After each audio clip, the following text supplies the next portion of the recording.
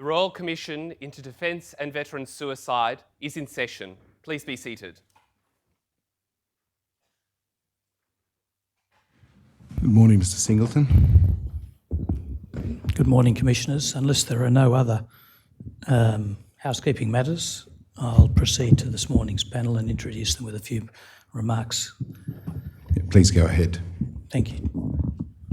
Commissioners, this morning's panel has been convened to describe and discuss the nature of life on the Royal Australian Air Force Base Tyndall.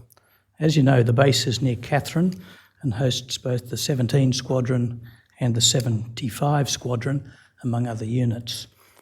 To give a very general indication, it might be said that the 17 Squadron runs and operates the base itself, whereas the 75 Squadron is a squadron of airplanes that is hosted by the base. I accept that's an oversimplification, but gives a very approximate indication.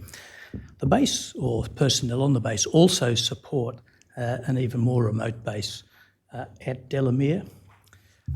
Around 600 ADF personnel are posted to the Tyndall base, and for the most part they work in a defined operational area that has defence-related facilities.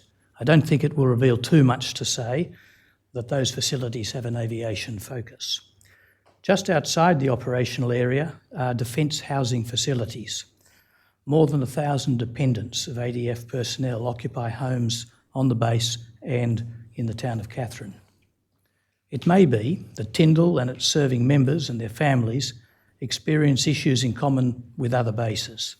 However, Tyndall is designated a remote posting, and I anticipate that the witnesses will identify some features and consequences of the remoteness of the base from large population centres, both positive features and some negative. One feature of interest is that, unlike most ADF bases, almost the entire standing workforce is ADF personnel. For example, the cooks who prepare meals are ADF personnel, not the employees of a private commercial contractor. And I will even have a question about that. The written evidence suggests that not only is Tyndall remote, but its personnel and families effectively occupy a village, the one just outside the operational area, in which all the residents are connected to the same workplace. According to some, there is an aspect of living in a fishbowl, and sometimes the weather is warmer than average. These and other features give rise to challenges and for some are disadvantageous. As other bases do, Tyndall Base has its problems and has been touched by suicide. But there is evidence, some of which may be mentioned today, and other items of evidence do exist elsewhere, that Tyndall is, for many, a happier base than some others, and by some measures is doing better than average. Evidence about Tyndall, not just that to be given today, but other evidence too, may ultimately prove useful to the Commission's search for protective factors as well as risk factors in respect of suicidality and other welfare issues. I'll ask the operator to display document EXP.0013.0013.001. Commissioners, the panellists, we have 4 panellists today, they're all present in the witness area. Very brief partial biographies appear on screen and we'll come to those in a moment. The panellists are Squadron Leader Kenneth Edwards, who is currently the commanding officer or the acting commanding officer of the 17 Squad, and by virtue of that also the senior ADF officer at RAF Base Tyndall. There's also Senior Chaplain Knox, Squadron Leader Victoria Dews, and Warrant Officer Anthony Horden, and there are brief biographies on screen. Might I ask that the 4 witnesses be sworn or affirmed?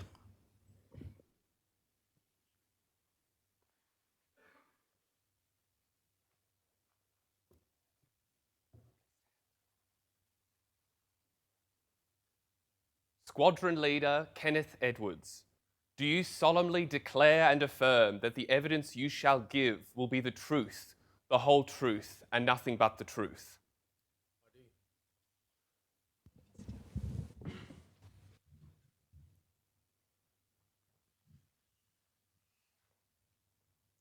Squadron Leader Victoria Dews, Do you solemnly declare and affirm that the evidence you shall give will be the truth, the whole truth, and nothing but the truth?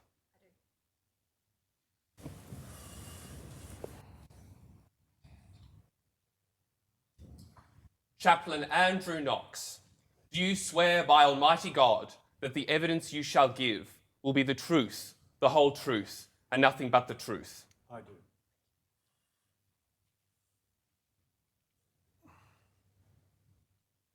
Warrant Officer Anthony Horden, do you swear by Almighty God that the evidence you shall give will be the truth, the whole truth, and nothing but the truth? I do. Thank you.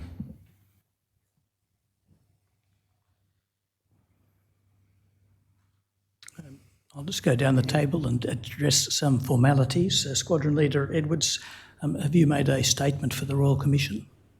Yes, I have. And is it true and correct to the best of your knowledge and ability? Yes, it is. Are there any corrections that you have noticed need to be made? Squadron Leader Dews, same questions to you. Is your statement true and correct? Yes, they are. Chaplain Knox, subject to a correction, Yes. is your statement true and correct? It is, and the correction is at paragraph 74. All right, we'll bring that up on screen in a few minutes and attend to the detail. And Warrant Officer Horden, is your statement true and correct to the best of your knowledge? Any corrections you want to make? All right, I'll just ask the operator to bring up today's tender list and I'll deal with the tender formalities.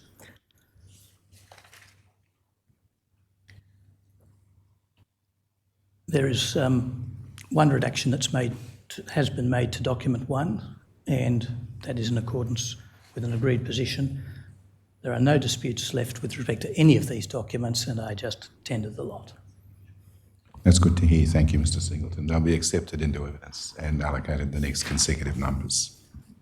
I'll just ask that Chaplain Knox's statement be brought up on screen. The statement itself begins at DEF *9 0031 0149, and I'll ask the operator to go to page 0169, 68,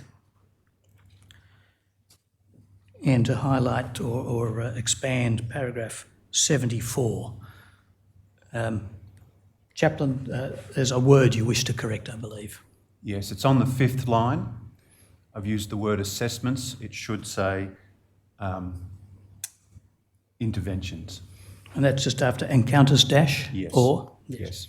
Thank you, Chaplain. That's the correct term.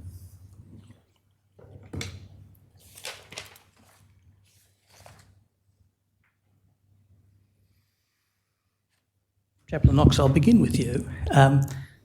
You came to Tyndall in 2019, even though it was not a location where you wanted to go. Why wasn't Tyndall the place you wanted to go? I've indicated in my assessment that I grew up on the east coast of Australia and, my submission, east coast of Australia, and I guess like many of us who grew up on the east coast didn't think much about the Northern Territory. Lots of history up here that we knew nothing about. Bit of a remote location. I knew Tyndall was in the Northern Territory, didn't really know where it was exactly, but all my life and my family and all my interests were on the east coast, and I didn't particularly want to move or refocus back to over to the Northern Territory. Did you have a conception, right or wrong, about what Tyndall was going to be like? Not really, no. I just didn't know the place, and I think I'd met one chaplain who'd worked there previously, and just... Well, Squadron Leader Edwards, you had served at Tyndall about 10 years before, 11 years before coming back. But when the opportunity to return here did arise, it wasn't part of your plans, and for you, for your career or your family, why weren't you planning to return until that opportunity happened to come up? I guess at the time it wasn't quite part of my career plan, and as I was tracking, but absolutely was a good opportunity, and having served up at Tyndall previously with my wife, it was a really good opportunity to come back with a young family and enjoy the lifestyle and the Tyndall. I think, Squadron Leader, your microphone mightn't be on. And perhaps if you can just move it a little bit closer to yourself as well.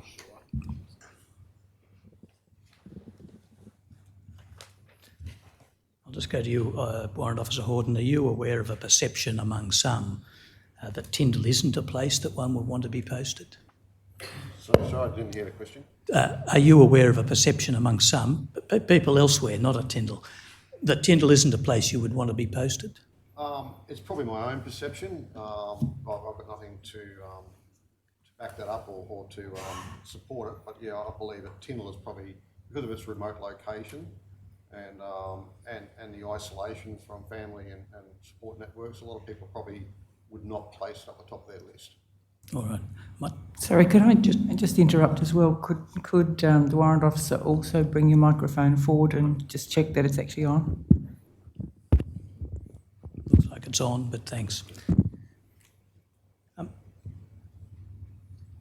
Have you ever come across the perception or heard the proposition that being posted to Tyndall is some kind of quasi-punishment for being annoying or for whatever other more serious reason? No, I don't recall ever hearing that at all, sir. Squadron Leader Hughes, you applied for a posting at Tyndall and arrived, I think, in April 2021. The opportunity to come here or there arose from what was called an urgent fill requirement. There was, I take it, a vacancy that had to be filled on an urgent basis. That is correct, yes. Why did that urgent requirement arise at that time, do you know? I'm afraid I'm not privy to why the position became vacant. However, it was shortly after the posting period had happened, so very easy to slip down and jump into the position. Were you given a brief on taking over your current role or given a handover? I was, absolutely. So I received a handover from the outgoing HCM and it was also supported by my CO, Central Joint Health Australia. How long had the position been unfilled by the time you arrived? Only for 1 to 2 months. And it was well supported by the 2IC in location and 3IC as well. So is it the case that you made your application to come here before the vacancy had actually come into being, that they knew that there was going to be an urgent requirement? In a way, yes. However, the position was supported by the 2IC and 3IC while the HCM at that time was relocating. So by supported, you mean in effect someone was acting in the role? Correct, yes. Are you aware of any perceptions that Tyndall is an undesirable or difficult posting? They would be my own perceptions, absolutely. And they do exist, but there is also equally good perceptions that it is a good location to come, hence my application to go down to Tyndall. Yes, and we will be coming as best we can in a fair way to the good and the bad. And at the moment the focus is on perceptions of the people who aren't there. Did you have the perception or were aware of perceptions when you were not at Tyndall that it might be a place no one wanted to go or some wouldn't want to go? Aware of the perceptions, yes. What was the image or the perception of Tyndall before you got there, among yourself and others? The image was around isolation and limited supports that are there. Many of those perceptions are based on that understanding, mostly from people who have not been to that location yet. So, yes. Now, having been there for more than a year, and no doubt many people met many who live there, how does the perception that perhaps you held and perhaps others held before you arrived compare with your assessment of the place now that you've actually lived there for more than a year? I think those perceptions I had prior to going in were unfounded. I think there's good community there and that's changed those perceptions about isolation. I think that it is absolutely a good location to go to, but it's hard to imagine until you're sitting in that location to be able to fully understand the depth of those perceptions. When you say the original perceptions were unfounded, one of the things you mentioned was a perception of isolation. Was it unfounded or is it simply that there's a bigger picture to tell? There's a bigger picture to it. Perhaps I'll just run down the panel to see if there are... does anybody else have a sense that the conception or perception of Tyndall is different between those who have actually lived there and those who have never come? I'll just go down the table. Squadron Leader Edwards, is there a difference?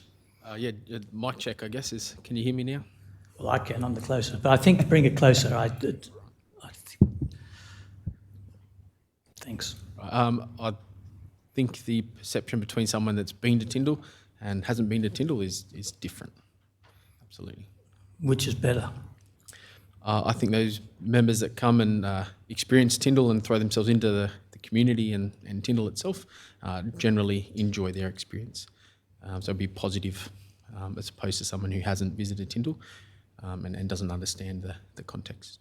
Chaplain, anything to add or detract from the last two witnesses on this? Yes and no.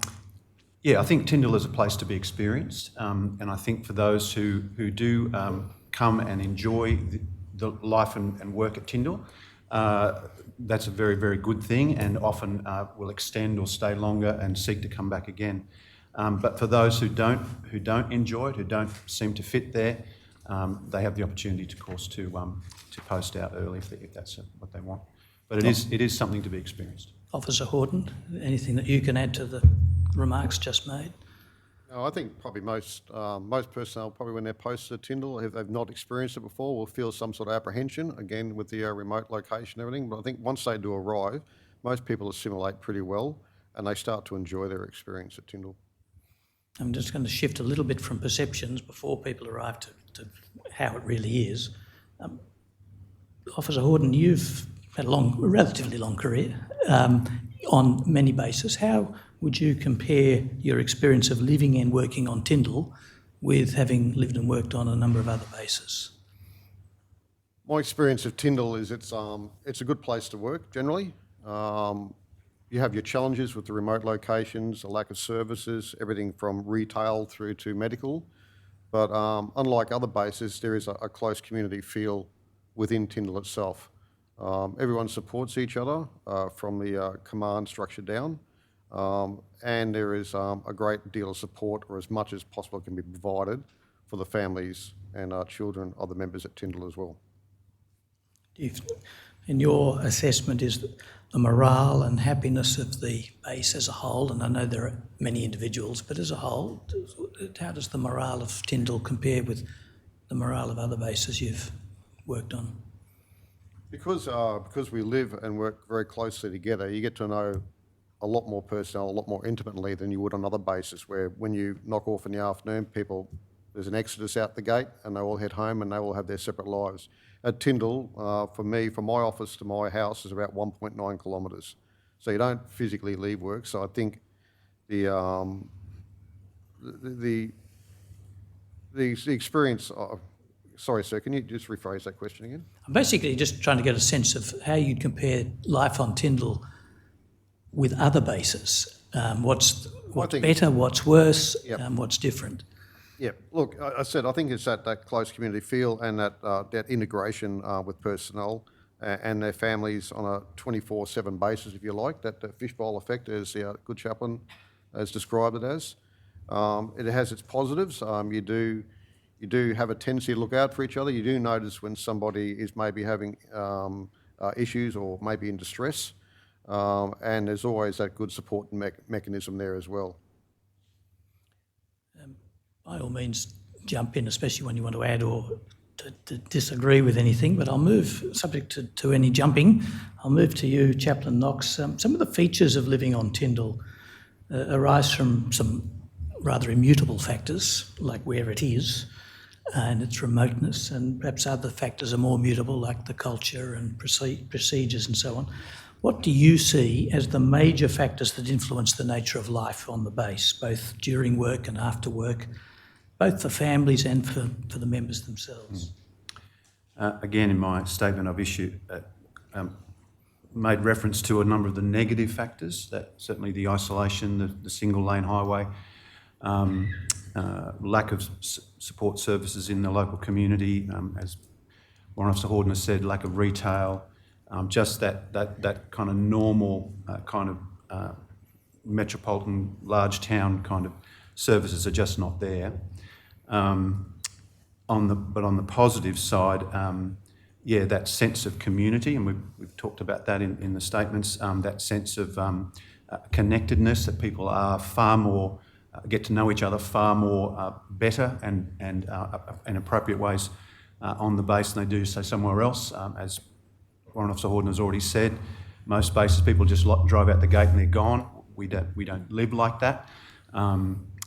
So we do see a lot of each other, and I think for Tyndall, for people posting into Tyndall, both members and their families and partners, they get to know each other in ways that they wouldn't otherwise. So they really experience that real sense of community and connectedness, and that for some people that's a revelation. They really enjoy that. They haven't got to know other members and other families elsewhere in the ways that they're doing so at Tyndall, and that's a good thing. Beg your pardon. Have you seen the isolation having an effect on the mental health of any members?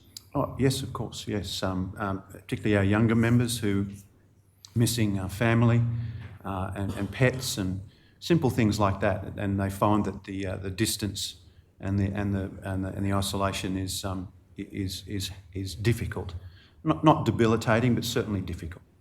You mentioned pets. Are pets allowed in the residential area of the base? In the homes, yes. I think we can have 2 pets, 2 dogs, something like that, but not in the LIAs.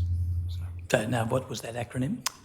Living in accommodation for singlies, for single people. So those with a family can have 2 pets. Those who are there by themselves, 0. Yeah. Squadron Leader Edwards, I might just jump to you for a moment and ask why that would be. Why can't someone have a pet? If you're a single, why can't a single man or woman? I might take that one. Please do. Thank you. I just dealt with that recently, where the member is requested to bring a small dog into the blocks at Tyndall. We have a 28 square metre room with a toilet in it. It's not a place to keep a Doberman or a cat or a guinea pig or anything else like that.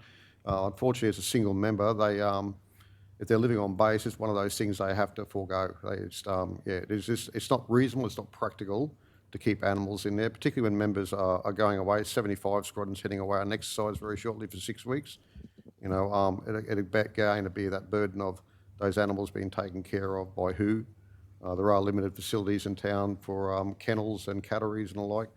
And again, it's just not practical. It's one of those issues we have discussed, that perhaps the living in accommodation, which is basically a model of what's on every other base around Australia, is probably not suitable for Tyndall. We're a unique location. And I think in order for our single members to have a better life, I guess, if you like, a bit more freedom, we probably need to look at what type of facilities we do provide them, particularly that living in accommodation. If a single person's living in one of the family homes because there's a vacancy and it's available, can that person have a pet? Or They can, sir, but the negative factor of that is if there's a family comes in and they want that married quarter on base, they're only living in it, the single person, because that's access to requirements at that time.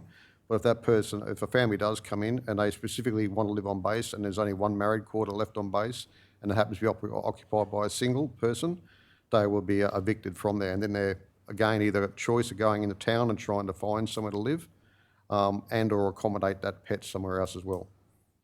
It appears from that answer that the real reason pets are not allowed is the accommodation. It's a rule. It's the landlord's rule not to have a pet in one kind of building and it's allowed in another. Let me acknowledge there's significant animal welfare issues in leaving a pet behind while you're on deployment to Iraq or anywhere else. But let's just put that to one side. In fact, the rule is one of the landlord's management of the property. That's the fundamental reason why pets are not allowed in one kind of building, but they are allowed in the other. I disagree with that, sir. I think it's the practicality of it. The LIAs are 2-3 stories high. As I said, a 28 to 30 square metre room with a toilet in it. There's no yards. There's nowhere fenced in for them. It's just the practicality of it. So that might apply to a Doberman, hardly a guinea pig. And perhaps I could just tack the issue another way. Is smoking allowed in the rooms? No, sir. No, it's not. So all of the accommodation is All Commonwealth smoke-free? buildings, smoking is prohibited. Are you aware of smoking occurring in the buildings? I'm aware of some reports. I've dealt with some reports this year and I've challenged members in regards to it. There were only allegations at the time and the members explained to me that they were not smoking in the blocks. I, again, have to take their word for it. I'm not going to sit there and watch them 24/7. but we do rely on members' integrity and their willingness to obey standing instructions, which specifically prohibit smoking in all accommodation and all Commonwealth buildings. Perhaps I'll go to you. We've gone on with pets for a little too long, so perhaps I could jump to you, Squadron Leader Dews, from your personal perspective and professional healthcare, so personal and professional perspectives, as well as those of your colleagues at the health centre. What, in your opinion, are the most important factors shaping life at Tyndall? We've talked a lot about community, and that probably is the most overarching for Tyndall, and it's the most protective as well. The other factors that do impact on wellbeing we've addressed is service delivery as well. So we provide the services through the health centre, and we also rely on the community within Katherine for further service support to members and families, and then in the greater NT region as well. They are limited, and that does have an impact on wellbeing and culture and people's desire to remain, particularly in the instance of dependents with high needs, with special needs. There are very, very limited services for children within Katherine. Squadron Leader Edwards, are there any matters you would add to the discussion so far about what are the major factors influencing life? We've got remoteness, isolation, lack of services as perhaps negatives for most people, but also the sense of community. Are there other major factors that you think influence life on base?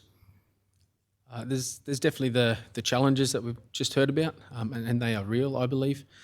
It's absolutely that sense of community, the mateship and the camaraderie that we get from living and working in such a close community. I really rely on that community. Everybody, if a member and their family or the members are unhappy outside of work and have some problems or issues, they're not going to come to work in the right frame of mind to do their business and perform at their best. So I think the community really supports each other, helps each other through the challenges, and really outweighs or balances out the challenges. And generally we have a really motivated and high morale workforce, I believe, that comes to work every day and does their best. Is there a significant number of personnel at Tyndall for whom it is their first posting? Sorry, I missed the first bit. Is there a significant proportion of the personnel for whom Tyndall is their first posting after initial training? Yes, we get a high proportion of members straight off of their initial training. It was my first posting back in 2007. I guess they straight out of training. It's nice and easy to post people and you do what you're told. So yes, it's the short answer. And is it also the case that there's a significantly young population, people as young as early 20s or even younger? Yes. Are there particular challenges for people so young, away so far from their original homes at such a young age? I believe that for some it would be a challenge. If you've grown up on the East Coast and near major centres, and then you're posted to a small country town, I think that's a big culture shock for anyone if you haven't been exposed to that environment. I think for some it's probably quite liberating as well to get away from your family and ties for a little while and really grow as an individual and as a member in defence. Chaplain, I'm sure for many young people away from home for the first time, by home I mean their parents really, liberating, but also homesick. Are you coming across that issue? Yes, absolutely. A number of members have been to see me over the years, and yes, as I said before, experiencing that real disconnection in terms of distance and time from family, particularly when the family is undergoing some major issue, maybe a grandmother's very sick or a marriage at home has broken down or whatever, and the young member feels quite helpless and such a very long way. That's when they feel it.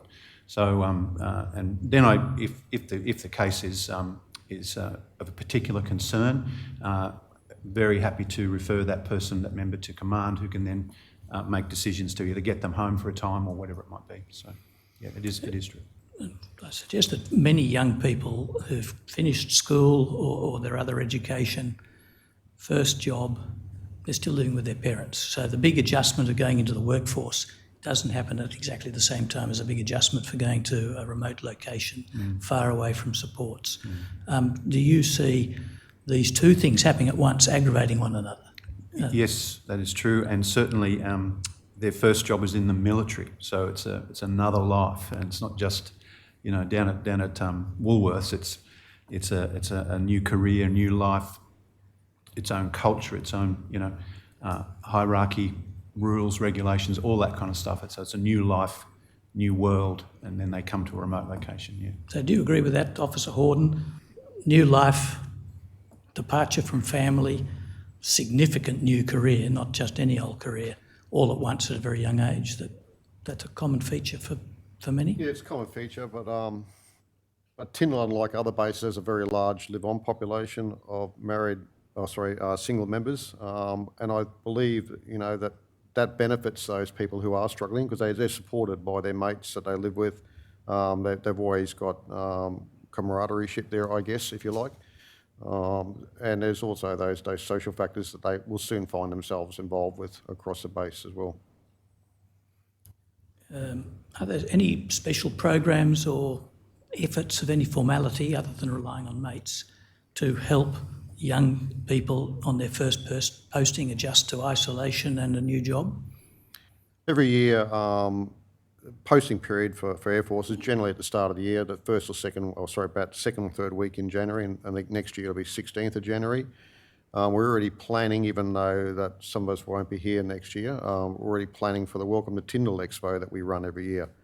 And from that is for both married members and their families and single members.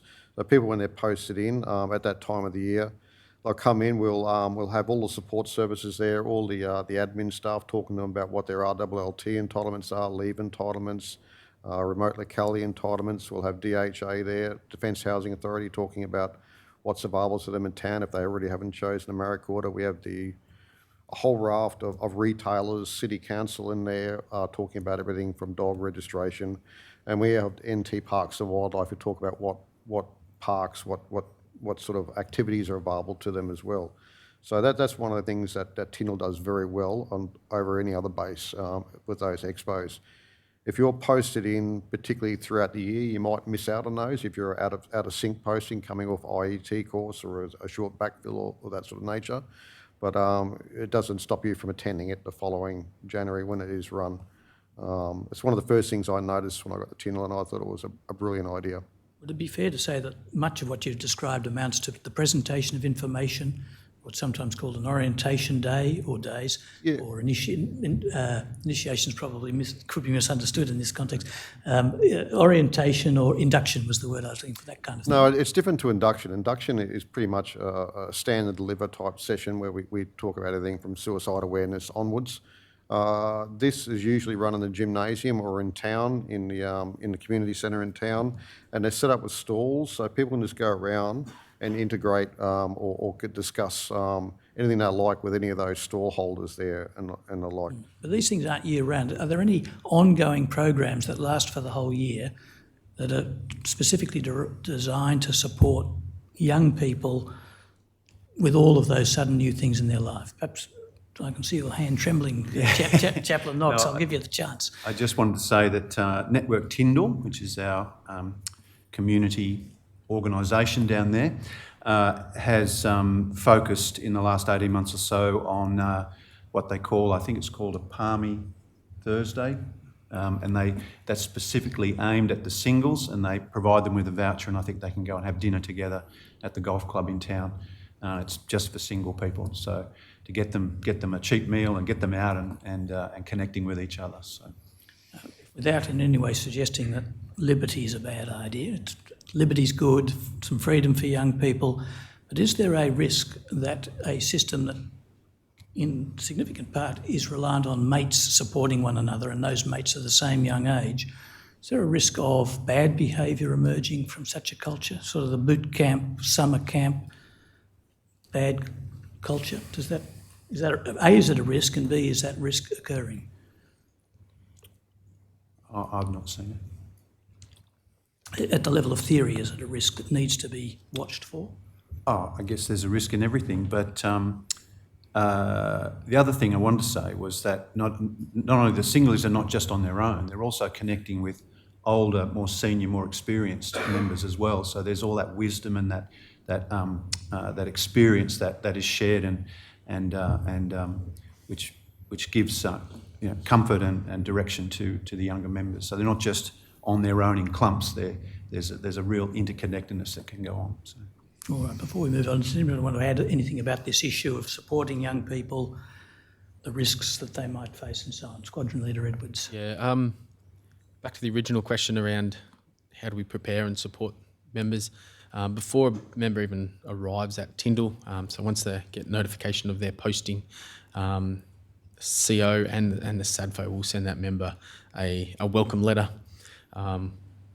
which is a nice, heard you posted, welcome to Tyndall, really excited to get you part of the squadron. It also quite openly, I think, highlights some of the challenges and things that the members might face when they arrive at Tyndall, just to try and manage some expectations and provide access to a range of services that member could access, DMFS prior to coming to Tyndall, and also some factors to start thinking about it to prepare themselves. So everything down from, if you don't have a Telstra phone, you don't have coverage out at the base, where you might like to get your car serviced because there's not too many options in Katherine. So, I'll just ask the operator to bring up Warrant Officer Horden's statement, which is DEF 999 0031 0034, and then go to page 0040.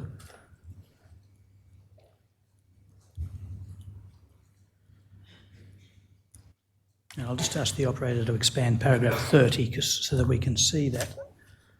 Officer, you describe here two kinds of remote locality leave travel entitlement, A and B. Entitlement A sees a member and the member's family members funded to a dollar figure, as explained in your statement. Does every member and family member at Tyndall get this once a year, this allowance? Or is it? The RLLTA, when I was back here in the 90s, yes, I used an RLLTA and I went overseas with it. So yes, unless someone can correct me here in the table, I believe that members are entitled to both. yes, correct. We get an A and a B scheme. Everybody? Each year. That's for each member and each of their dependents. I might just clarify something. About 4 lines up. Yeah, I can see that where you said there that I've said the travel times only available to members with dependents. I think I was incorrect in that statement there. So both entitlements are available to all members? I believe so, sir, yeah, unless someone can correct me otherwise. A member without dependents won't get a B scheme, but they're entitled to a next of kin travel, which is the same, an airfare, return airfare to a capital city to see there. All right, well, that saves about an hour of questions. Apologies. Not at all. Sorry, Mr. Singleton, is that amount annual, that 1,100? Yes, I'll clarify that. Just once?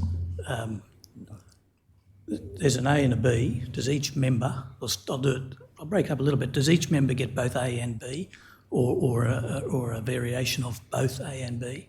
Yes, sir. They get one of each every 12 months, and I think Defence has just announced that they're looking at providing an extra RLLT entitlement to any members posted to remote localities. Yeah. And 1A per year, 1B per year. Yes, sir. And if there are dependents living on the base, they get an A every year? Yes, sir. Yep. And a B? Yep. So A, we call it A for anywhere, and B at home. It's the nearest capital city, which is Adelaide, is what they use for the dollar sort of estimations for the B. Yep. Cost equivalent. Yes, it's a cost. So you don't have to go to Adelaide. No, much definitely as not. Most, But it's people, got to be a people capital, would want got be a to, capital but city. in theory they can go elsewhere. And I think you mentioned, Squadron Leader, that for those who don't have dependents on base, there may be an next of kin travelling arrangement that's available. Yes, correct. So that's the equivalent of a B scheme. I anticipate we'll probably get more detail in a written form on another occasion. But one aspect I do want to press on with in respect to travel entitlements, they have to be used each year or they're lost, they can't be rolled over.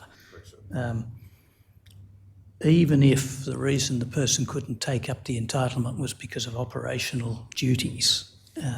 That's not correct. Right. You can apply to have one of your RWLT, whether an A or a B scheme, benefit deferred or rolled over to the next year, and that, I believe it's a CO endorsement for that. So if you have evidence that you were deployed or couldn't get away from work for a period of time to use that benefit, you can apply to have. It can be rolled over at discretion. Yes.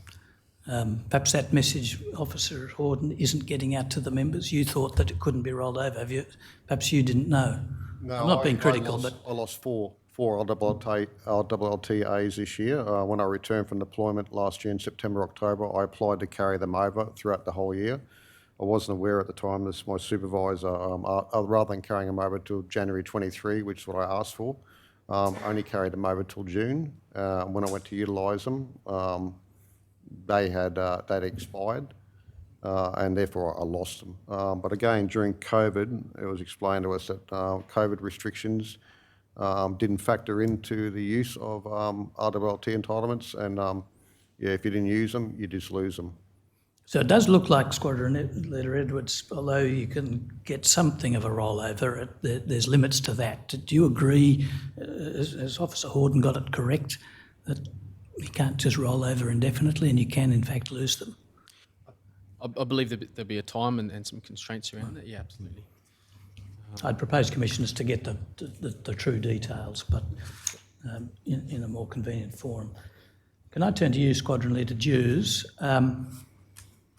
You note in your statement that the costs of accommodation for weekends or periods of respite away from the base can be prohibitively expensive. Are you finding that perhaps is discouraging people from taking their leave entitlements at all? I believe so, yes. Travel to Darwin during peak season can be quite expensive. It can be very prohibitive. The accommodation piece within Katherine as well is complicated. So for those that have next of kin that wish to come up, family, spouse, mum, dad that would like to come and visit, that does limit their ability to be able to stay in Katherine as well. So if they cannot stay on base, they cannot get accommodation in Katherine. It does make it very challenging. And we do experience that with our workforce as well that's accommodated in Katherine. There's only limited places that you can stay and it can be quite prohibitively expensive. Does any of you know whether there's any particular adjustment or remote allowance that covers this problem? I know there's rental allowances for people in remote locations that wouldn't cover this problem. So for families, you could reverse an RWLT entitlement to bring them into location. So that's something that you can transfer to, say, mum or dad, and that can bring them in and offset some of that cost. That would be the only mechanism I could think of, to be honest. Yes, and then they've got to find some accommodation off the base. Correct. And on occasion, as I've said in my statement, the chaplains have access to some welfare accommodation or some rooms that have been allocated for our use in case of emergency or... But I have on occasion put up a parent or a sibling in those rooms just for a short period of time, a couple of nights or nothing more than a week, just so that the member has access to their family and they're right there, and that's been beneficial for them. Is that used only for emergency situations where there's a real need? Literally emergencies, yes, yeah. And are those rooms empty for the rest of the time? Yes, yeah. Would it be disruptive to your welfare role or the room's welfare role to allow one of those rooms to be available just for people to come and stay, those who couldn't get accommodation in Katherine if they're visiting? The rooms are part of they're really just bedrooms with a common area. Yep. So to have a number of people in there, particularly someone who's in distress or someone who's just there staying to see their member, would be difficult. No, I wouldn't do that. No. Officer Horden, you've noted that Katherine was much more vibrant during your earlier posting to Tyndall in the 1990s. Have you observed any impact that the change of situation in Katherine has had on the members of Tyndall? Yep. Yeah, as I mentioned in my statement, sir, Catherine was a more vibrant community. There's a lot more retail outlets in town, a greater variety of services available to you. And it was, yeah, I was a little bit surprised when I came back this time and saw a lot of empty shop fronts in Catherine, which I guess, like every other small town, it's suffering that wind back in productivity and everything else like that. Yeah, the fiscal restraints, inflation, whatever you want to call it, has impacted Catherine pretty heavily. And I think just attracting people to Catherine to run businesses and to venture into those, I think, is probably got a bit more of an issue for people nowadays as well. But yeah, we had a really, and we still got a great community there. But back in the 90s, it was a bit different to what it is now. It was you go into town, you go into a men's shop and buy clothing. You could go get your car serviced pretty quickly, all that sort of stuff. But nowadays, it seems to be shrinking. We've only got the one supermarket in town. We've always only had the one supermarket, but there was a couple of smaller ones as well, and they've closed as well. So yeah, I guess it's not unique. This situation is not unique to Catherine. You see it in a lot of smaller towns, but yeah, it impacts upon the members, I believe. Thank you. Chaplain Knox, you've referred to Tyndall as a fishbowl. Is that a commonly used description? Yes, yeah, it's Is it an accurate one?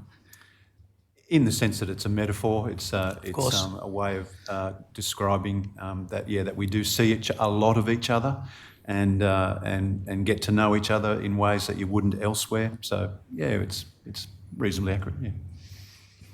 Getting to know one another may be a good thing. Are there negative sides to this? Yes, of course. Yeah, yeah. So if neighbours are in dispute over a barking dog or a wayward child or too many cars in the street or whatever it might be, yes, it has implications then in the neighbourhood, and then of course even at work if the members are working together or are bumping into each other at the fishing club or whatever it might be. Squadron Leader Edwards, you've, in respect of the description fishbowl, have said there is an undertone of negativity from a minority of people who believe this.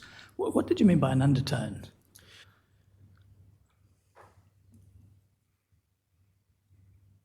I believe there is some people see the fishbowl as a negative and a bit of a challenge, absolutely, for the reasons that Chaplain Knox just identified. If you're a private person and like your privacy, that could be challenging for some people to achieve. Do you find that there's a bit of griping and sniping about it, under breath or otherwise? A little bit, yes. I think it is a factor. It is a. And how do you know it's only a minority who hold the view that it's a fishbowl? I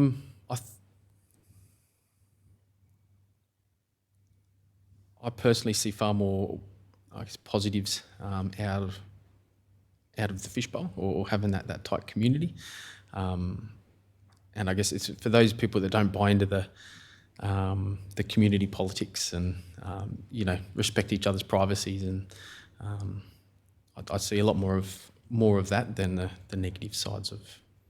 I suggest that just because you see the positives, and I think Chaplain Knox has described some of the positives, doesn't mean that it's a minority who think it's a fishbowl. Is there any real basis for saying it's a minority view?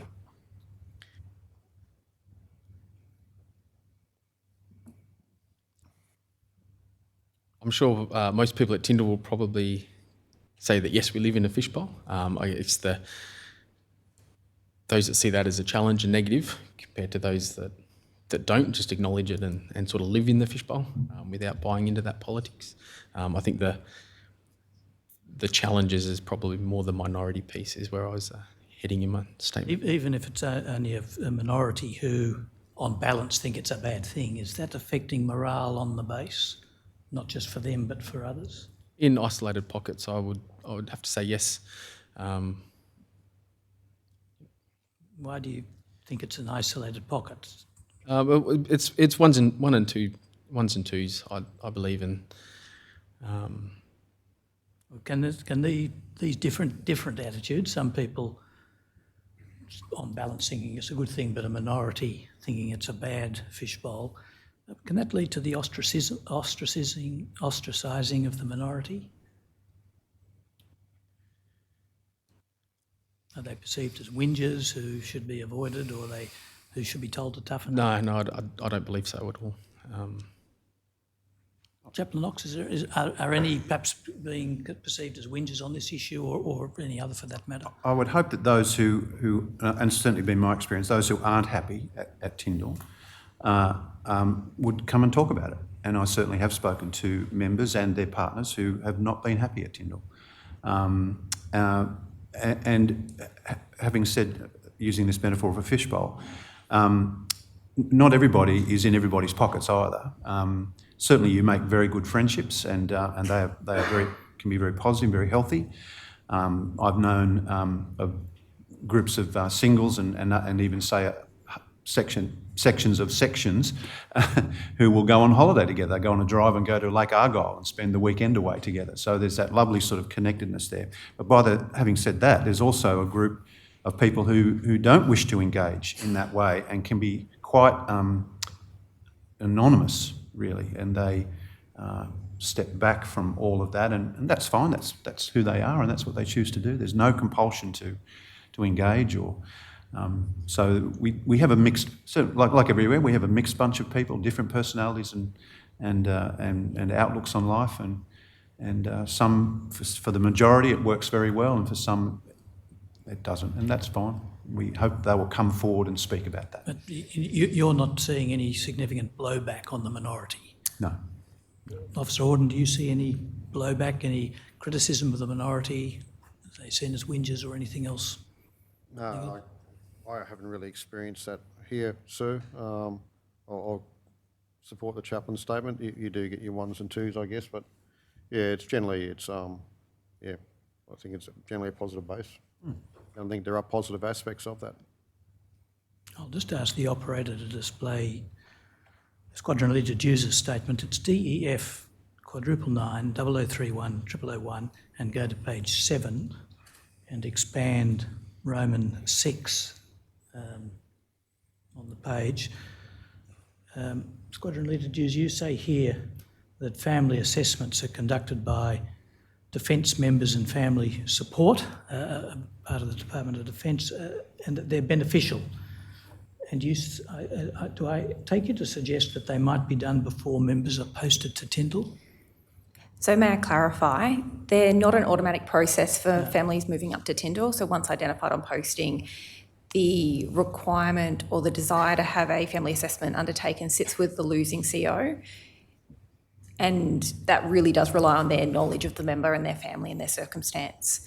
However, once a family reaches here, or if they have concerns before departing, they absolutely can engage to have that assessment done as well.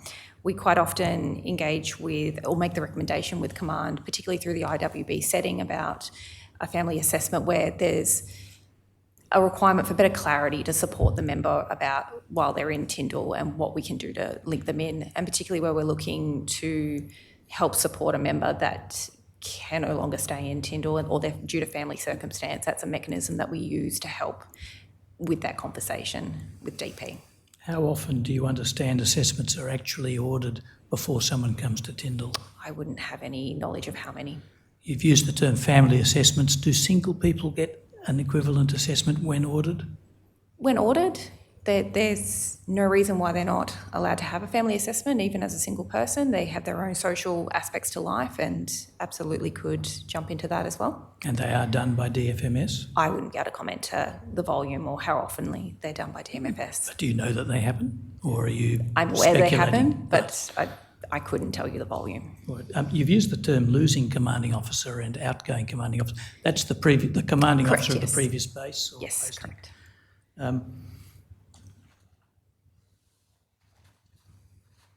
Can I just ask you a question about that, Squadron Leader Edwards? Without derogating from the motivation of doing the best thing for personnel, is there some other requirement or structural reason or motivation for an outgoing commanding officer to actually order an assessment for someone who's going to go to somewhere else? I don't believe there's a a requirement or an obligation on the outgoing CEO to. It really depends on the outgoing CEO's Correct. assessment of and motivation to help. Yes.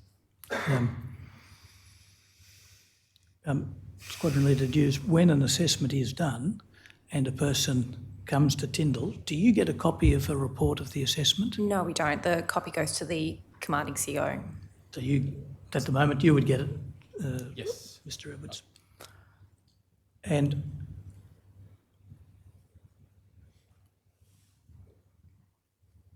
does either of you know what kind of factors lead to a decision to have an assessment? Not from an outgoing CEO's perspective, no. Have you ordered one in the time you've been acting as the CEO?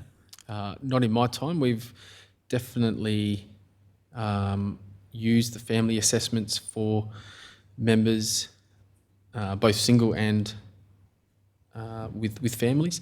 If they're having a bit of a tough time assimilating or settling into Tyndall, that is a tool that we can use for command, or command can use to get that member access to a counsellor and have that member assessment conducted, and then provides command a bit of extra information and context and sometimes some recommendations on what we could be doing better for that member, or if indeed they are suitable for a posting to Tyndall as well. So lets us make a little bit more informed decision on how to manage the member. Do you know whether or not assessments can arise out of a welfare board process? Absolutely. Yep, that would be probably the most likely time we would identify that, yes, we need to tap into DMFS and order one of these family assessments or member assessments. Is there any mandatory or universal screening process that is done before someone's sent to a remote location for the specific purpose of trying to detect whether they should be so transferred? Yeah, I don't believe it's mandatory. Again, it is all on the obligation of the outgoing CO. For Tyndall, at least, I believe members posting to Delamere, it's mandatory that they receive an assessment, and I also believe members posting up to Butterworth, must have one of these assessments as well. But for Tyndall, there's no mandatory requirement that I understand. Effectively, it's at the discretion or judgment of the outgoing. Of the losing CO, the outgoing CO. Council, was your Yes, question please more do. to family assessment, or were you looking to gain an understanding of broader serving member mental health as well? Do we do any screening processes? I think the ultimate question is there something that happens generally rather than in specially chosen cases that might pick up people who might be at risk, whether for family reasons or for individual reasons? Okay. From a medical standpoint, there is a mechanism for again, sorry to use the outgoing and losing health centre to provide a handover to the ongoing. For members of of classifications that warrant a handover, they will usually provide this via verbal or a telephone call, or also as a written documentation as well in the patient's notes. This could capture some of the dependent complexities that might be in their social situation.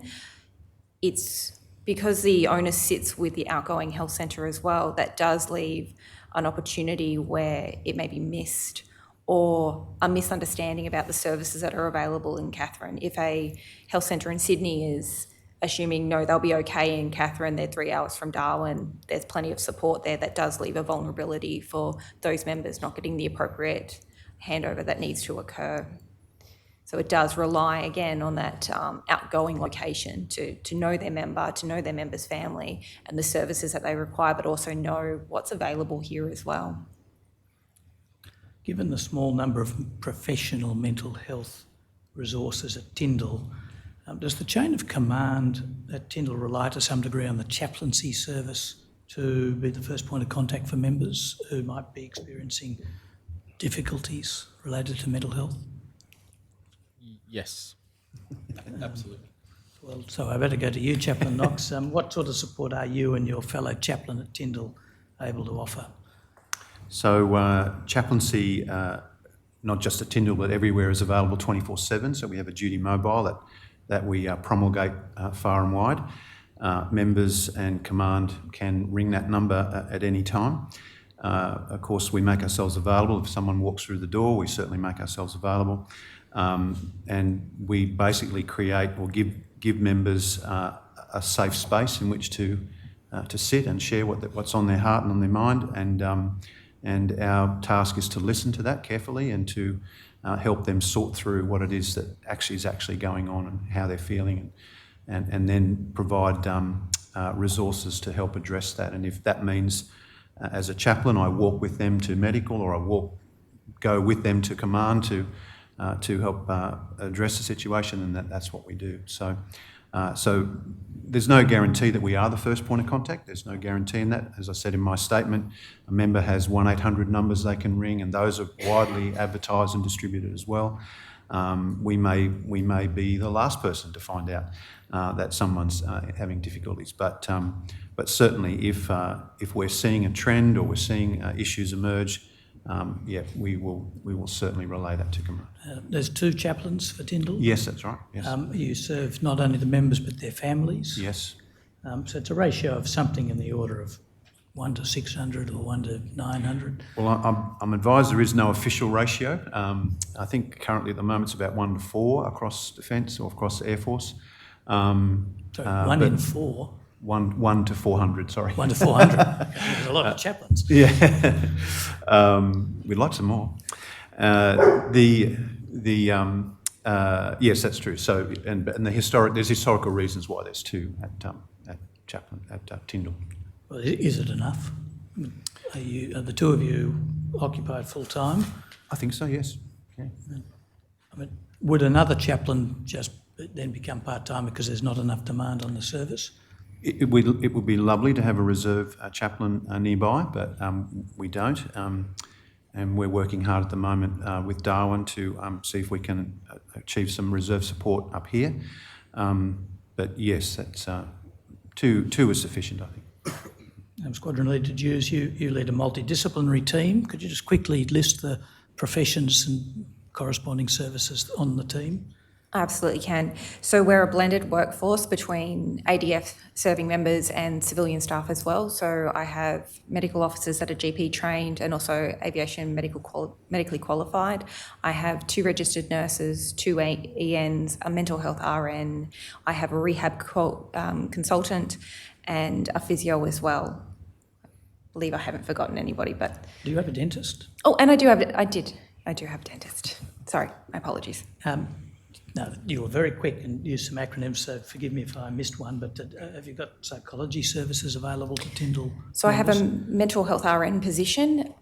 Due to those positions being very rare, difficult to find, that position is often upgraded to a psychologist, and it's a locum fill position. So the position's been out for recruitment for quite some time, and there's, as we've spoken about at length, there's a limited candidate pool within Katherine, and there's very few people that would like to move to Katherine. So that position does continue to be filled by locum support. However, we do have locums that return to us. They'll come and do 6-week, 2-month placements with us and then come and do that again as well. So we get a semblance of continuity, and they know the location as well.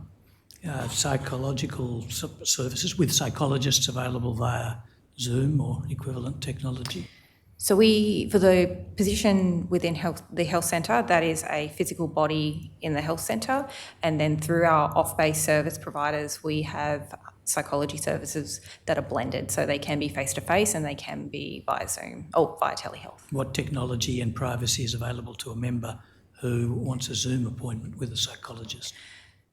So for most, they opt to do their Zoom appointments via their own personal device. They can do that from home should they choose to, or if they're comfortable and they're happy to, they can also do it from the work location. We also offer a space within the health centre so that they can do that in a neutral environment as well. If they don't feel comfortable doing an appointment in the workspace, or they don't feel comfortable going home for their own personal circumstance, we can also accommodate from within the facility as well. Is there a limited number of psychology appointments a member can have via Zoom? So external referrals are, as a baseline, set at 6, and then an additional referral can be done on top as required and determined by the provider. A referral must come from whom? It comes from the health centre, from one of our medical officers, so they can approve further consults as required. Does the term medical officer mean a medical practitioner? Yes, correct. How many have you actually got posted to Tyndall? So posted to Tyndall within Joint Health Command, I have one uniform medical officer and then I have one civilian Bupa provider. Who does the similar work? They do the same job. At the location? Correct, yes.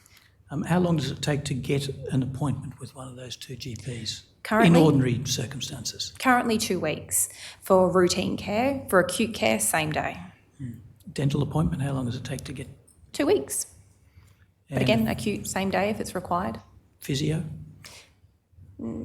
At the moment, we're sitting at 4 weeks due to a period of leave that wasn't backfilled. However, that does generally reduce down to 2 weeks quite quickly. All right. Is there enough demand for a or a third full-time GP if you could get one? Absolutely, I could use a third GP. Without wastage? Without wastage, I could keep them very entertained. Might telehealth, or is telehealth used so that members can consult GPs for routine matters? Not at this stage. We have utilised it a little bit over the last month or so with absences from our newly recruited provider. It's a little disjointed. We're very new in utilising telehealth for GP appointments, and we can channel certain things to it, but preferably, and for our members that are in location, the preference is towards face-to-face care for GP services. In civilian life, it's now quite common just to have a telehealth appointment. Generally, the rule is, I believe, you must have met the doctor first, but then follow-ups for routine, like renewal of prescriptions are just done, the prescription sent to your mobile phone, you present it at the pharmacy. It sounds like that's not really being used much at Tyndall. We haven't utilised it fluently and predominantly as a main source, as we haven't had an opportunity for it. For those instances where we have had telehealth provided, we do channel in, as you say, the script renewals, those consults that don't require hands-on, listening to a chest, checking a musculoskeletal injury, those types of things. So we can channel certain things, but if we're talking about mech reviews that do require a degree of I need to see the person and see that movement and touch and move an arm, that does require a face-to-face So what did you mean by channeling I think you used the word channel? I may have misheard. We channel some services. Oh, so we triage, I guess, would be another way to describe. When we do use telehealth in those very limited circumstances, we'll triage those consults that can be done by telehealth into that booking, and then those that do require hands-on care and assessment, they're left as face-to-face. What I'd suggested, and I could be completely wrong, but if you routinely use telehealth for the things that don't need hands-on, particularly follow-up appointments, you could save your two GPs a lot of time that could be spent on the work that they really need to do in person. Is that being studied, considered, or is it already known to be a fallacious thought? Not studied or not utilised. So as I said, we're very new to utilising telehealth, and absolutely I can appreciate the efficiencies that you have suggested and take them on board as well, and we can look to utilise that further. All right. Officer Horton, are you and your fellow aviators experiences of delays or difficulty getting specialist health care something you've noticed? Yeah, so I guess it goes with the territory. We, as the squad leaders mentioned, we have GP services available on base, but anything outside of that is specialist appointments, and generally you have to go to Darwin to get those. In fact, that's been my experience so far. Last year when I returned from deployment, as I've written in my statement there, I had to see a urologist, and it took me over 4 months to make that appointment. And as I mentioned again in my statement, it was a drive all the way to Darwin for a 15-minute appointment. Are these sorts of difficulties a factor that discourages people from getting help that they might need? I can't speak for everyone. For myself and my wife and I have discussed this. Yeah, it does discourage her from seeking medical treatment.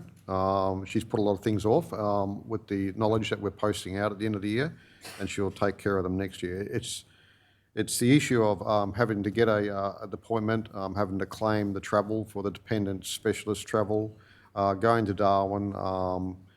The current funding does not meet the accommodation and real costs of getting up here, so you're always out of pocket for it. So yeah, that's certainly discouraged her. Again, the lack of women's health services in Katherine is a concern for me personally, because we've had some issues there, and she's had them addressed, and it's all good. But yeah, it's just those limiting factors of having very limited and very basic medical support. On base, we're looked after pretty well, even though there are delays to see specialists and the like. But the dependents themselves, they make do with very basic and very limited medical and dental services in Katherine. Even though there's a very nice-looking health centre on the base, the dependents are not eligible to go. No, sir, no. So let's put resources to one side. I'm not suggesting that there's resources available at the moment, but I've got a long proposition for you, so bear with me. But bearing in mind that some members don't get to choose where they are posted, and even more, some families don't get to choose where they're going to live, could it be good for morale and productivity and the well-being of members themselves, as well as their families, to permit the members' families to have access to the ADF Medical Centre? I think in places like Tyndall, it's a great idea. The US military does it very successfully. All their dependents attend military hospitals and military doctors and the like. I'm not sure, as you said, the resourcing is always going to be an issue with us up there, regardless of what you try and introduce. But yes, I think it'd be very beneficial to allow that. Maybe Ma'am can help me out with this. I know at one stage there in Katherine, we were without a GP service at all. The local GP retired. There was about a 4 to 6 month period where we had no GP services available in town. And I believe Defence assisted by allowing one of our doctors I know to go into town to provide medical service for the town itself to take the strain off the hospital casualty. Because I'm a bad time manager, I'm not going to let you help him unless you really have to. But I do want to ask you a couple of questions, Squadron Leader Dews. Does the health centre obtain data, qualitative and or quantitative, from the mental health presentations that do occur? So for each presentation that comes through, they're coded and so we enter into the system, we do our notes. A problem code is created and generated for each entry, and that at a higher level within Joint Health Command does provide data through the systems to be able to have a look at trends analysis. For the practitioners that we have in location, we've been in this location for quite some time, and we do inherently, through our experience, learn trends. We know at the beginning of the year is a honeymoon type period with people settling in, coming into terms with the location, and generally fairly smooth sailing. But as we get to 3 months in, as people become fatigued, as workload tends to increase, that's where we start to see. So we know inherently through experience some of those opportunities where we can start to target some of our health promotions initiatives and start leaning into the workplace to start pushing those resources out. So while there's no formal analysis at a health centre level, that happens much higher up, we know and we sense those changes as well. So you anecdotally sense trends on the base. Absolutely. Do you give advice to the squadron leaders in any formal way to let them know what's going on? Currently at the moment, this is often a time of year that we do see an increase in presentations due to that change in climate, a fatigued workforce that's been very busy throughout the year. So this is often a time that we talk with command, and even with our own workforces. I work with my workforce to make sure that they are appropriately rested, managed. We look at our tempo within our facility and go, what can we look to balance, and then do that self-care that needs to happen. Are the lessons you're learning or the trends you're divining reported in writing to the squadron commanders? No, they would be done through informal conversation, through our normal syncs that we have within. We have a weekly sync as far as a SADFO's orders group, and that's a good opportunity to be able to push a lot of this information out. Or even just one-on-one, I can generally get a conversation same day if I have concerns or if I notice trends. I can reach out and speak to 17 Squadron, 75 Squadron, and have those frank and honest conversations. And when required, they are documented via an email.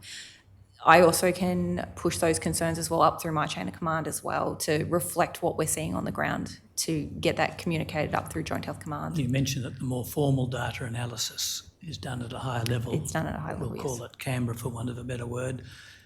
Do you get reports back from that higher level to tell you what they're detecting in the data? Not unless I ask for it. So there's certain data that I can request through the Health Information Office on raw data and raw presentations that they can. Often for us, because we're a small population base, we're a small dependency, our anecdotal experiences are on the money. If we're sensing it, we talk as clinicians, we talk about what we're seeing and the presentations that are coming through the door. We're very aware of them. Squadron Leader, do you get reports from Canberra or some other place reporting on the data analysis that Squadron Leader Dews has mentioned? Not from external or from Tyndall. I'll get most of my feeds from either Vic or the chaplains. We're very open dialogue and talk regularly and as required. Officer Horden, can I turn to a new topic, and that is initiation or hazing rituals? What's the level of any such conduct at Tyndall Base these days? Sir, I'm not aware of any of those types of initiation ceremonies or the likes happening. They're definitely not tolerated. And as I mentioned in their statement, any indications there was something going on would be thoroughly investigated and dealt with. How does that compare with your experience of the RAF a decade or decades ago? Yeah, when I joined up in 1984, it was a bit of a different Air Force back then. In my mustering, there was some what we'd class now as inappropriate behaviour. I don't think it was meant in menace or anything else like that. It was just part of life back then. Definitely reflecting back on some of my experiences, they're totally unacceptable nowadays. We wouldn't tolerate them. We educate our members strongly from recruit training onwards that they're not to be accepted or tolerated and they'll be reported.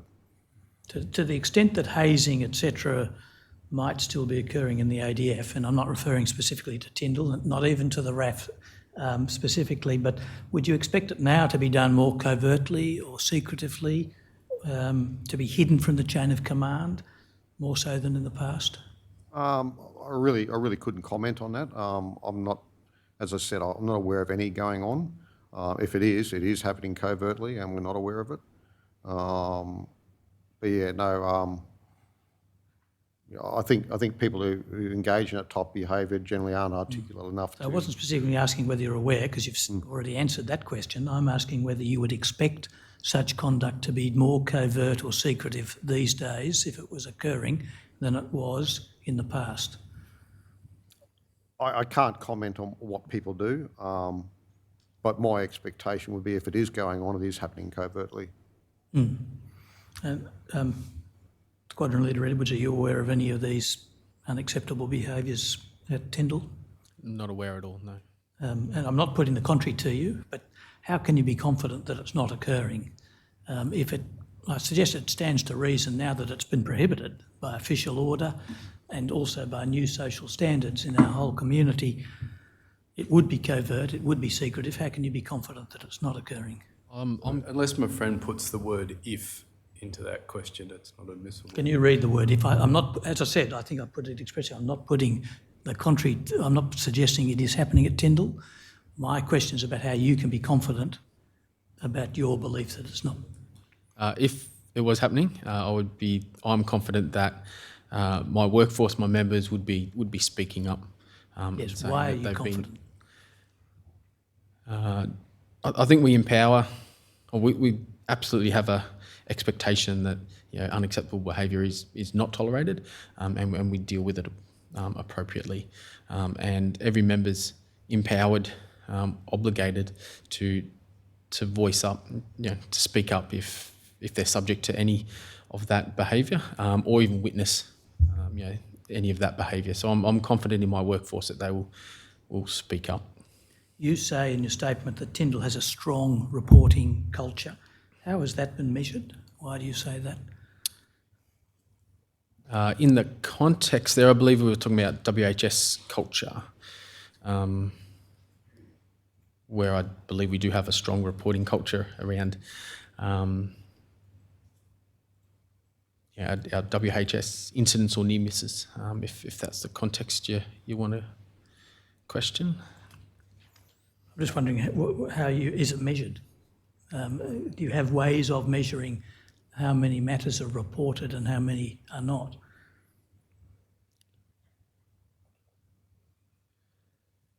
Yeah, again, I believe that it was in the context of WHS. Are you happy to? I'll move on. WHS, absolutely. Yeah, no. For unacceptable behaviour, if we have a report of unacceptable behaviour, we have a reporting process as well. We would raise a defence incident report, and then on the back of that, we would usually instigate a fact find of some sort, depending on the severity, and follow that investigation through and deal with the outcome appropriately. Chaplain, I want to come back to some cultural issues at the Fishbowl. How often do feelings of people being ostracised come to your attention? Very little. In fact, it's a word I probably wouldn't use. Certainly people feel lonely, and they might feel as though they're not connecting with the community. And I think anecdotally, I think some of our younger people feel as though they're not connecting. But ostracised, no, I wouldn't say that I've come across that. All right, well, let's leave it at the level of not connecting.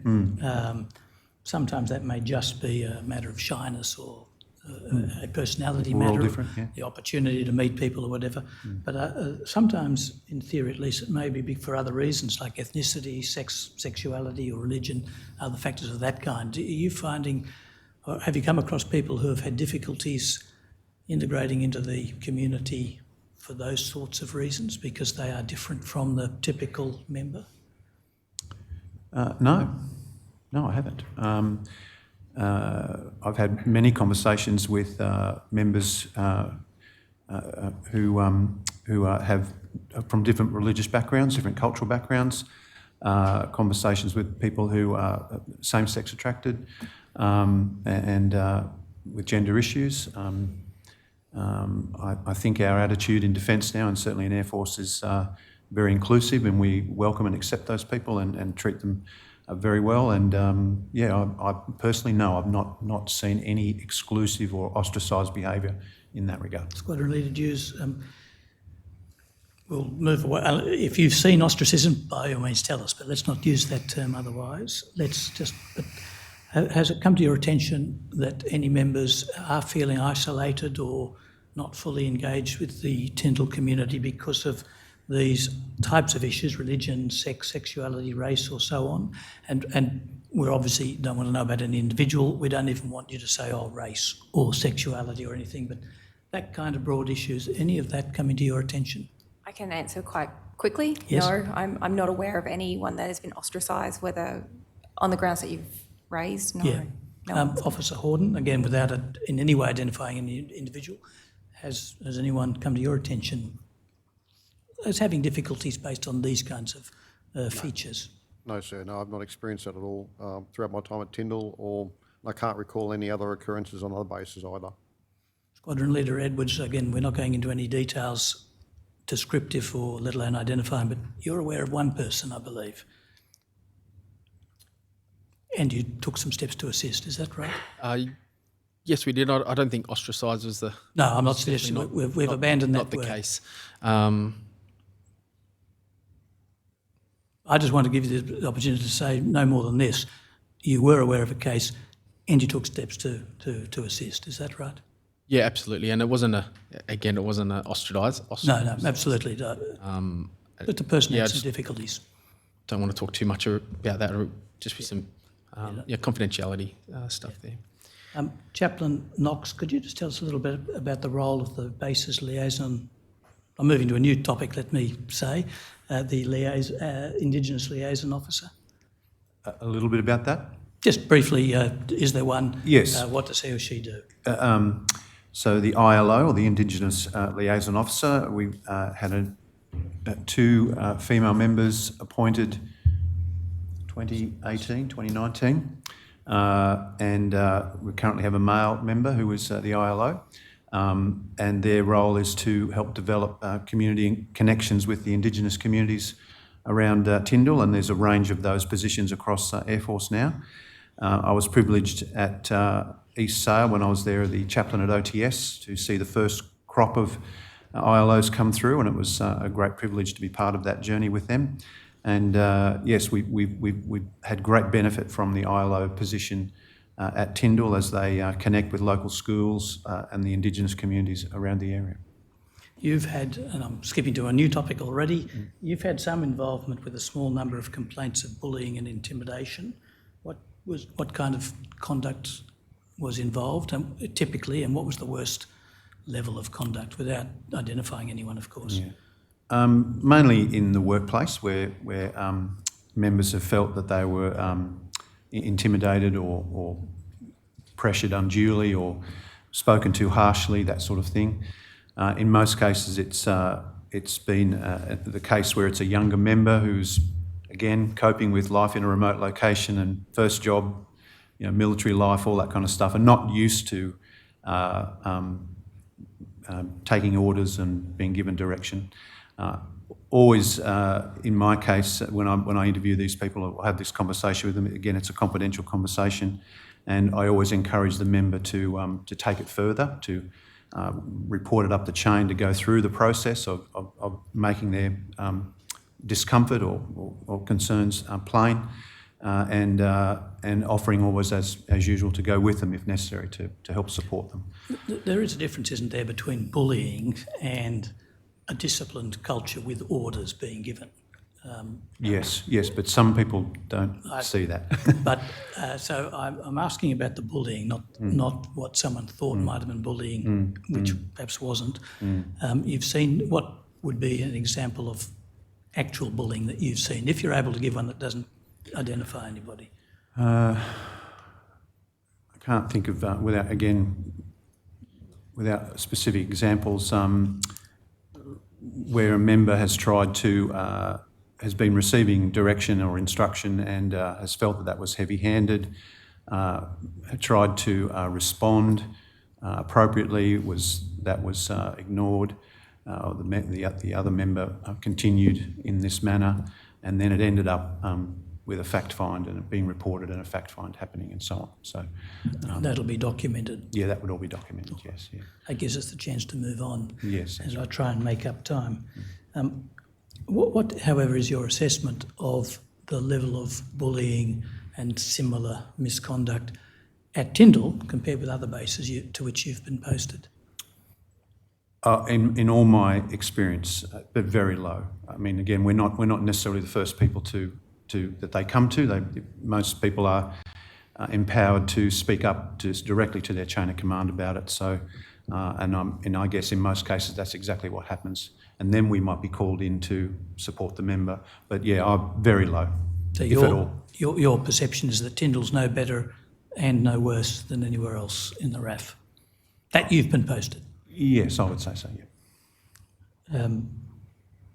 Officer Horden, you've described Tyndall as a tight-knit community. How does this impact on the reporting of unacceptable behaviour or other problems that shouldn't be going on? Does it make it harder to report when you're such a close-knit community? No, I don't believe so. I think if someone has a genuine concern, the community at being tight-knit at Tyndall won't prevent them from pursuing a complaint, and rightfully so. Any complaints that are raised up to command are dealt with appropriately. They're not boxed up and put away. They're dealt with actively through to a conclusion, one way or another. Are there added difficulties in maintaining confidentiality when everybody lives There and can works be within the together? base, yeah. If there's a fact find going on, generally, even though it's kept confidential, and as a base warrant officer, and posted to 17 Squadron, there's quite a few fact finds going on I have no awareness of. I don't seek to be aware of them. I'm briefed in by the squadron leader or the wing commander as required, but only generally when they're seeking legal advice in how to pursue it if it's determined to be a disciplinary matter. One might think, I'm sorry, I didn't mean to cut you off. As I mentioned in my statement, people will make their own decisions if there is a fact find going on, even though it's kept confidential. Members in the section may be aware of it, and if they see a member they believe to be involved in an incident, and someone's going into their office to interview them or bringing them into their office to interview them, they'll naturally try and draw a conclusion that there is something going on there. And that they'll human nature. They'll speak to their mates about it in confidence. Who might speak to another mate in confidence, and so forth. So yeah, I think no one goes out of their road to try and be the first to announce the news. I just think in a small, tight-knit community like Tyndall, it does get around a little bit. One might think, human nature being what it is, that if confidentiality is hard to preserve, even if the details don't leak out, that would discourage some reporting. Is there some countervailing factor? I don't believe so, sir. I believe that Tyndall has a very positive reporting culture. The younger members nowadays are educated from day one in the Defence Force, be it through officer training institutions or their recruit institutions, that they have every right to raise a complaint up to their supervisors, and command-initiated complaints are also dealt with as well. So, members rightly feel that they can take a complaint up and it'll be treated, with the seriousness it deserves and with an outcome one way or the other. And I will come to you in just a moment, but that strong reporting culture is not just confined to work health and safety, but to a wider range of problems that may emerge. Yeah, I believe that's my perception, sir. I believe we're talking about reporting up the chain of command. Reporting to the chain of command. Yeah. Look, I've had concerns raised to me, and once a concern comes to me, it becomes command initiated. I can't box it away. I'll take it up higher. I believe that even as a base warrant officer, people will come and have a chat to me about different things, or they might not want to take it to the chaplain. They might come to me, but generally we'll all confer with each other to see if we're tracking if there is an incident going on. But it happens very rarely. So with me, more probably so with the chaplains and the like. Chaplain? I was simply going to add to that yes, so that's part of my role, is to help preserve some of that confidentiality. If a member is concerned or has concerns, if not for themselves, maybe for the other person that they're observing, yes, and I will have that conversation with them and give them some direction and advice and support them. Well, Squadron Leader Hughes, you have been approached by junior members who have raised concerns with you or your team that they hadn't brought to the attention of the chain of command. Do you perceive that there are barriers to reporting or reluctance to report? There are barriers. It's a small workforce, it's a small community. You only have so many supervisors above you that you can talk to, and sometimes if there is a concern, maybe the problem might be with that direct supervisor. That's where, as an executive team for the base, as junior leaders across the dependency, I make myself available to have a chat, provide that guidance, again, empower the members to be able to know where to go, who to talk to, offer to go with them, same as chaplaincy as well. Sometimes it's just having that unbiased person that can be spoken to outside of the direct chain of command that has no oversight of potential implications that might fall out of it, that people come to me to have a chat about where should I go and what should I do, and that's important. To what extent, if any, do you then relay the concerns to the chain of command? Each member that I've spoken to has taken on board the guidance that's been given to them, and I've not needed to raise it any further. They take the guidance and they then raise the concern. I've not had to lean in, so I couldn't comment to any requirement to have to lean in. Squadron Leader Edwards, did you want to make a comment on anything that's just passed? Anything to add or detract? I'm not saying you should. They may have covered everything. I think we've covered that well. There's a heap of different avenues for members to raise their concerns. Have you yourself ever had the perception that some members of the base don't want to raise matters or are reluctant to report matters with the chain of command? There's probably one instance where the member themselves didn't think it was an issue of concern, but we heard about it and absolutely thought it was an issue of concern. And in that case, we initiate a complaint, if you like, or we absolutely initiated a fact find to look into the matter and deal with it, despite the member not being too fazed by the incident. It was absolutely a concern of ours from a command perspective. Officer Horton, could you give us a comparison of the drinking culture at Tyndall in 2021 and 2022 compared with the drinking culture back in the 1990s when you were previously posted? Yeah, I believe that the drink culture now is very different to what it was when I first experienced it as a single NCO when I first posted here back in 91. I can remember parties, as I mentioned in my statement, going on for whole weekends at a time where lots of alcohol was consumed. Whereas nowadays, I believe there's a responsible and a positive culture towards alcohol. We've always got that message about mates looking after mates. And if you see someone you think's had enough, have a chat to them. We also, any sort of functions that are run, or all the messes are run under the responsible service of alcohol guidelines. And even when we had the US forces in this year, I spoke to their senior enlisted and said to them, if someone's told your members across the bar they've had enough, they've had enough. They're not to argue with it. And if they argue with it, we'll deal with it later.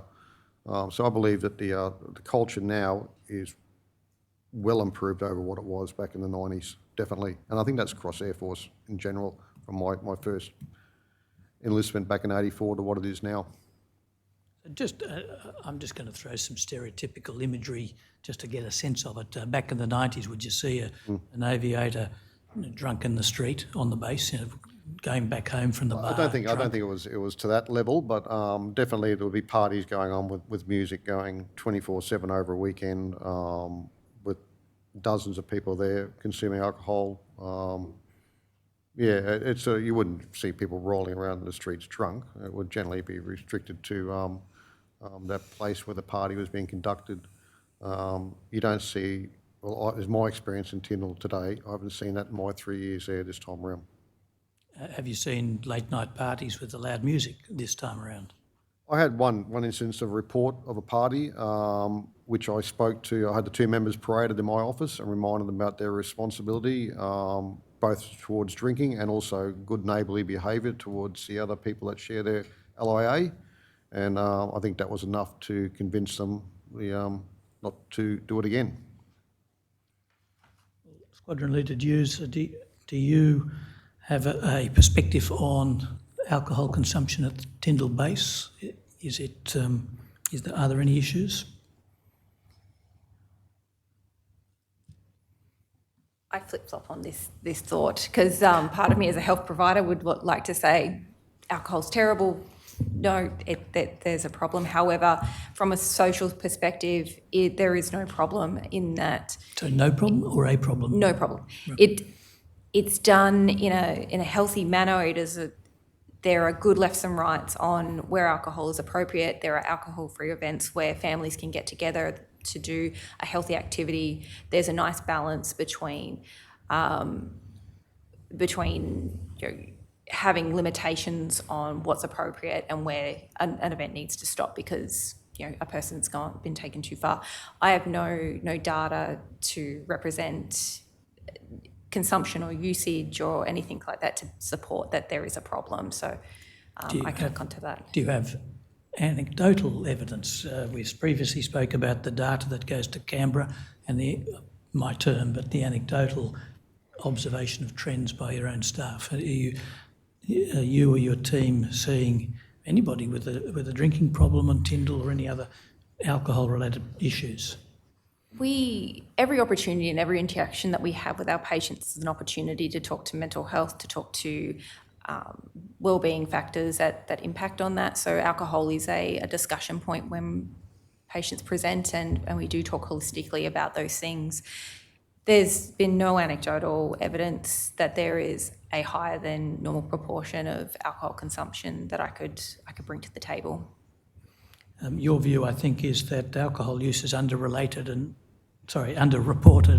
underdiagnosed throughout the ADF. It relies right? on people being honest with what they want to put to the table, what they want to disclose. If a member's coming through a periodical health examination and does not report the level that they do drink, we don't have capacity to bring that up if the member's not at a stage to be able to report themselves and say where they're up to. So it's almost inherent that it's going to be underreported and not overreported. But do you have a sense, however anecdotal it may be, that Tyndall is pretty much the same as the rest of the RAF, or has a slightly more high-consuming alcohol culture, again, or this less? would be my observation. It's on par, and it's improving as culturally we change, with younger members coming through that have a different focus in life. Their choice to consume alcohol is becoming less of a lifestyle point. Exercise, looking after yourself, is becoming more the primary area that people are leaning to. So we are, as a whole, we are shifting culturally. But if you were to compare us with any other RAF base around Australia, we would be on par. You've said in your statement there's an obligation on leadership to take swift action for those who are not drinking responsibly. Have you seen that swift action being taken at Tyndall? We all have a responsibility, as Warrant Officer Horden said. If we see someone at an event that's taken drinking a little bit too far, their behaviour's gotten a little bit unruly, we all have a responsibility to keep our mates safe, to stop them from doing something inappropriate. And I have not seen anything in my time in Tyndall that would reflect otherwise. Well, let me just be clear about that. I'm not talking about mates looking after mates this time. This is about leadership. Yeah. So Officer Horden's in the leadership relevantly. I think Squadron Leader Edwards is in the leadership. Just no disrespect, but apart from the health centre, you're not in the leadership. Have you seen the leadership taking swift action to deal with irresponsible drinking at Tyndall? It's done through, rather than being reactive, it's done through proactive steps. That's the top-down approach through leadership at Tyndall. It's top-down expectations on their members rather than being reactive when something happens. So the leadership stance is preventing a problem rather than waiting for something to happen and then pull someone up for it. If I can chime in there, Please do. I think there's a bit of a difference between leadership and command, which we might be blurring a little bit there. I think everybody that puts a uniform on, especially for Air Force, we consider them as leaders, and it's everybody's obligation, as Vic was saying, to look after your mates and in those social settings, watch out for everybody, and if someone's overstepping a little bit, to pull them up. And from a command perspective, that's absolutely my expectation of the team at Tyndall. Now I'll fulfil a promise. I need to turn to the cooking. I said earlier that the cooks on Tyndall base are ADF personnel, not contractors. That's correct, is it not? Correct, yes. You've been on many bases. In fact, between you, you've probably had at least 8 bases over the last 40 years. How's the cooking at Tyndall compared with the average ADF base cooking? I'll just go down the line. Squadron Leader Edwards. I would say it is outstanding, and hopefully that was reflected on Monday. May I just be, we're here in a formal setting, outstandingly good? Outstandingly good, yes. Okay. Best restaurant in Catherine by a long way. Squadron Leader Hughes?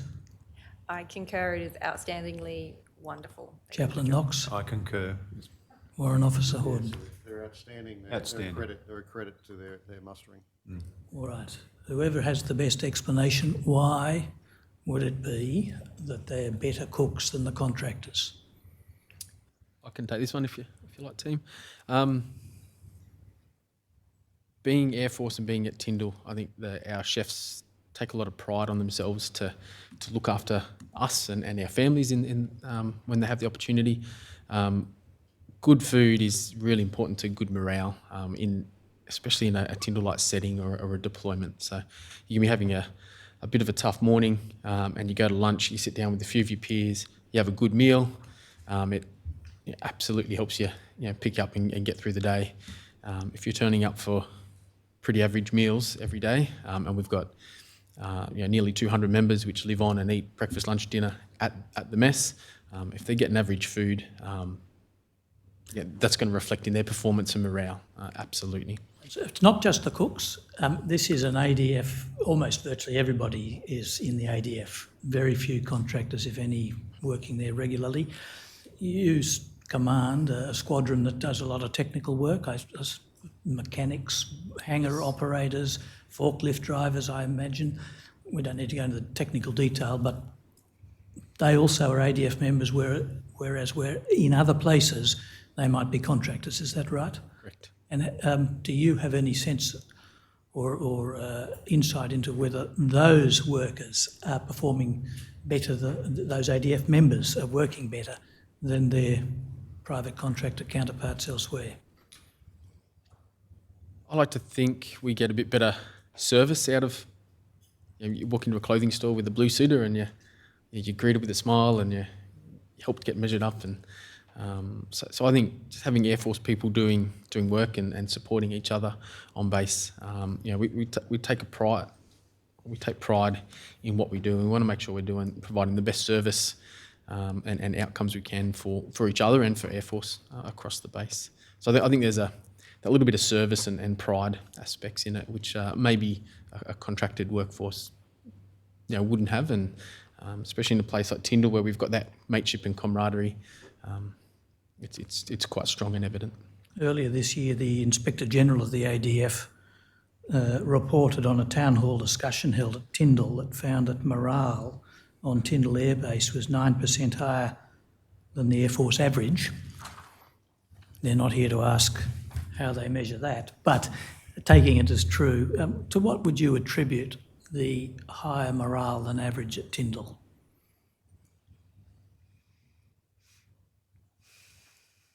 I think predominantly put that down to the community as a starter, that we do look after each other, and we are a very active and inclusive, engaging community. I think the value of our work and what we do at Tyndall is really important and recognised by our members as well. We have a big job to do at Tyndall. It's a big job and a strategically important job, and we all understand that the part we play in the bigger picture. So our work is quite rewarding, and I think our people take real pride in that. And then we get to go home hoping to be part of a really unique and special community. In addition to that, we've also heard quite a bit about the close-knit community, but is there any other significant factors that any of the three of you would add by way of explaining why Tyndall appears to have a higher than average morale? I might add to that, in supporting Ken's comments, is that we also acknowledge our workforce. When we have unit get-togethers, we obviously promote but also acknowledge good work done by various sections and individuals, and so people are recognised for what they do. So I think that's very important. Warrant Officer Horden, you've commented on the fact that newly appointed NCOs and senior NCOs, that is newly senior NCOs, are posted to Tyndall quite a lot, and that perhaps places a strain on the command structure there. Can you tell us what difficulties arise from? Yeah, it's my experience that generally we have a lot of newly promoted junior leaders posted at Tyndall. Reason beyond that, I can't comment on it, but with a lot of the junior NCOs, the relatively new senior NCOs and even junior officers, they're still in a development phase, and you have to invest in them, your time and efforts into them to get better leaders in the long run. We find, or my experience is that with the relatively junior workforce, particularly at junior leadership level. The more experienced personnel spend a lot more time and effort than what normally would be on another unit or another base developing them, because it's just too many of them and not many of us. I think it's a problem. I think it's not a problem. I think it's an issue that's unique to Tyndall. I haven't experienced it in a lot of other units before, particularly training units. You generally do get a good mix of senior or experienced and inexperienced personnel, and they lean on each other, and there's that natural development, professional and personal development and growth that occurs from it. We do have to spend a bit more time with our junior leaders here, probably with others, to help do that. When junior leaders are predominating a bit more than average, does that also pose a risk to the men and women they are leading? I don't believe so. We've generally got a good smattering of senior people across all of the different sections and the like that can see if something's not going quite right or if there's some assistance required. But most of our junior leaders are not fearful of putting their hand up and saying, I haven't got it right, or I need some help with this. And I think that's a credit to them and a credit to the organisation that empowers them to be able to do that. Without being critical of anyone, but it takes a bit of insight to know that you're not getting it right or that you don't know the answer. Sometimes people just blunder on, not knowing they're making a mistake. Having a disproportionately large number of junior leaders, I'd suggest, at least creates a risk for the organisation and for the people that are being led. Do you say there is no difference at Tyndall compared with elsewhere? I think, as I mentioned, that Tyndall probably, in my perception, has a lot more junior and experienced leaders. But creating a risk, I can't comment on it. I guess some people might consider it to be a risk, but as I mentioned earlier, there's still that general older population around in those sections, more experienced, not older, more experienced leadership in those sections. They generally keep an eye on things, and I said there is a good reporting culture on the base. So if people aren't getting it right, they're not fearful of putting their hand up and asking for help. Right. Still with you, Officer Horner, if I may, you've noticed a general reluctance to seek support, the perception that there is a risk of negative impact on career if mental health support is sought. How prevalent do you think that is? I'm not generally involved with the provision of mental health support, but like any other person in the Air Force, particularly at Tyndall, if I see people struggling, I'll address it with them, and then if need be, as Chaplain said, walk them to medical if we have to. I've never had to do that yet, but I am fully aware and would be quite prepared to do that. The lack of mental health support at Tyndall, I believe, is problematic. Ma'am and her team do a great job down there, so generally if someone does present with a mental health problem, they'll be triaged by medical, and then if the situation warrants, they'll then be referred for further specialist treatment in Darwin. Without going into specifics, that's already happened this year. We had a member who was triaged and then transported to Darwin that afternoon to receive the care, the higher level of care that they needed. Any ongoing mental support, health support, as Ma'am mentioned, can be telehealth, but for people to do a face-to-face appointment, it requires a trip to Darwin to do that. We don't have a lot of mental health support professionals visiting Tyndall that I'm aware of, and Ma'am can probably correct me on that. But I believe that does inhibit people's ability to have their problems dealt with effectively, to rise above those problems, or in some cases maybe just deal with them themselves.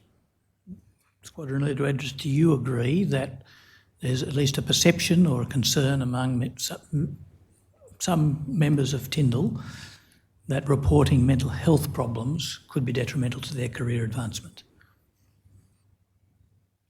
Amongst some members, yes. I think the junior members are probably more comfortable, and I think it's just a society thing, and accepting that you can speak up about mental health, and maybe in some of the older members, there's still that little bit of stigma, and maybe you got to be tough and you can't talk up. There's been a few instances during an IWB, if someone's going through some mental health troubles, they absolutely ask is, this going to impact my career? And my answer straight away is no. You know, we're having these conversations. We're making sure you're getting the right healthcare, so we can get you better, get you back in the right headspace and back to work. Fully medically upgraded, no restrictions, individually ready, current, and back in the workforce. And then almost flip the conversation. So if you sit on this, and it becomes a bigger problem, that's when it could start impacting your career if you're properly not well. So I like to treat a mental health problem the same as a physical problem. If you've just had you've injured your knee and you have some surgery to fix your knee, and you rehabilitate and you get back to work. If you got a mental health problem or injury, you speak up, you get some support, you have a health plan and a return to work rehab plan, and we get you back to work. And it's very healthy, I think, for a member to stick their hand up and say, look, I'm having a hard time, I need some help. And I really try and stress that to my members. Without in any way derogating with the correctness of that approach, is it not the case that some people will not be deployed if they have current mental health conditions, even if managed with medication and completely under control? I believe the answer to that's yes, and we'd be, from a command perspective, I'd be seeking medical advice on the suitability of that member to deploy from a mental health perspective, whether it be a medication or they're just not right in the, they're not stable, they're not in the right headset to actually go and do that job. So it's a protection of the member, I think, rather than a as you punishment. Understand it, from the command perspective, if a person has a blood pressure issue that is completely managed with medication, and the medication can be deployed with the member, they can be deployed. Correct. If they have let's say an anxiety issue or some other mental health issue that is being managed with a medication that can be deployed, they may not be deployed. Is that the current situation in the RAF? No. Could I offer some Please clarity do. around Yes, this? please do. Before he's like a meerkat to jump in here.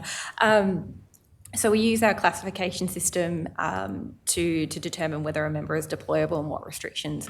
If a member is under active mental health support, they're downgraded to, I don't like the term downgraded, but they're recategorised to a J3 with other caveats potentially as well.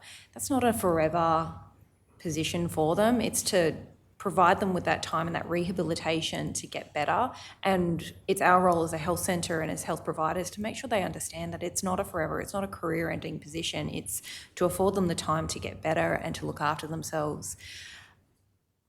It is, so through health support orders and health support planning, that details whether a member can deploy with those relevant MEC restrictions.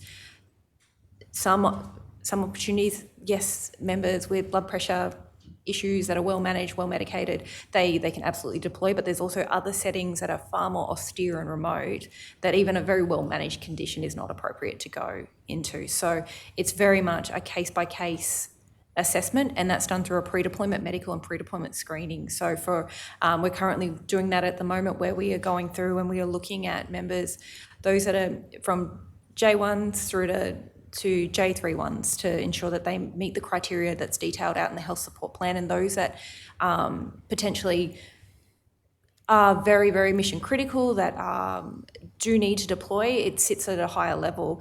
After we've done our assessment, and command have also done their articulation of why they need that member, it then sits with JOC to decide whether or not that member can go. So from a mental health standpoint, it's not a forever determination that this member will never deploy again, and we make that very, very clear with our members to say this is the time that you get better, and then we go from there, and we use that IWB process to do that. All right, I note the time. I think we're 2 minutes overdue for a break. Yeah, thank you. I think we'll just break for morning tea very briefly, 15 minutes. Thank you. All rise.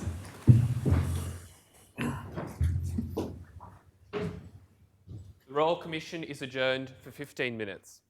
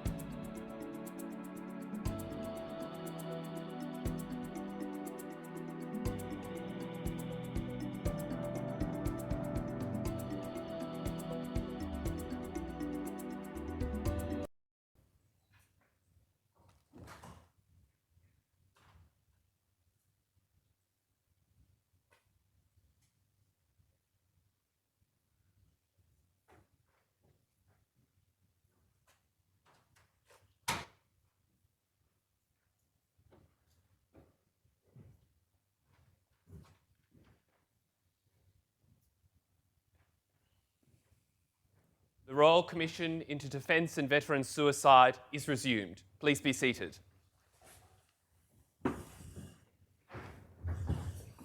Thank you, Mr. Singleton. Thank you, Commissioners. If I could just have two more questions before I yield to you.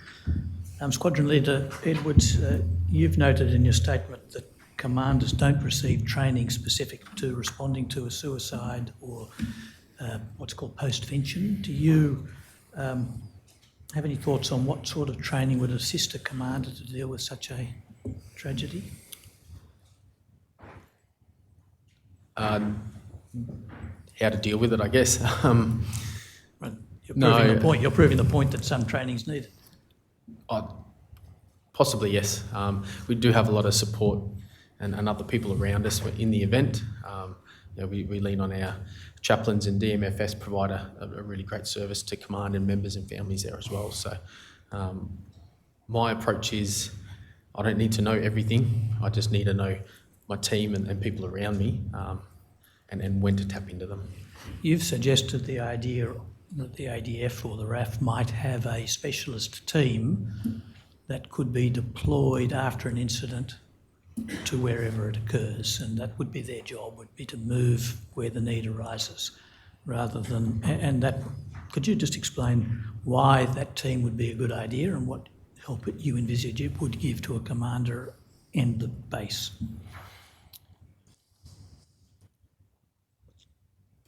Not quite sure which way we're heading there.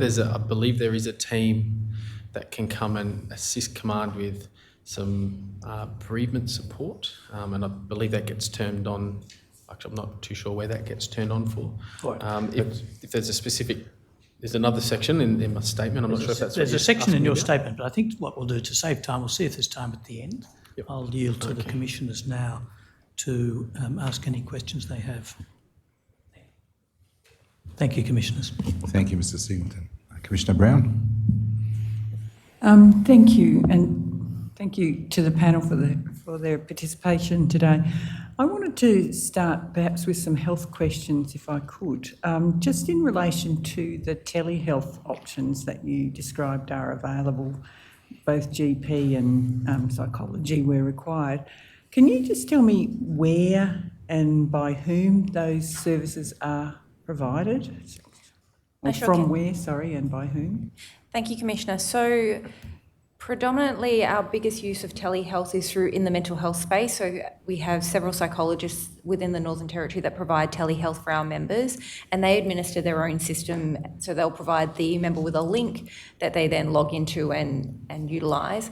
And then within, if we're doing telehealth within a defence framework, whether it be our psychiatrist or one of our GPs, it's done through our internal. We generally touch base with the member beforehand to see what they're comfortable with, but it's usually through one of our mediums that we've got at our fingertips, so whether they're happy to do a FaceTime or if they're happy to utilise Skype, whichever's working best for them. Sorry, just to be clear, so these are Bupa engaged contractors? Predominantly, yes. So for the psychology support and psychiatry, that's an off-base referral. They're organised through Bupa. Right, yes. Okay. So they're not just any private practitioners? No, they're not. They're all in-network providers that we utilise. Yeah, okay. And can I just, Mr. Sinclair made a comment about use of telehealth and potential efficiencies, and I just wondered whether, yes, I think your reaction kind of mirrored mine somewhat, so perhaps you could just give us your response to that. Could I give my personal opinion? Is that okay, Commissioner?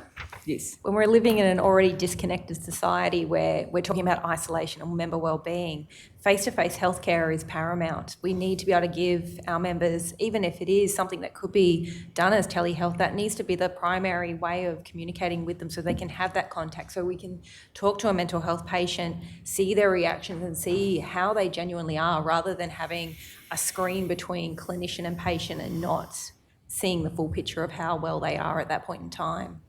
So I'm not keen. Efficiency is but one consideration. Sorry, Mr. Singleton, and I'm sorry for getting your name wrong. Thank you, yeah. Can I ask, given the challenges that you have in accessing some particular health specialties, and I'm not thinking here just in terms of the mental health, but has there been any discussion that you're aware of with either the Northern Territory Government or the Commonwealth Department of Health or any other agencies external to the ADF in relation to how you might better collaborate to coordinate access to health services in particular? I'm afraid I wouldn't be privy, Commissioner, to any discussions that are held at that type of level. I feed my concerns primarily through my chain of command regarding service access. I also have regular contact with our regional manager for Bupa, so where we're having issues with finding a correct match, whether it be for any specialty provider, we have those discussions with them. But as far as a top-down NTE health approach, I'm afraid I can't provide comment to that. Okay. And we heard that there is data that goes centrally, that you don't get local reports.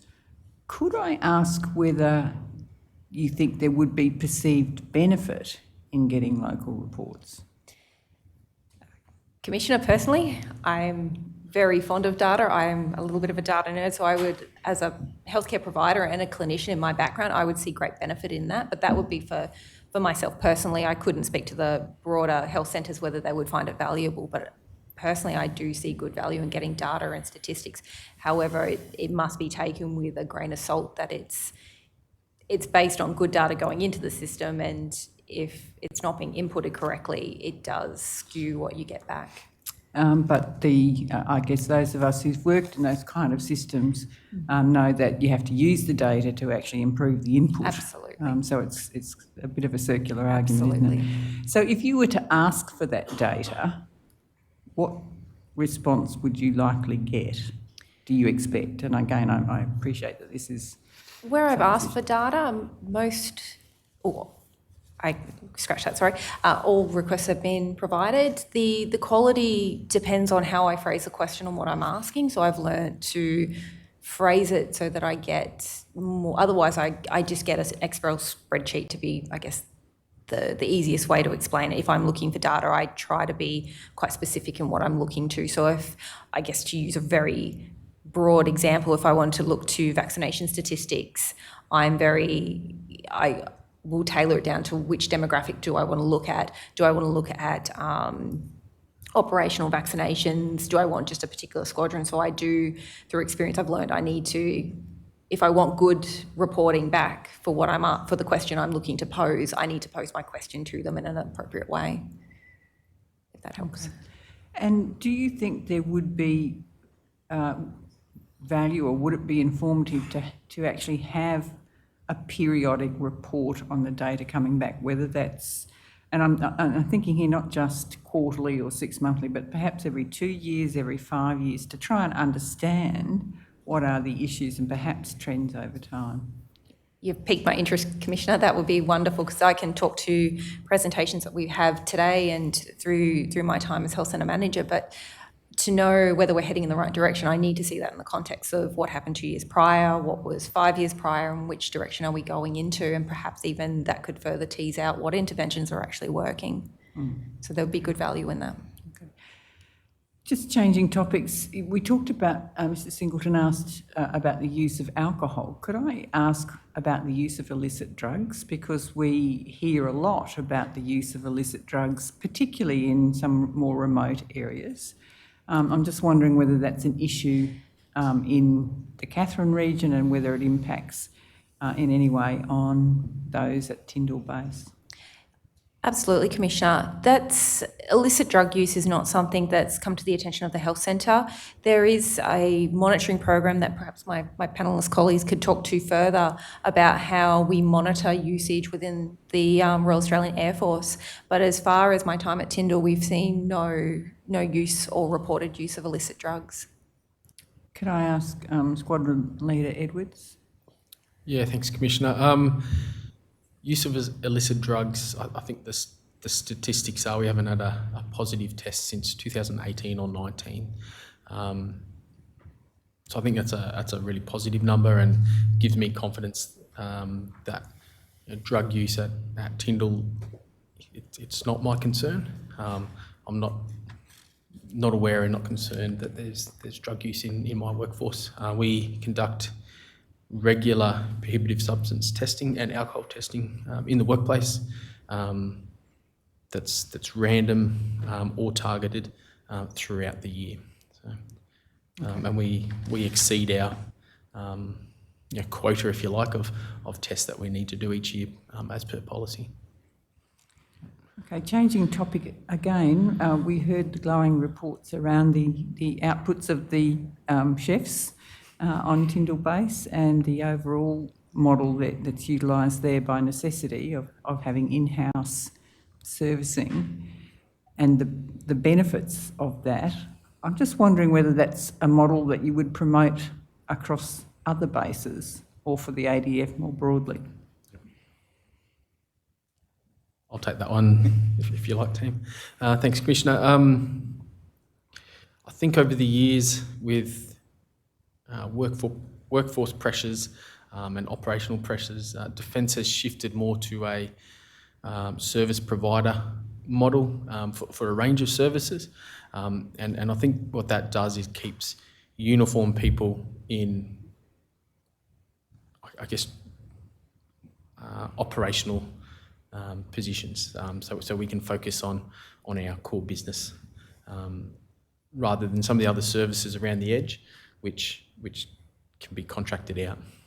The reason we keep a lot of services in-house at Tyndall is because the industry is challenged or struggles to support us in those areas. And I think that the side effect of that is we get that sense of pride in our workforce and a little bit better service in areas. Yeah, I'm certainly aware of the underpinning rationale, and I think that it's possibly articulated in that first principles review some years back. But again, looking at the quality of the outputs that are achieved by that model, and also hearing, as we have many times, that when a member might be injured or unwell in some way and not able to be deployed, often the only option for them is discharge, as opposed to perhaps transfer somewhere else where they may be able to remain in the service but undertake a slightly less demanding role, which I guess brings us back to that model about are there other opportunities that could be retained within the ADF. Anyway, it's just a thought. And then my last question, Warrant Officer, you mentioned that there are fewer senior leaders at Tyndall and more junior leaders. And I'm just wondering, why is that? Yeah. Thanks, ma'am. I think what I said was there's more inexperienced NCOs and senior NCOs and junior officers than what you find on other larger bases. I can't answer why that's the case. It just predominantly seems to be my interpretation that that's the situation at Tyndall, and that just increases our mentoring and development role for those junior leaders to bring them up to speed. They're all accomplished leaders in their own right. They wouldn't have been promoted or commissioned if they weren't good leaders. But it's just that ongoing development of them, which is, I guess, the responsibility of the fewer, more experienced NCOs and senior NCOs and up to the squadron leaders level to develop their junior officers as well. Yeah, and again, I understand the picture that you're painting. The question is, why is it that there are fewer seniors than compared to other bases? And is it that more senior people just don't get posted there? Or is it that more senior people get the opportunity to say, I don't want to go there? Or is it just that you use it as it's used as an opportunity to develop young leaders? I'm just trying to understand why it would be that you have fewer senior people there. Ma'am, I can't answer that. You'd have to direct that inquiry to Director of Personnel and the manners for each of the musterings to get their rationale behind their posting plots every year. You could probably assume yourself that perhaps that maybe it is easy to post junior people there on promotion, but that would be an assumption. It's my personal assumption, but again, I can't speak to any data or any other sort of positive sort of evidence towards that. Again, I'd really think that you should probably refer that back to Director of Personnel, Air Force. Okay, thank you very much. Thank you. Commissioner Douglas? My question is for Chaplain Knox. We spoke at the inspection on Monday about something we learnt of in Canada, of clinical chaplains who were not only trained as religious chaplains but also had some postgraduate level psychology training. And I was wondering whether that would be a particularly useful model for a base such as Tyndall, where the psychological support's pretty thin on the ground on the base itself. Do you have any views about that? Thank you, Commissioner. Yes, it would be helpful. That would certainly be a great string to a chaplain's bow to have that kind of qualification. It's certainly not a prerequisite or a requirement at the moment, but there could be chaplains out there who have that qualification, that professional qualification. But I have come across some. Yes, and it certainly would be helpful at Tyndall, but that would be a bigger program and a bigger training requirement that someone would have to approve. Thank you. Thank you. Just a couple of quick questions, if I may. Both the Padre and Warrant Officer Horden mentioned that those who may be the victims of bullying or harassment or what have you should feel comfortable to go to their chain of command. But we've certainly heard a lot of evidence where the problem is the chain of command. What happens then? What's the procedure, I guess? If you're the person you want to complain about is your chain of command. Yeah, thanks, Commissioner. I'm sure that does happen, and yeah, it's definitely difficult for that member. What we see is that that member is absolutely entitled and empowered almost to go outside the chain of command in that instance, to the chaplains, to another senior NCO, into our PCO, to the XO, to myself directly, to make that, raise their concerns, make that complaint. So if it is their direct supervisor, they're absolutely allowed to go around that. I'm guessing in many ways that's frowned upon, bypassing the chain of command, and we've certainly heard evidence of that as well. But is there anything specific at Tyndall, communication to the rank and file or anything that explains that that is something that they can do if it's a unique situation? I'll start off by saying for a UB complaint or a complaint of that nature, for a member to go around their chain of command is not frowned upon. In our annual mandatory training, we speak around what the behaviours are and how you can, how to report it. So, and if that is going to someone outside your chain of command because you're not comfortable in your chain of command or the issue is with your chain of command, that's absolutely okay. Thank you. For Warrant Officer or Mr. Edwards, do you have any visibility on the number of complaints that may be lodged annually or that you're aware of? Statistics must be kept, obviously, of the number of complaints that come in relation to these sorts of issues of misbehaviour. Yes, so we report instances of unacceptable behaviour through defence reporting. We raise a DIR, and that's all registered by our higher headquarters. So we could... So it's centrally located somewhere? Yes, yeah, okay. So we could reach back into there and into DSIM to pull that data. I wonder whether you might just take that on notice if you're able at some stage in the next week or two to see if there are figures available about the number of complaints. Would be grateful if you can get back to us on that. Sure. Just in relation to culture surveys, Mr. Singleton mentioned it earlier. Are there any surveys that you're aware of that are carried out specific to Tyndall, bearing in mind the unique and specific environment that Tyndall is? Are there any Tyndall-specific surveying that takes place intermittently or ever of staff? I don't believe there's a Tyndall-specific survey. We have RAF-wide, RAF-safe surveys which come out annually, I believe, and the IGADF did come and visit Tyndall back into last year and early this year as well. I'm not sure if that was a routine audit or a targeted audit, but they definitely looked a little bit about the Tyndall culture. Just a couple more issues. In relation to, bearing in mind again the unique environment that Tyndall is there any Tyndall specific or what training is provided in relation to suicide awareness? For Tyndall specific, nothing different to the rest of Air Force and the rest of Defence, I believe. So every year we do an annual mandatory training on suicide. I think it's suicide awareness, and that teaches all our members to be, I guess, tuned in and looking out for their mates and looking for different cues and signs that a member may be at risk or thinking of performing some self-harm. And that's an annual training we do. Just want to clarify something. We talked about the outgoing commander. That's the person who the member is leaving before they move to Tyndall? Correct, sir, yes. Okay, thank you. And just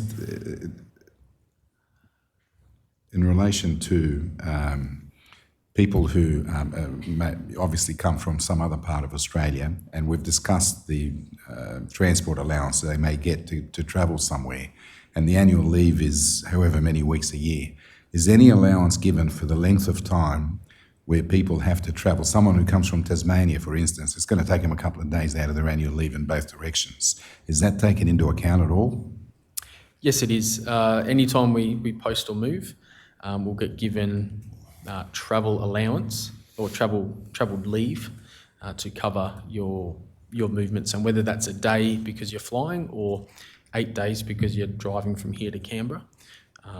So if you've got 2 weeks annual leave and you come from Tasmania, there's a couple of days added on at either end? Absolutely, you'll be given from Tassie, I'm not sure what it is. I know from when I moved up from Canberra, it was nearly 8 days of travel to drive up. So, yeah. Okay. Apologies, Commissioner. Could I just clarify, with moving from a location, wherever it may be in Australia, you don't actually utilise your annual leave unless you choose to. If you wanted to have leave en route, you absolutely can and take more time, but to get from A to B, that leave is covered as a short leave entitlement. Yeah, my apologies, I didn't make myself clear. What I'm asking is, if I am taking 2 weeks annual leave from Tyndall, I'm going home to Tasmania, I have to use 2 or 3 days of my annual leave to travel to Tasmania, or is that allowed for? So part of being at Tyndall, we receive 5 extra rec leave days a year to help offset that travel. Absolutely, it's a day to get anywhere. Can I just jump in there, please, sir? I believe it's 1 day or more of travel is when you're granted travel leave, and I believe that's not sufficient for Tyndall at the moment. If I was to fly, if I was a single member and I was flying to Brisbane, I'm faced with a 4-hour drive to Tyndall, perhaps waiting on an aircraft until 8 o'clock at night and not getting in until midnight or the like. That's your time. That is not travel leave. One day or more is the travel leave requirement. Sorry, jump in there, sir. And I would add to that, Commissioner. So if you're attending a week-long conference in Sydney or Canberra or whatever. Padre, with all respect, I'm not asking about on-duty time. I'm asking about annual leave. Oh, okay, sure. Yep. So we've got our, sorry, sir, jumping in, we've got our married unaccompanied members that get up to 6 leave periods per year to go home and reunion leave. Generally, most of the commanding officers will give them that leeway to get up to Darwin and jump on an aeroplane and fly away. But as you said, if it's somewhere down south where there might be 2 or 3 connecting flights, it can take over a day. I don't know how Defence calculates that, but generally most of the COs are quite accommodating with their members and don't really take that into account. But if you were to push the line, yeah, they would have to take a day if you wanted to do that out of their own leave. Thank you. We discussed earlier the assessments that the MFS may do particularly for families to see whether they're suitable or not, and they may or may not do it for single members as well. Is there a policy, and I apologise if I've missed it, is there a policy that's sort of available and written down about who is assessed and why they may be assessed and when they may be assessed? Is there something on paper that articulates what the process is and who qualifies for it? So thank you, Commissioner. There are certain locations that do warrant a family assessment being done. So we've acknowledged that Woomera, Butterworth, they're locations that do. As to the exact policy that details that, we could find that and provide that for you if that's helpful. Okay, thank you, Squadron Leader Hughes. If we can just take that on notice, then if there is anything actually on paper, particularly in relation to Tyndall, about the criteria for who gets assessed and who doesn't, we'll be grateful if you can get back to us on that. I think that's it from me, unless commissioners have other. Can I just ask one further question in relation to that assessments? I think when you were giving your evidence, you said that a handover could be given under certain circumstances. And I'm just curious to better understand what those circumstances might be when a handover is actually utilised between the losing or outgoing commanding officer and the incoming one. Absolutely, Commissioner. So we utilise our MET classification system to flag those that need a handover to be conducted. So those that are J3 and below, they automatically require a handover from the losing health centre to the gaining.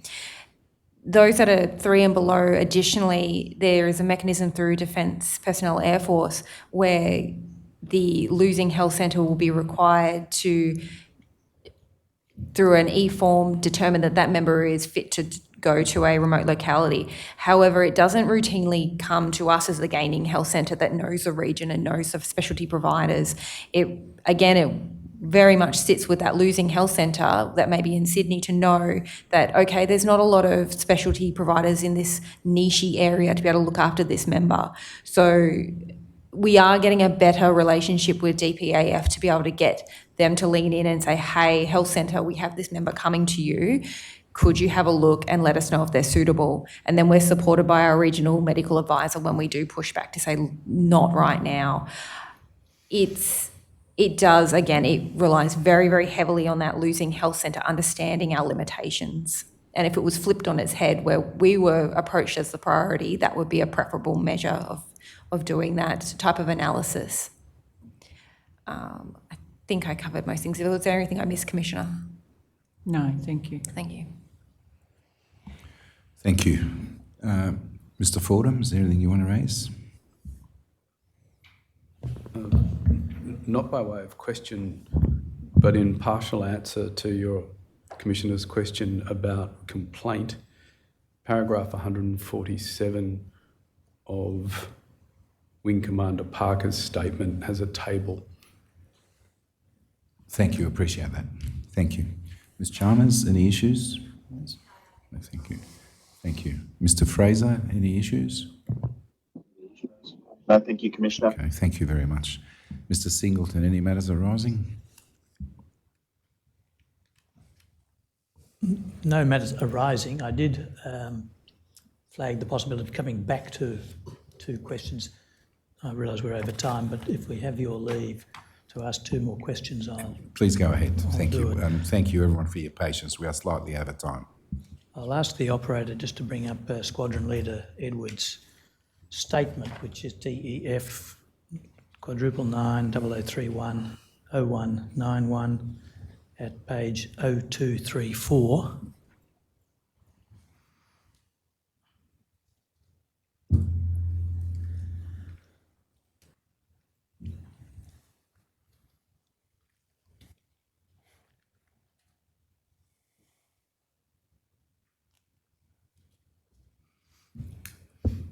Squadron Leader, you'll see there a question about responding to an incident of suicide.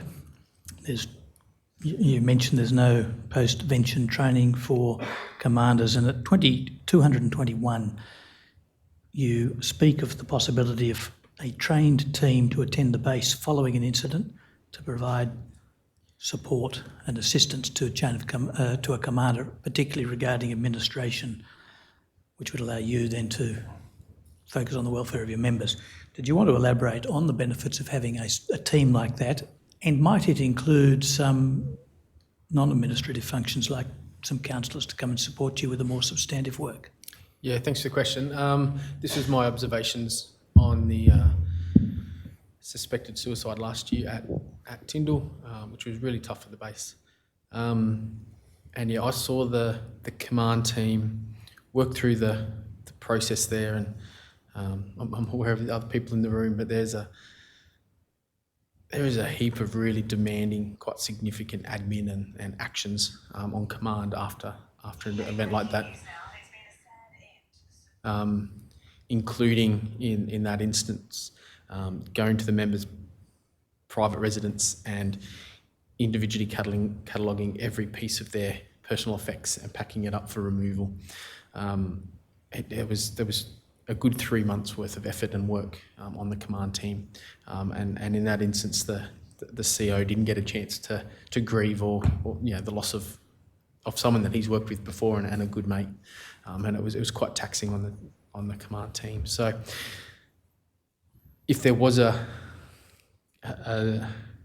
external team that could come and support command in those sort of in that situation and assist with doing helping out with the admin, the packing up of personal effects, and absolutely have some plug-ons around bereavement support and counsellors, I think that would be really beneficial and a really good tool for command to help better manage that situation, and then look back to the squadron and make sure the squadron and in our case maybe the broader community are receiving the welfare support that they need as well. Does that answer your question? No, very helpful, and thank you. And my final question, and I'll pose it to you, Squadron Leader, and then ask the rest of the panel to add or detract from your answer if they see fit. It's a big one, I'm afraid, but it's about who sets the culture at a base. In some organisations, a long-term leader clearly stamps his or her wishes on the culture of the organisation. In other organisations, a long-term staff has a changing leadership. A new commander or commissioner, a civilian person, comes in every couple of years, is effectively a figurehead as the long-term staff keep running the organisation the way they always did.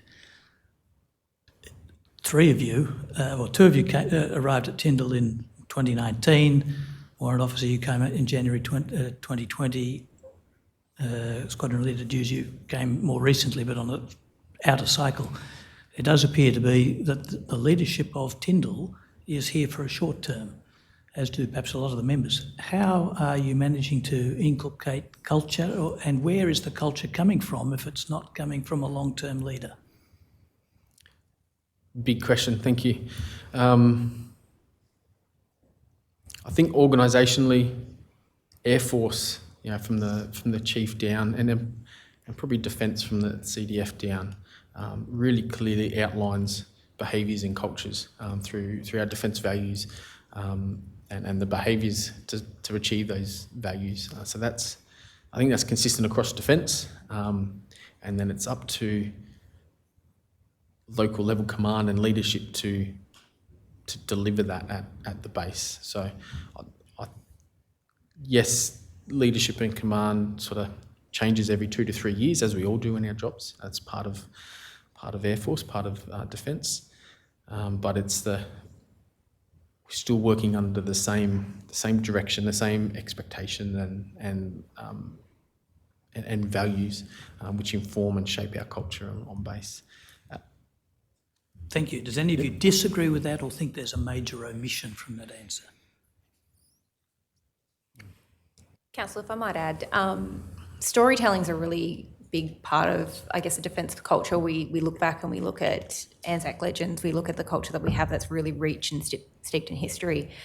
And part of that is a sense of pride. When we have new personnel that post to Tyndall, we talk about the wonderful things we do and the good culture, and we instill that early on with them with a sense of pride, and that almost carries them through and builds upon what they already have. As far as a high turnover of key positions and leadership figures, leadership sits at every level from the lowest LEC, LECW, right up through to SADFO, and we all have a responsibility to that. But having said that, we do stagger. I know within my team I try and stagger who departs, and that way we can have that consistency and embed new people as they come, impart those values and that culture on them, and get them well set up for their time in Tyndall before we all drop mic and walk out. So it's a considered approach to posting that takes that into account. Thank you all for your attendance, your testimony, your patience. Thank you, Commissioners, for your patience. Unless there are matters arising, might the witnesses be excused? Thank you. Are there any issues, Mr. Fordham? No? Ms. Chalmers? Okay. If there's no other administrative issues, we'll adjourn for lunch. Then the witnesses are excused to attend to attend from your summons. But we just want to thank you for the evidence you've given today and for the significant preparation you've put into your statements and in the material that's been supplied. Thank you for that. We'll adjourn to 12:45. All rise.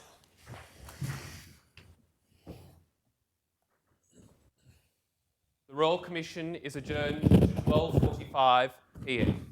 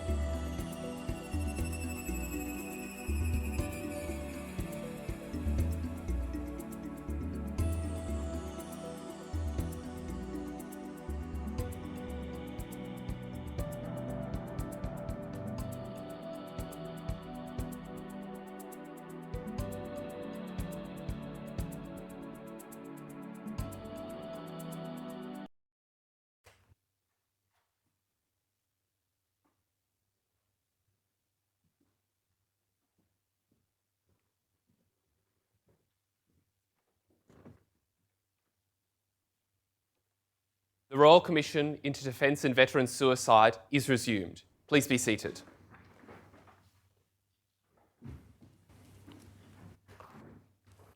Good afternoon, Mr. Shepto. Good afternoon, Chair.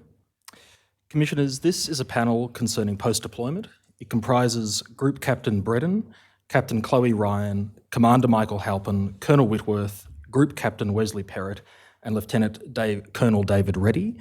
I formally call each of those witnesses and ask that they be sworn in, except for Captain Ryan, who is already sworn in.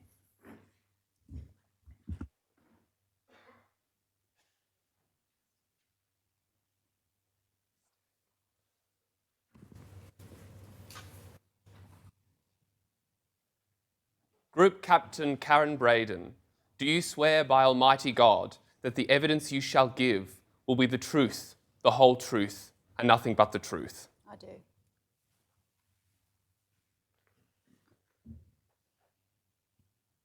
Group Captain Wesley Perrott, do you solemnly declare and affirm that the evidence you shall give will be the truth, the whole truth, and nothing but the truth? I do.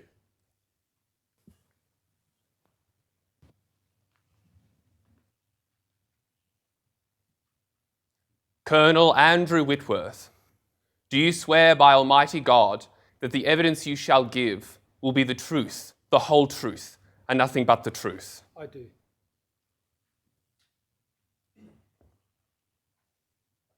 Lieutenant Colonel David Reddy, do you swear by Almighty God that the evidence you shall give will be the truth, the whole truth, and nothing but the truth? I do.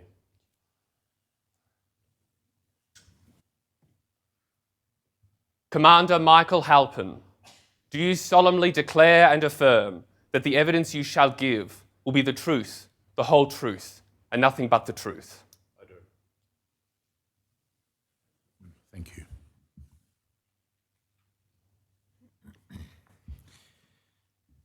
Captain Ryan, I might start with you. You gave evidence earlier this week during the critical incidents panel, so I won't go over all your qualifications here.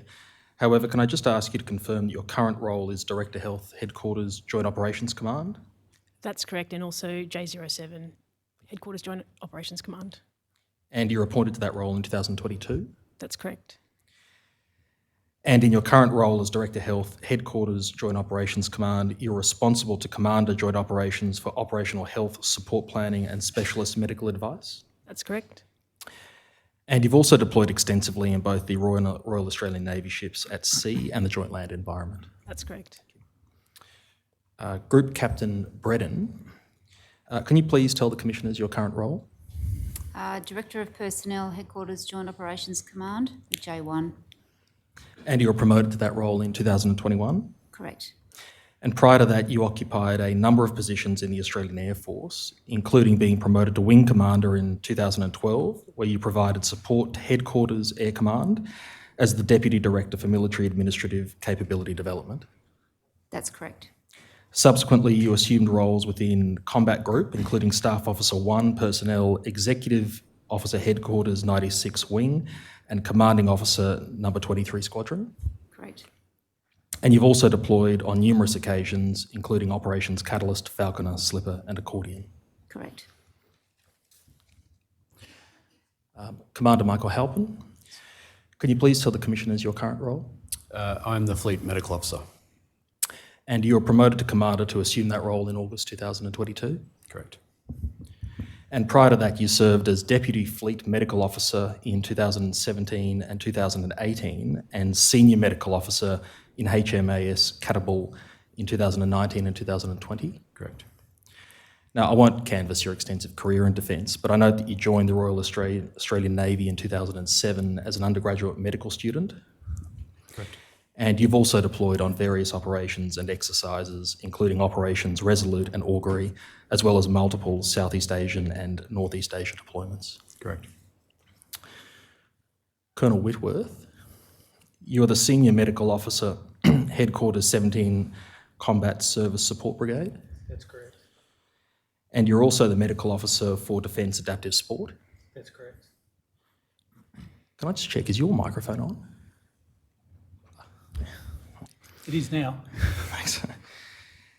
And you've held a number of medical positions in Defence, including a 7th Combat Service Support Battalion, and provided clinical guidance of the transfer to 11th Close Health Company as the inaugural Senior Medical Officer until 2013. Correct. And in January 2013, you took leave to gain further experience in primary and acute care and were transferred to the Active Reserve in December 2013, where you occupied the role of lead instructor on the Medical Officer Introductory course from 2013 to 2017. Yes. And your operational experience includes deployments to Afghanistan with mentoring Task Force 1 in 2010 and again in 2012 with 3rd Battalion Royal Australian Regiment Task Group. Yes. And as the Senior Australian Medical Officer on those deployments, you provided advice to Command and Headquarters Regional Command South, delivering acute and primary clinical care to coalition and partner forces, civilians and detainees as a trauma team leader in the coalition health facility and in forward locations when required. Yes. And more recently, you were deployed to the Middle East from 2018 to 2019. Yes.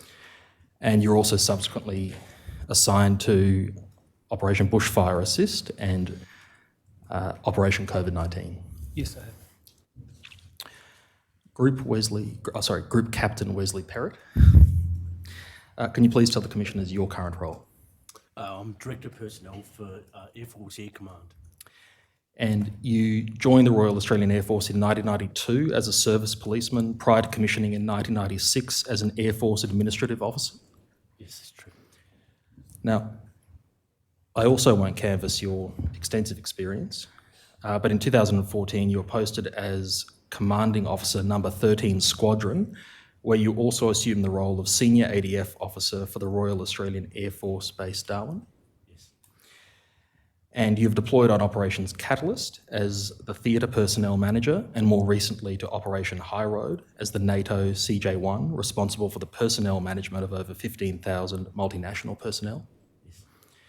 And you were also awarded the US Meritorious Service Medal for your work in this role. Yes.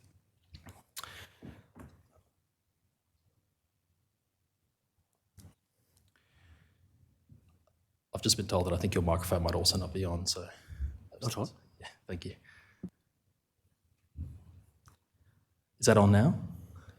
Is red on? It red's on. Right, it's my apologies. No, it's okay. Lieutenant Colonel David Reddy, can you please tell the Commissioners your role? I'm the current Commanding Officer of the 39th Operational Support Battalion. And that's based at Randwick Barracks? That's correct. And in 2003, you were allocated to the Australian Intelligence Corps, and since that time, you've commanded at all levels within Army Intelligence Enterprise, including as Section Commander, Company Second in Command, and Officer Commanding within the 1st Battalion Intelligence Battalion, and Principal Intelligence Officer for Special Operations Command. That's correct. Separate to intelligence, you've also undertaken roles and tasks linked to force generation and force modernisation. That's correct. And you've also deployed on a number of occasions, including to Operation Astute as the officer in charge of the Force Security Team, Operation Slipper, Operation Okra as the commanding officer, commanding the task group Taji, 5 Intelligence Surveillance and Reconnaissance Company. That's correct. Thank you. Operator, can I please ask you to display the tender list? Commissioners, I tender the documents in the manner they are described in the list and subject to the confidentiality claims for the documents identified in blue. Thank you. They'll be accepted on that basis and allocated the next lot of consecutive numbers then. Thank you. Commissioners, this examination will focus on Defence's post-deployment policies across the 3 services, and in particular decompression and reintegration, also how those policies interact and any barriers to the implementation of those policies. Panellists, just so you're aware, I won't necessarily direct my questions to anyone in particular, but I may do so. However, if you have anything to add, please feel free. I might start today with 3 terms that we'll see quite a lot today, which are demounting, decompression and reintegration. Colonel Whitworth, starting with demounting, can you please explain for the Commissioners what that term means in the context of post-deployment in the Australian Defence Force? Certainly. So demounting is the collection of activities that occur when someone's been force assigned to a particular deployment and needs to go through from that operation back to their normal role in Australia. So there's a number of steps that go into that. For example, medical, psychological screening, handing back of equipment, and decompression is another aspect that may occur as part of demounting. And can you explain decompression to the commissioners?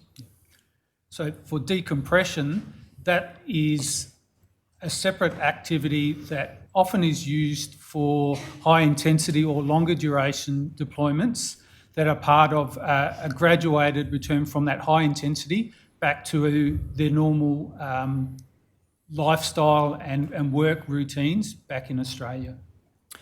And that occurs as part of the demounting process? Yeah, it can do. So not every operation will have a decompression phase, but is likely to occur as part of demounting. And which deployments would not have a decompression phase, generally speaking? Generally, it would be a lower intensity activity. So for example, if someone's going overseas for a short period of time, say for 28 days, if the nature of the deployment is low intensity, like a training task or something like that, then there may not be a decompression element of demounting.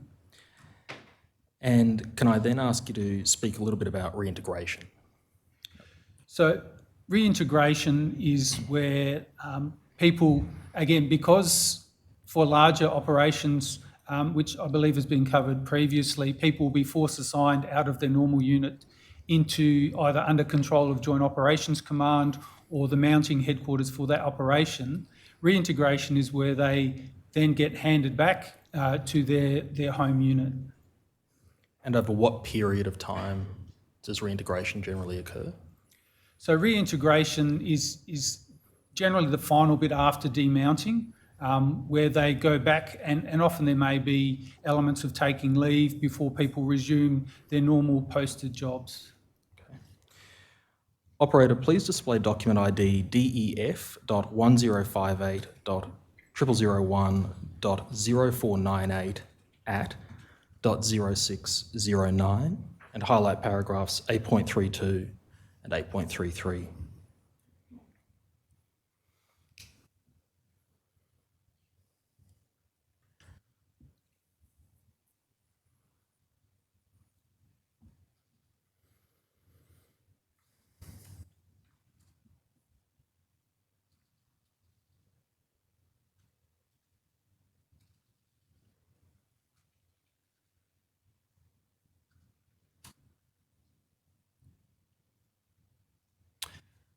The document that I'm waiting for to be displayed is Australian Defence Doctrine Publication 1.1. And I'd like to ask you about, in particular, about paragraph 8.32 onwards, which I understand is the defence doctrine which applies for the operational requirements and demounting for operational deployments.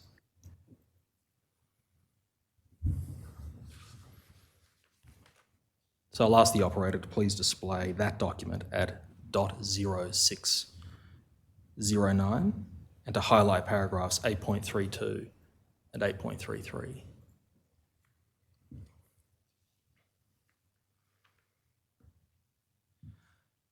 So am I correct that it's at these paragraphs and following, that's the overarching ADF doctrine concerning post-deployment? Yes, it is. And I might ask Group Captain Bredden, because it's ADF doctrine, it applies to each of the three services? That's correct.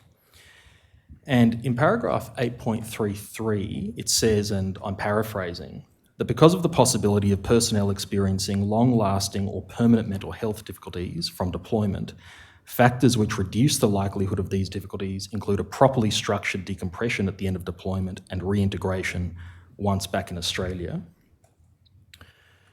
Colonel Whitworth, do you agree with what's written there? Yes, I do. And if I could just ask the operator to scroll down to over the page and highlight paragraphs 8.34 and 8.36.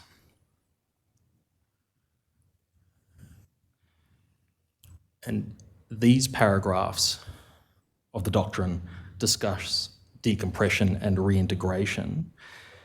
Now, Group Captain Bredon, they're separate processes that occur after deployment, aren't they? That's correct. And at paragraph 8.36, it says that members should undergo a reintegration program during those first few weeks back in Australia, which should ideally include an education program. Now, am I correct that because this is ADF doctrine, it doesn't actually set out the specific requirements and the specific tasks that occur as part of decompression and reintegration? That's correct. This document won't set out specific tasks. It's more in the nature of a philosophical document or guidelines, is that correct? Correct. There's another defence doctrine publication I'd like to ask about. Operator, please display DEF.1027.0003.2560 at .2608. And I'd ask that you highlight paragraphs 4.1 to 4.3. So this document is, as you can see, ADDP 1.3, mental health and psychology support to operations. And those paragraphs, and please feel free to read them, speak about the stressors and challenges of post-deployment.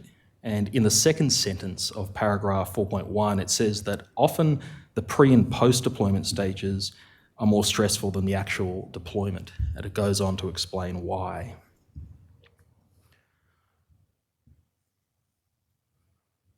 Colonel Whitworth, do you agree with what's written there? Yes, from my experience, there are those stresses in the post-deployment stage as part of reintegration and getting used to what normal life is again. And moving to paragraph 4.3, it refers to the ADF operational continuum of mental health support, providing the basis for effectively transition deployed personnel and reintegrating them into the home environment. And it goes on to specify 3 elements of that process, being decompression, reintegration, and readjustment. And over the page, it's actually on there. It says commanders and leaders ensure that these 3 elements are effectively applied and used. Now, again, it doesn't set out the specific procedural requirements of decompression, does it? Because it's just at that philosophical level. That's correct. Operator, please display document ID DEF.1058.0001.0089.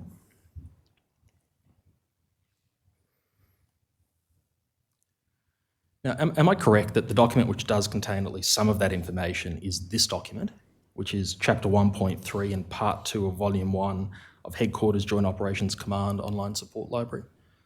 Is that correct, Captain Bredon? Correct. And to which operations does this document apply? This particular document applies to all operations. All members of the force assigned through Chief of Joint Operations? Yes, correct. And that potentially includes each of the services? It definitely includes each of the services. And compliance with this chapter is mandatory, isn't it? Correct. So, Operator, can I please ask you to scroll down and over the page to the page ending in 0091 and highlight paragraphs 13 and 14 where it says decompression. It says there that members are not to proceed on leave until they've been formally welcomed back to their parent unit and completed decompression requirements as outlined at reference C and D or provided by Fleet Operational Mounting Cell for Navy members. So am I correct that the decompression requirements are contained in different documents, and those are the ones that are mentioned in reference C, D, and then the Operational Mounting Cell for Navy? Sorry, can you repeat that? I'll repeat the question. You'll see there's reference C and D, and also a different Operational Mounting Cell for Navy members. Yep. Am I correct that the actual decompression requirements are contained in different documents from this one, that is those outlined there? Yes, those documents will apply specifically to each of the services and how they manage their decompression separately. Yeah. Yeah. And in paragraph 14, it says there that members are to adhere to the service's decompression plan. Now, there's no specific mention in this document to reintegration or a reintegration program. Is that an oversight, or is there a reason for that?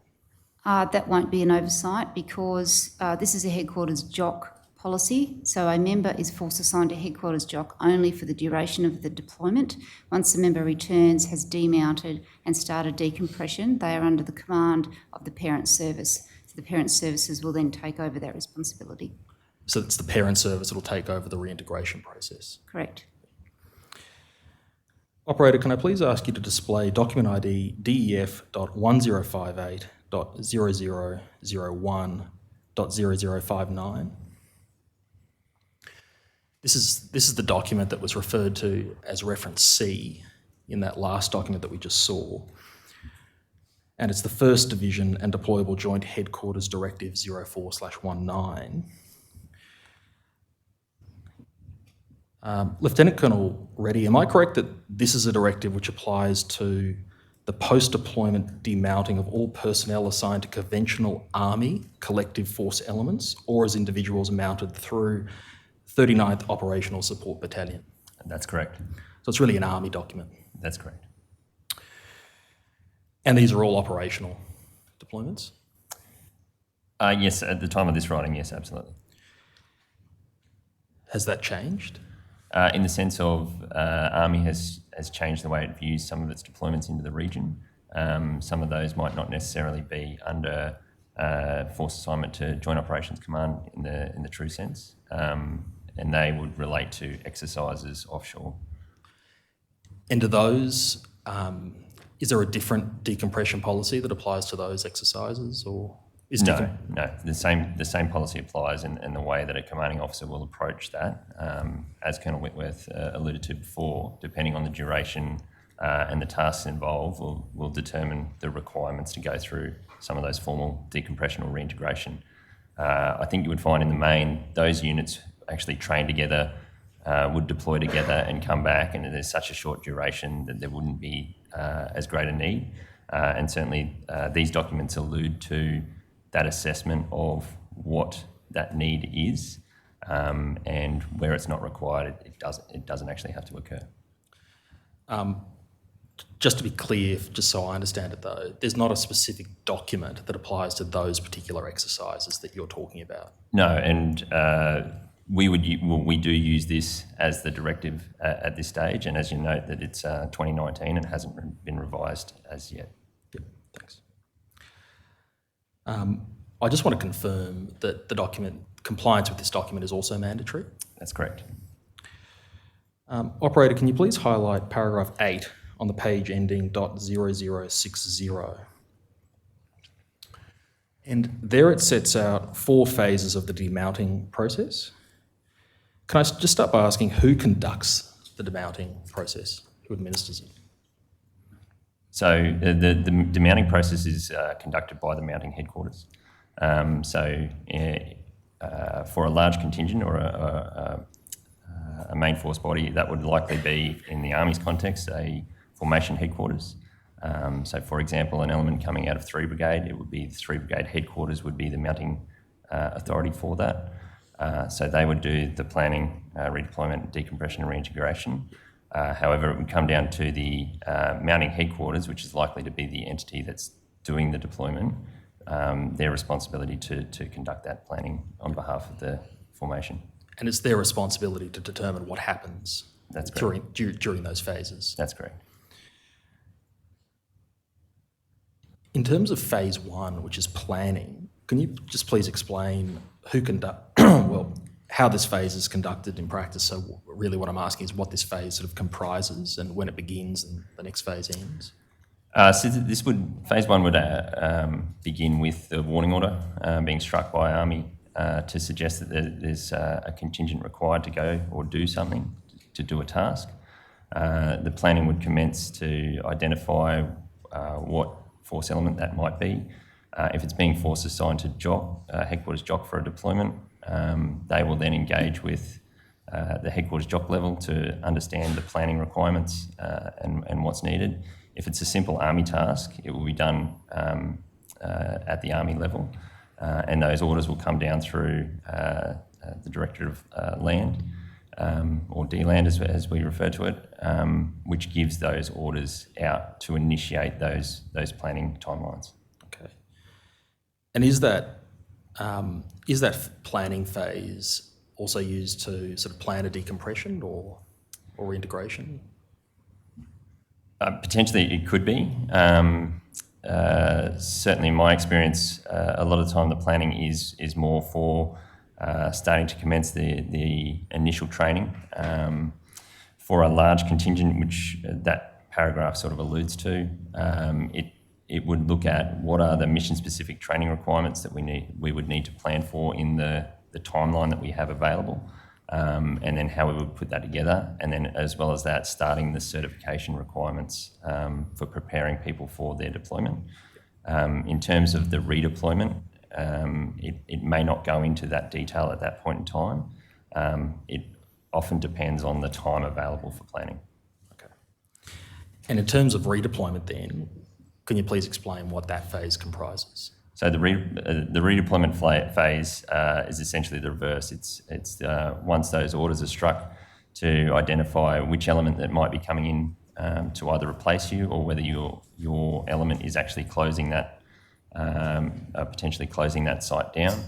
It is the understanding of when the timeline of how long you have to execute that RIP or relief in place. And then the understanding and the logistics planning of being able to withdraw that element out of that deployed location and back to Australia.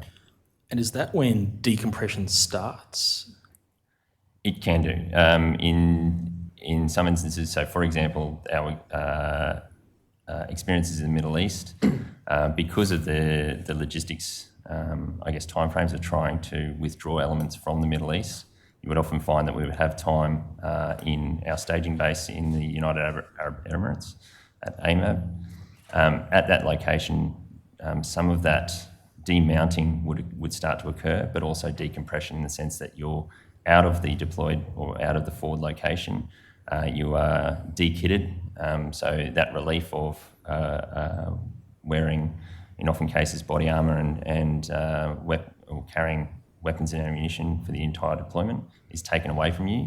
So that just starts that decompression, starts that process of just taking a breath at the end of the deployment. And does that decompression process then continue upon return to Australia? It certainly does. So in terms of paragraph C there, which is decompression and reintegration, consistently with what we were just saying, it says that the decompression period commences prior to the return to Australia and continues upon return to home units. Is there a bit of an overlap there, or a bit of a blurring between what is decompression and reintegration, as I understand, as two separate processes? In a sense, I think you could say that, because I would offer that in my experience, the two probably happen concurrently. So if I use the examples, and certainly my experience of coming home from the Middle East, you would start that decompression forward. On return to your home unit location, that decompression would be continued, but you also start that reintegration phase, because you might be, depending on the unit that you might have deployed with, you might be doing that decompression with the unit and then coming home to a different unit. And then, so for example, it's hard to put it in context, but for example, for an intelligence officer like myself, we don't often deploy with our own units, we deploy with other units. So we would be required to do decompression with the force element that we deployed with, and then we would come back to our home unit to begin a reintegration process. However, the unit that we might have deployed with can do the two at the same time, because that is their home unit. Yeah, so often, I think I understand it, often in practice they occur in conjunction with one another or together. That's correct. Next to decompression, which is at numeral 1, it says that there are mandatory and discretionary decompression activities which can be conducted prior to or after return to Australia, and those are included in Annexure C. Pausing there, who decides which of the discretionary activities will be undertaken? So oftentimes, who decides that is really the contingent commander, whoever that may be. So if it's a large form body, it would be the commander for that element would decide what is part of that program. And certainly based off Annex C, which talks through a number of different, briefings and things for services, that's where the decision will be made as part of that planning process as to what is delivered. When you start to talk about individual people who might have deployed and are being reintegrated back in, or decompression and reintegration back at their home units, that may change depending on the unit commanding officer who takes control of that phase. So ultimately, it depends on what the commanding officer in that moment, in the context of the deployment, considers necessary to be done as part of decompression. That's correct. Can I go to Annexure C, operator, which is the page ending at 0071? And you'll see that this annexure refers to a decompression plan. Can I ask, for each deployment, is a decompression plan prepared? It certainly should be.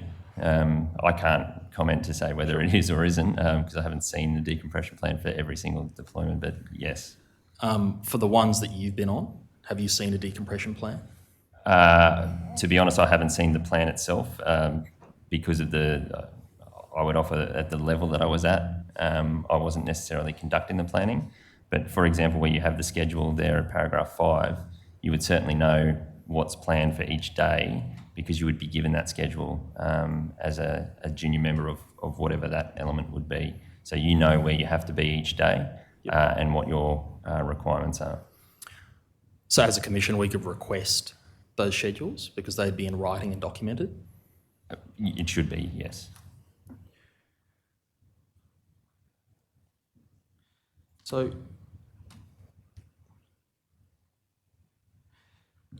in terms of paragraph 1 there, it says that a decompression period is essential in ensuring a successful reintegration of personnel, and it suggests 3 to 5 days decompression for all deployments of 4 months or longer.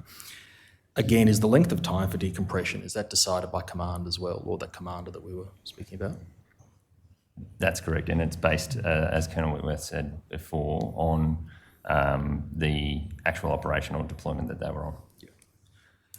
So, it could be longer or shorter depending on what command considers appropriate. Correct.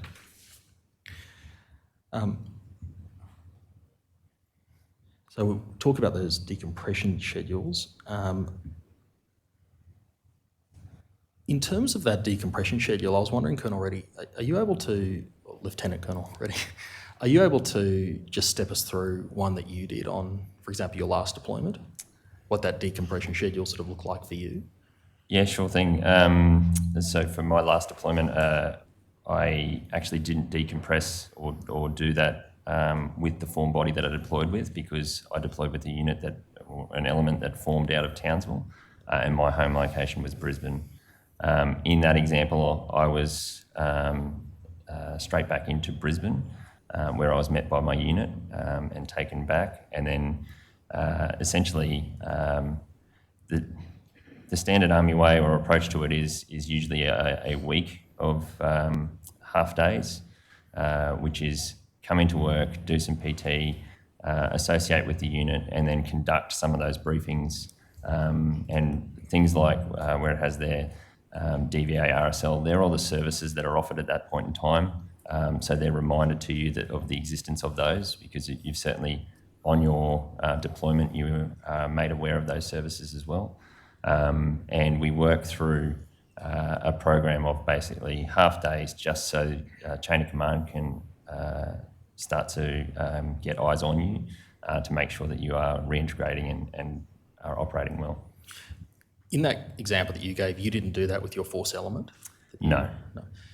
Does that happen? Is that common? It's common in the sense of what Army or what we refer to as enablers, and it's a decision by command at that point in time as to whether it's more beneficial to send the member back to their home unit or decompress and start that decompression as a collective before you get sent home to your unit. So it's a balance or a trade-off between reintegration and with family, or decompression as a collective, and then reintegration with family. And that's the commander decision that That's correct. makes that call. Does that mean, though, that if you're going back to your home unit, that you might be sort of just decompressing alone or as an individual?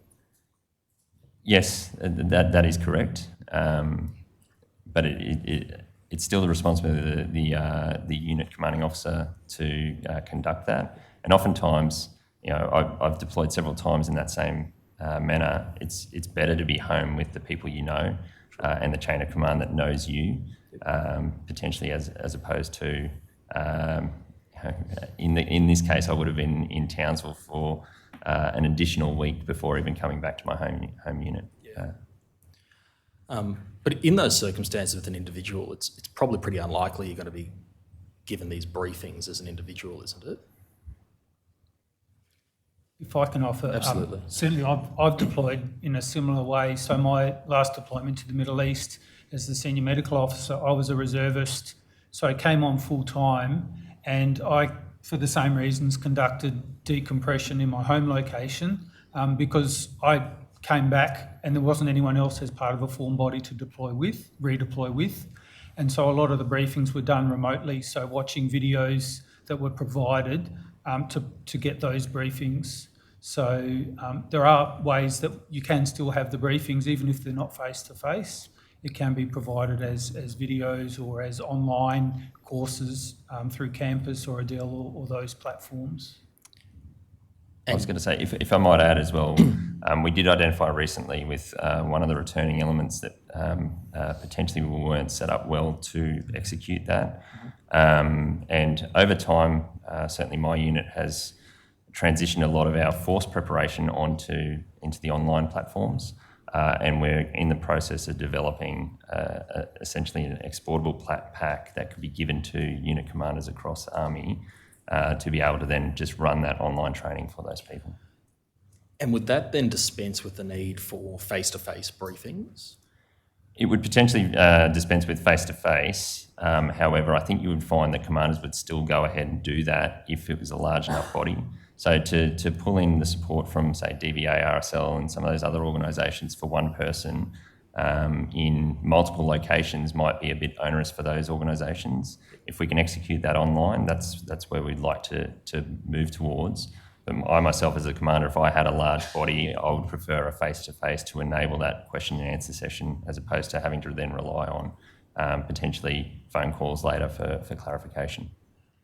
And is the intention, so even when you do have the online pack, it'll just still be a command-led decision as to whether it's an online one or perhaps a face-to-face one? That's correct, and that works the same way as Army does its online or mandatory training each year. It's discretionary as to whether you use the online package or whether a unit decides to do large form collective training. Can I just ask about what's written there in paragraph 6? It refers to lesson collection activities being conducted by interview for longer duration operations and members attending a single 2-hour interview during this period across the 4-day decompression period. What are those interviews? I actually think this relates to the legacy nature of this document. So prior to this year, there was an operational generation cell out of Headquarters 1st Division that was responsible for collecting lessons learnt or working with Army to capture lessons learnt from the deployed environment. And that's largely based on doing those interviews with elements that have come out of that theatre to capture the information that they've been exposed to build that back into what Army refers to as the short learning loop, or to be able to prepare the next element that's going to go into that same deployed location. That no longer exists. However, we're also not deploying large form bodies like we were into the Middle East. So I think you would find Army Knowledge Group still maintains the capacity to do that in terms of capturing of lessons learned. It's just not done in the same way as dictated by this document.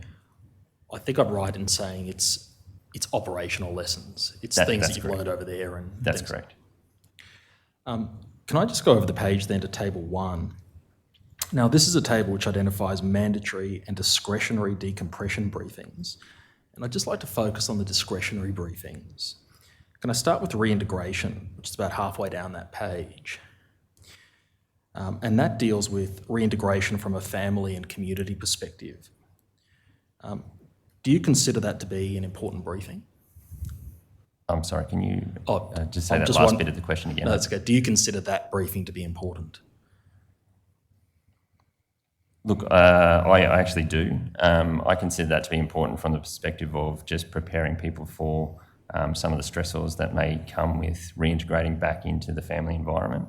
I think on just about every occasion that I've deployed, while it's discretionary, we've had that briefed to us, or if not if not by DCO, then at least by Army psychological staff in terms of understanding the I guess key tips for being able to reintegrate back in with family life, noting that family has moved on while you've been away. Is there any reason why at a policy level it would not be a mandatory briefing? Not that I'm aware of. I'm not sure. Colonel Whitworth? The only thing I was going to offer is that Defence Member and Family Services, which is what DCO is now called, it may be that if they're not able to send someone along, that may be where we would use that example that Lieutenant Colonel Reddy gave, where it may be the psychologist that talks about those issues if we can't get a representative from that specific agency to give that brief. Sure, but it's not a mandatory briefing. No. If I move down to welfare, then that's another one, that it's a briefing including chaplain services available to member and family. I'd like to ask the same question. Do you consider that to be an important briefing? I do, but I certainly know of people who don't see that as important, in particular people who may be atheists and who might not actually want that chaplain support. But I still find that it goes hand in hand with the previous brief. And then finally, what's called a psych briefing. And that briefing is to include PTSD, suicide, and keep mates safe information. Same question. Do you consider that to be an important post-deployment briefing? Absolutely, I believe that to be important. However, based on the deployment will determine their exposure and a contingent or an element or an individual's exposure to some of those traumatic events that might talk about that sort of requirement. And so therefore, hence why I think it's reflected there as on occurrence and discretionary. Do you think, given the unpredictable nature of deployments, that it should be a mandatory briefing? Me personally, I think it needs to be dependent on the deployment because we have changed since, as an organisation over time. A lot of the training that's alluded to there is actually part of our mandatory training every year. So realistically, the requirement to continue to do that after every single deployment, particularly for if it's an individual who's gone to a largely benign environment and for a short period, I don't think we really need to reinforce it at that point. If I can offer, sorry. No, I was just going to offer that, as you can see at Serial 2, with the RTAMs and RTAPs being mandatory, being responsible for the psychologist, quite often, although the RTAPs being a psychological screening process, quite often the psychologists will talk through those elements as well. So you may find that discussion about PTSD, suicide, keep your mate safe, may be integrated into that mandatory psych screening activity as well, rather than having a separate psych brief as well as the RTAPs. And that decision would just be made by command as well. Well, I might also be able to add too that the decision to undertake those psychological briefings, as has previously been mentioned, is conducted through a risk-indicated approach. And we generally tend to break down operational deployments into different conditions of service or natures of the operations. And they include warlike, non-warlike and peacetime operations. And so generally for warlike and non-warlike type operations, those psychoeducation briefs are mandatory. For peacetime operations, depending on the nature of the operation or the deployment, there will be some discretion used as to whether the psychoeducation briefs are required. Where they are required, they're mandated in the health support orders. Thank you. Can I just ask, has anyone on this panel designed a decompression plan or a decompression schedule? No. Is anyone able to sort of speak to what kind of training that somebody would be given to design such a schedule or plan in specific circumstances?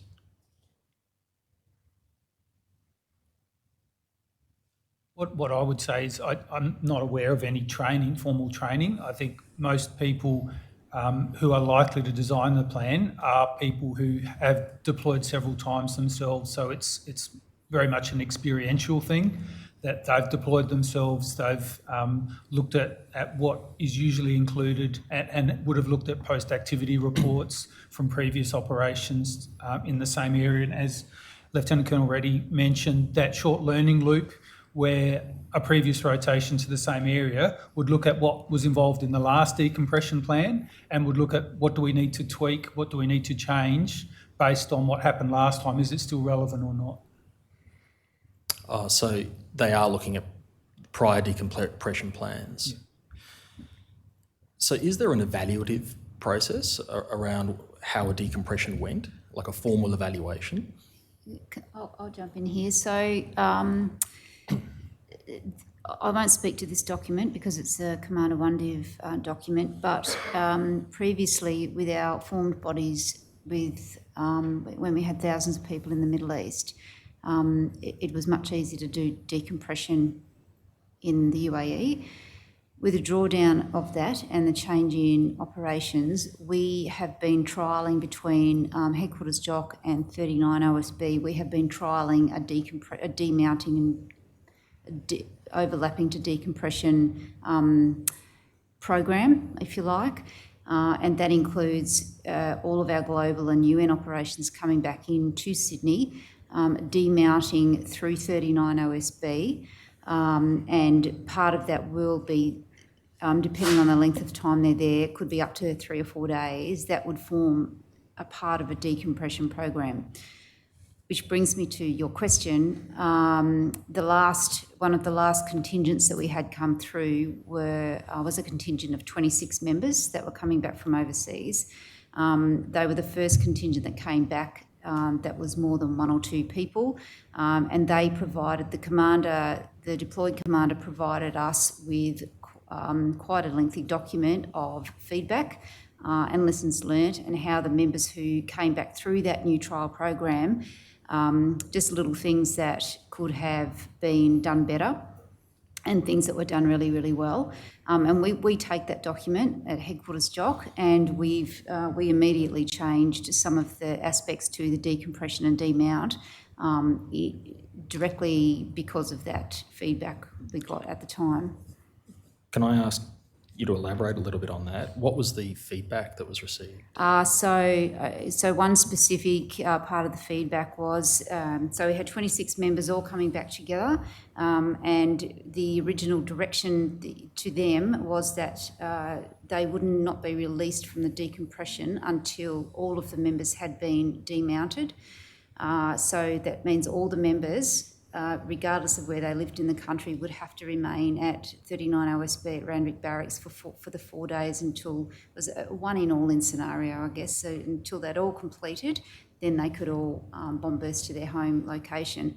The feedback we got from those members was that they didn't like that because they'd come back home to decompress at this, I guess, a third location, and all they wanted to do was be home. So we tweaked the program to allow the members, if a member came back and they were done and dusted within 24 hours or on that same day, they were permitted to then fly home to their location. So that was one of the changes we made based on the feedback from this particular contingent and the deployed commander. And is that program what is occurring currently? It's occurring currently, yes. And is that a trial or is that? It is a trial at the moment in absence of anything else. Just in terms of that though, so does that mean that somebody could come back, spend one day decompressing and say, okay, well, I want to go home to my home base? So I'll let Dave finish what I'm about to say, but they would come back, demount and complete the administrative requirements, hand back logistics equipment, do their RTAPs and RTAMs. If all of those indicators, if for that individual, if the CO or the psych and the medical officer, all indications that their member was okay and ready to go back home, then yes, that member would be released. So if I could finish that off, it'll be released back to their parent unit to continue that decompression and then reintegration program. Yes. So it's trading off the time of either staying in Randwick Barracks or going back to their home location with their family. Mr. Shiptour, before you move on, could I just perhaps ask a question? Please. And it relates to the document on the screen. I'm just curious to understand why it is that a debrief from the RSL is mandatory when we don't appear to assign the same level of requirement to family, welfare and psych. Now, I heard the explanation about psych, but I just want to understand what the rationale might be behind that. Thank you. So, Commissioner, unfortunately, I wouldn't be able to tell you who made the decision and at the point in time as to why that was mandatory or not. Now that you've pointed it out, it certainly does seem odd, but I couldn't tell you the rationale behind why that is the case in this document. Commissioner, I'm happy to offer again just my ideas why that may be, and it's something I'm sure has come out of previous hearings in terms of the time it can take for DVA assessments to be done, and certainly my experience is that RSLs were quite often, that was part of that where it talks about advocacy information. It was specifically related to putting in DVA claims. And so it was felt that having that RSL briefing as part of this process would allow members awareness of that advocacy that was available through the RSL to submit DVA claims that may have occurred through the service on that operation. So, sorry, just to follow that through though, I mean, you've got a mandatory briefing from DVA, so am I to take it that briefing from DVA is not sufficient to provide the requisite advice? I think it's looking at it from different perspectives, Commissioner, in terms of DVA can't say, I'll go and see the RSL advocates. And I think it was giving opportunities for the RSL, but you're quite right. And as Lieutenant Colonel Reddy said, I don't know that necessarily justifies the RSL brief being mandatory. And sorry, just one last clarification. And is that specific to RSL, or is RSL used there as a shorthand version for the range of potential advocacy agents or agency? I think you're right. Certainly other ex-service organisations have been involved in those processes in the past.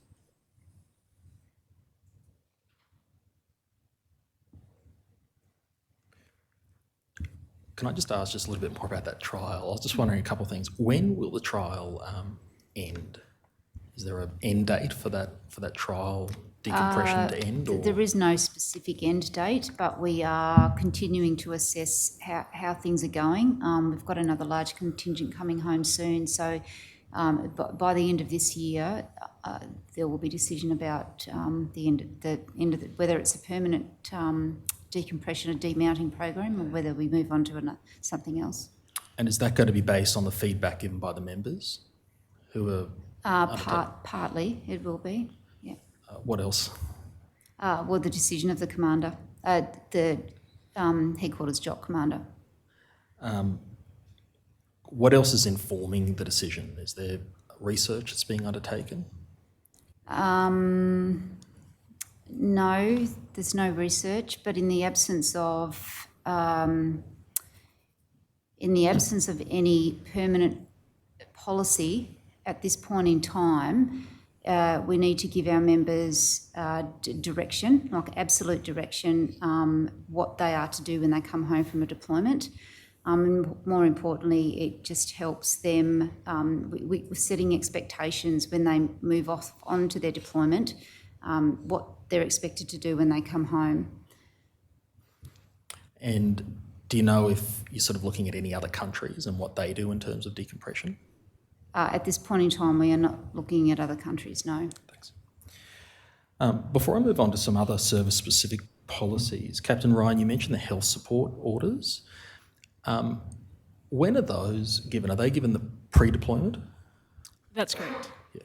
And they set out as I understand it, the demounting activities or tasks, I might say, like RTAPs and RTAMs. The health support order will set out the requirements for all health-related components of the demounting process and the post-operational screening processes.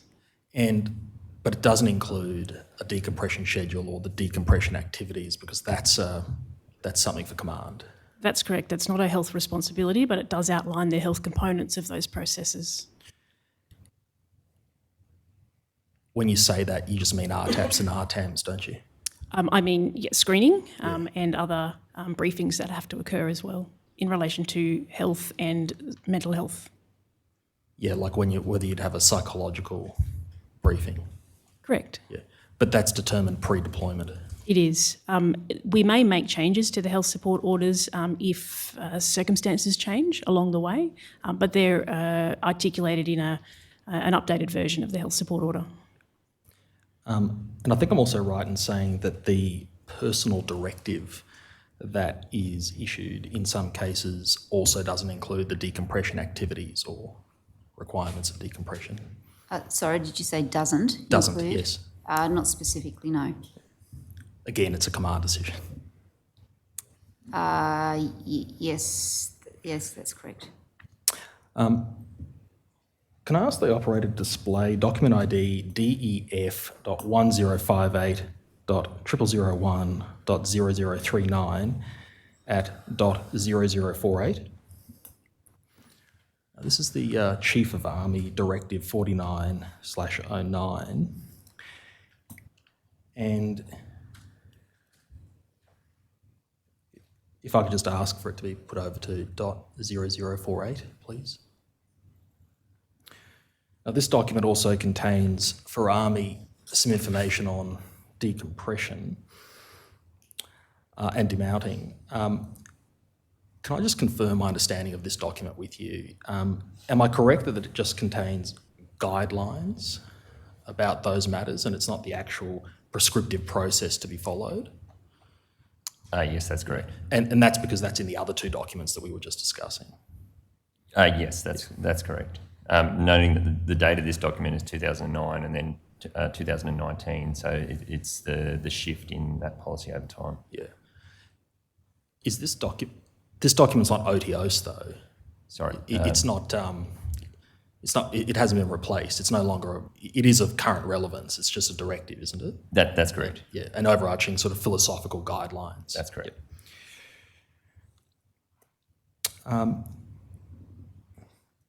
Actually, can I ask just one more question about this document?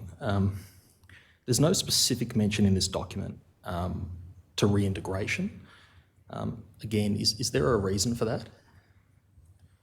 I would offer that because often Army tends to execute decompression and reintegration at the same time. That's probably why this document only refers to decompression. Yeah.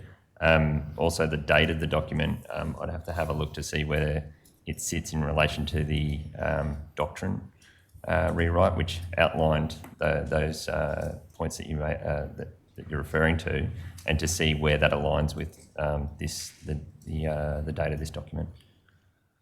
So really, I think what you're saying is the doctrine might have sort of been written after this document, and therefore this is out of step with the doctrine. The doctrine is often revisited, yeah. Whereas this document has not been revisited for a while. Thanks. Can I now move on to discussing some Navy-specific policy?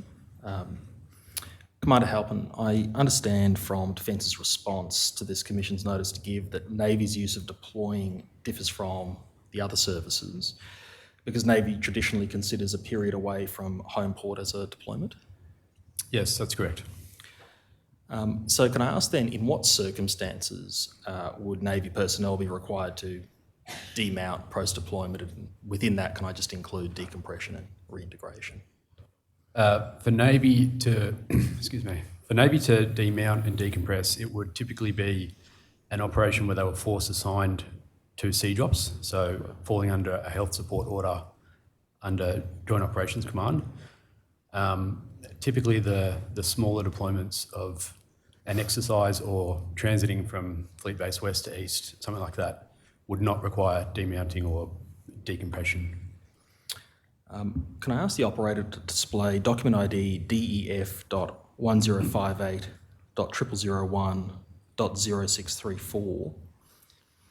Now, am I correct that this document, which is Australian Fleet General Orders Chapter 201, Annexure F, Appendix 4, details the demounting process that is specific to Navy members? Yes, that's correct. So the operational mounting cell is within Fleet Headquarters, and each Navy deployment that is run through both mounting and demounting that's through that cell, yes. And this document applies to those personnel who are force assigned through Joint Command. Operator, can I please ask you to go over to the page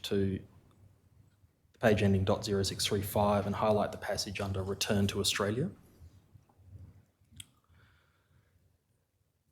Now, am I correct that this is a mandatory document? It's not a guideline? Yes, it is. Now, the first line there under Return to Australia says that individuals returning from operations will undertake structured demounting activities. It goes on to say that those activities will normally be administered by the Theatre Support Centre, but if that's not possible, they will be coordinated by their parent unit and monitored by the operational mounting cell. So firstly, can you please explain who administers the demounting activities? In which context for which demounting activities do you refer to? Well, I'm just asking in what circumstance. So it goes on to say that those activities will normally be administered by the Theatre Support Centre, but if that's not possible, they'll be coordinated by the parent unit and monitored. So in what circumstances would it not be possible that it would be not administered by the Theatre Support Centre? Well, I mean, specifically for Navy, for fleet units, if they're demounting on their return transit from the area of operations to their home port, it would typically be done by the unit itself with OMC oversight, rather than the Personnel Support Centre. And are the demounting activities those sort of listed there from A to H? Yes, correct. There's no specific mention of decompression or reintegration in this document. Is there a reason for that? I would posit that it's more referring to demounting whilst remaining within the fleet unit, because it's typically different to Army and Air Force, where post-deployment they remain within their own divisional structure within the fleet unit. So decompression is still required, and I can't speak as to why it's not specifically referenced, but I would say that it's because demounting encompasses all of those elements. Yeah, well, I think what you're saying is demounting encompasses decompression and reintegration, but under the doctrine, they're different processes, aren't they? Yes, that was referred to earlier. Yes. Operator, can you please display Defence's response to the notice to give, DEF 45, paragraphs 15 and 16? this is the information that Defence provided to this commission about post-deployment Navy processes. And there you'll see that unlike the policy, it does talk about reintegration taking place in Australia before members begin post-deployment leave. And it also says that that time gives command and peers the chance to see members deployed outside of the deployed environment and to assess their mental, emotional and physical state. Now, is there another policy or document which outlines what's to occur during this period for reintegration? Specifically for Navy, I don't think so. Captain Ryan? I don't recall that there is. So who determines what will happen during reintegration? Again, it would be command-led.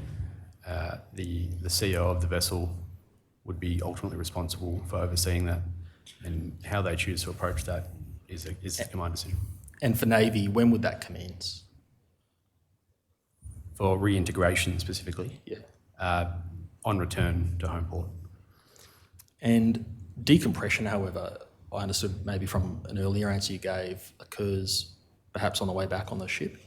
Yep. Is there a, similar to what we were looking at earlier, is there a decompression plan or a decompression schedule for Navy? There would be, again, developed unique to each operation. So similar answer to earlier with Lieutenant Colonel Reddy, that it's developed as it goes. Can you please give me an example of the decompression that you went through on your last deployment? I have not done a deployment in a maritime area of operations that required one. My operational deployments have been Resolute, which didn't require a decompression. It just had a post-operational psych screen involved. But typically, the decompression following a Op Manitow deployment, so a ship in the Middle East, is essentially similar to what has been listed previously. You mean what occurs in the Army context? Yeah. So PT on board the ship, briefings, The social briefings activities. specifically, yes. Sorry? The briefings is what I meant there. And then what then is, so the briefings, in terms of the social activities and things like that, is that part of the reintegration process? Does that occur? Yeah, it's often doubled up and occurring at similar timeframes. Can I just understand that? So I think you were saying that the reintegration occurs when you arrive back in Australia. The decompression occurs on the ship. But is what you're sort of saying that the decompression sort of bleeds into the reintegration? So I object to that because the answer was that it can, not that it did. I'll just rephrase the question. Can I just understand, so do social activities occur on the ship during decompression? Yes. And do those continue then once you're back in Australia for reintegration? They can do. They can do. Captain Ryan, can I ask for your most recent deployment experience and what you did? My most recent maritime deployment was similar to Commander Halpin's in that it didn't require a full decompression reintegration period. But again, another example that I can offer you would be that often those two periods occur simultaneously. But what does occur in the maritime environment is that there's a very clear switch from an operational posture to a normal daily routine on a ship. And so when that occurs, reintegration can begin. Generally what will occur is the decompression starts when that posture changes, and members on board a ship will be operating in more routine ways in terms of the hours that they're keeping and the duties that they're required to keep. And then when the ship comes alongside, there will be a period before personnel are allowed to go on leave, whereby the ship's company is taken through a process of completing medical, psychological screening. Briefings may occur if they've not already occurred through watching videos and those sorts of things. And then once the commanding officer is satisfied that all of those activities have been completed, individuals may then be allowed to take leave and then come back into the ship after their leave. Can I ask, have you ever participated in a formal decompression schedule? I have, yes. My last deployment was from a joint land environment. Like Colonel Whitworth pointed out, again, I deployed as an individual who then formed part of a body in the overseas deployed location. And so when I came home, at that point, I went back to my home unit and completed the reintegration process there. So for me, decompression started in the deployed environment. There were a couple of days, I think it was 2 to 3 days, where I completed medical and psychological screenings and examinations. There were some briefings that occurred and a ceremony that occurred to essentially say, thank you for your service, you can go home now. When I returned back to Australia, I went back to my unit, and my unit allowed me to come to work for 4 days on half days. And during that period, I would come and do some physical training, start to do some administration that I needed to do. They would check in on me and make sure that that all my needs were being met. And then I'd go home for the afternoon. And then after that 4-day period, I then took some leave for a couple of weeks and then came back to my normal role. Do you remember what briefings you received? I received briefings in theatre. Those were the psychoeducation briefs. There was some personnel-related briefs with regards to the administration that I needed to undertake, like making sure that my pay was correct, that my passports were in the right places, those sorts of administrative type briefings. And then when I returned home, Navy at the time, or at least in my unit, the personnel office in the ship's office would provided me with some more detailed briefs about how I can submit DVA claims, who might be able to support me in doing that, the services that were available on the base and those that were available more broadly in Sydney. And are those face-to-face briefings or online ones or just? They were all face-to-face for me. So can I now move to the Air Force? And can I ask the operator to please display document ID DEF.1058.0001.001 at .0008.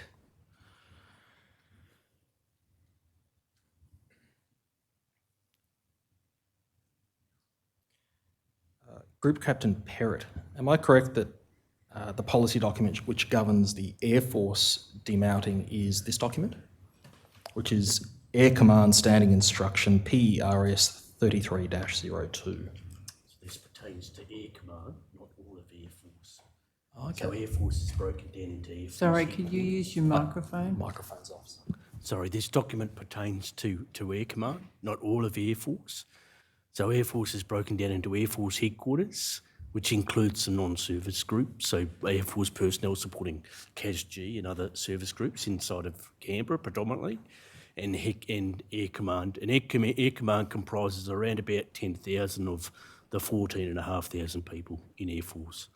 So this document pertains to Air Command. Air Command. And are those the people that are going to deploy as part of Air Force? The majority will come from Air Command. Yes. There will be individual folk that deploy from inside Air Force headquarters. The reason why that's gone is just a confidentiality issue. Can I ask? Yeah, so that's fine. If we could just cut the feed momentarily.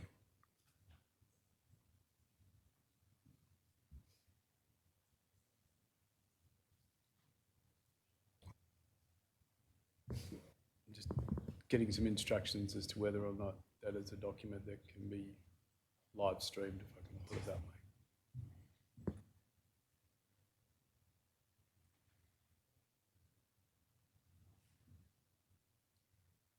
We just need to pause briefly. Please bear with us.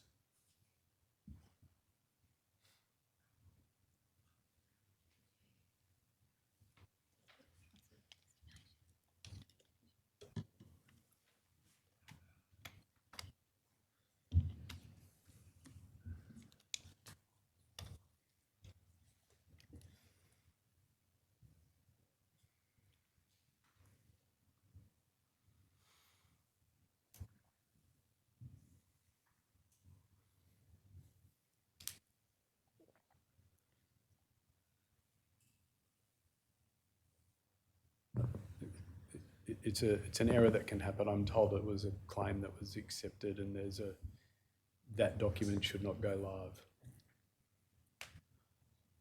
live. As I understand, except for two paragraphs, 31 and 33? Correct. Yeah, thanks. Can I just return to that? You said it was for Air Command, this document. Is there a separate policy document that covers the balance of Air Force? Yeah, I'm not aware of whether there is. I have not cited it. But I would suggest that many of the practices that are detailed in this standing instruction are common to Air Force headquarters, and that's based on my own experience. Because when I deployed last, I deployed from Air Force headquarters and not Air Command. So many of the practices are the same. So even though it doesn't specifically say that it applies, in practice, it's applied. So that standing instruction incorporates, as you would appreciate, I guess, higher policy guidance and best practice. Can I ask the operator, and I'll just be very careful about this, can I ask the operator to just display paragraph 31 of that document and no other paragraph, please?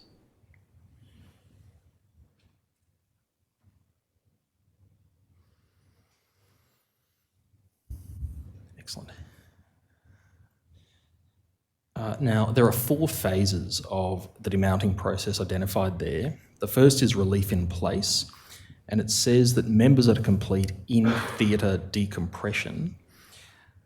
Is the term decompression used there in the same way as it is for the Army? Yes, it is. So there'll be a decompression plan or schedule and activities? Yes, it is. Yes, there will be. So from my experience, so my decompression commenced when I moved from Afghanistan to the UAE.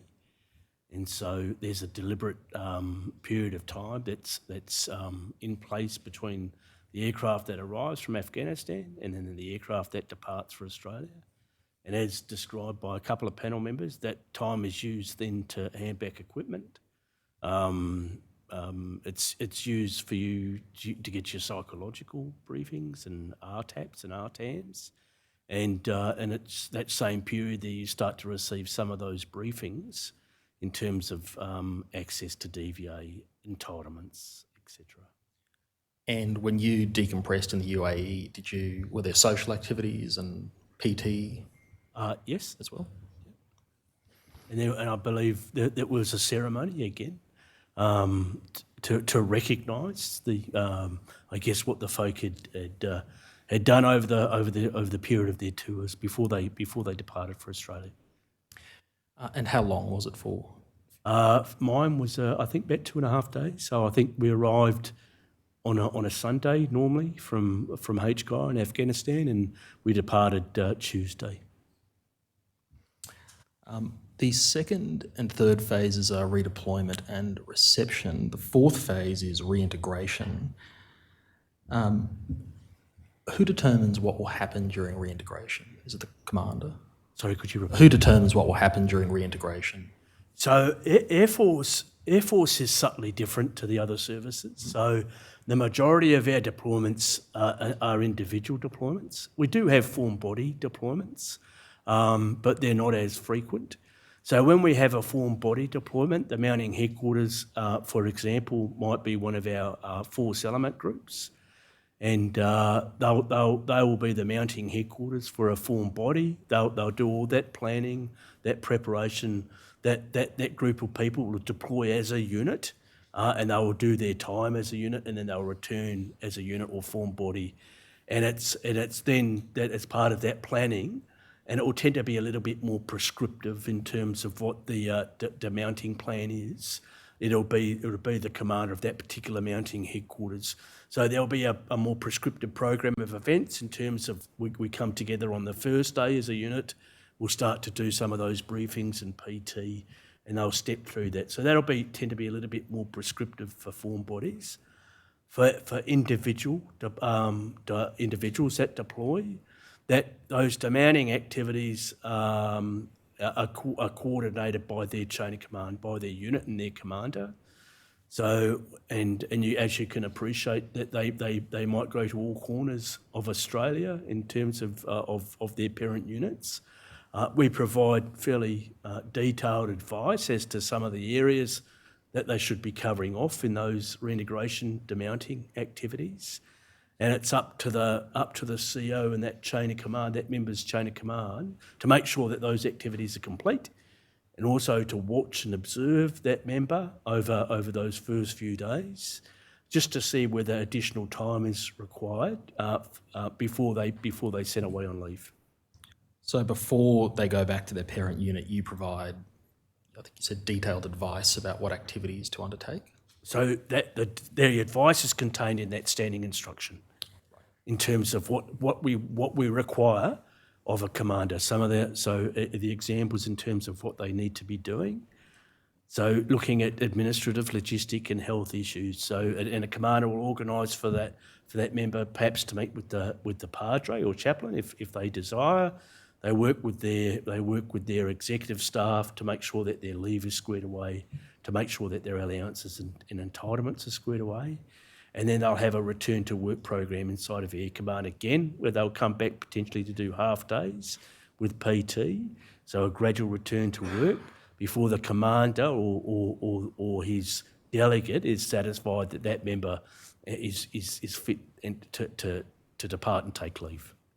So the commander is meant to follow that? Yes. But you don't separately provide a separate reintegration schedule or program? Can I ask the operator to please highlight paragraph 33 of that document, and again being careful to highlight no other paragraph, please? Thank you. So there it says that the standard of demounting will be determined by the type of operation the individual or formed body deployed on, and that as such the standard of demounting may vary between operations. Is that just really another way of saying that what happens as part of demounting just depends on the deployment and what command decides is appropriate in the circumstances? Yeah, absolutely. So it depends on the context, I guess, in terms of whether it's warlike or non-warlike, what they may have been exposed to. So some of the threats that may have occurred to, but it's also not just for overseas operations. So domestic activities too can create issues and anxieties that need to be addressed as well. So every situation is different. Every deployment is different for every individual. So it varies. Can I then move to just sort of opening it up to anyone who wishes to contribute to this next question on the panel? What are the barriers that you see or that you've come across, or the challenges that you've encountered to a good decompression program or a good reintegration program? I think from some of my experience of being particularly in the domestic operations space, sometimes there's a rush to get people back to their home location, and that can sometimes create barriers to ensuring that every piece of the process is undertaken for every individual. And certainly from a Joint Operations Command perspective, we have been continually reviewing what's happened over the last 3 years, particularly because we've increased, we've certainly seen an increase in the number of domestic operations that we've been required to participate in, and we are continually reviewing the processes to make sure that people don't slip through the cracks. Sometimes that does happen, particularly when you've got lots of individuals moving in and out of the operating area from all over the country versus the previous model that's been explained that we've used in, for example, the Middle East region, where very large numbers of personnel all move together. Apart from that one example that was provided before about the feedback, have there been other systems in place for feedback to be provided about decompression? Yeah, and I mean, I'll speak again to that domestic operations example. We have included in our post-deployment psychology screening some questionnaires about individuals' experiences, and we are continuing to review that data. There are questions there about, like, what was your did you complete all of these, X, Y, Z components of your of your screening, and what was your experience, and what could we have done better? I know that there are other ways for us to gather some information, for example, through deployment experience surveys. Certainly for Operation COVID Assist, recently, early on in 2020, we conducted surveys of those sorts of natures to ask people about what they were experiencing and what they thought they needed that we weren't providing them. There are also mental health and wellbeing questionnaires that have questions in there about what do people need that we're not providing them. The other panel members might have some other examples to provide you. Can I just ask, though, in your experience, do people provide a lot of information around that? Yes, they do. What I will say, though, is that we don't always get 100% return of those surveys. So we will only pick up feedback from those who bother to complete the surveys. Do you have any sense for roughly what number that would be as a percentage? I don't. You mentioned sometimes there was a rush to return people home. Is that because of operational requirements? I think there are multiple drivers. Some of those will be purely logistics related, so availability of flights, transport, accommodation. Others will be individual drivers. People just want to get back to their families. There will be command drivers as well. It's multifactorial. Certainly, if I can offer my experience with being part of the task force related to both bushfires and COVID Assist, we had large numbers of reservists who were providing service, and particularly having deployed a number of times as a reservist myself, there is that pressure to get back to your civilian workplace. And so sometimes the member themselves, wanted to get into their regular jobs, back to their usual work life. And that's often meant that they sort of were in a hurry to get through that process of reintegration for financial or personal reasons as reservists. That certainly is a challenge that we saw as part of those operations, but not just for domestic operations. It was a similar thing that I've seen with reserves deploying overseas, is that push to get back to their regular lives.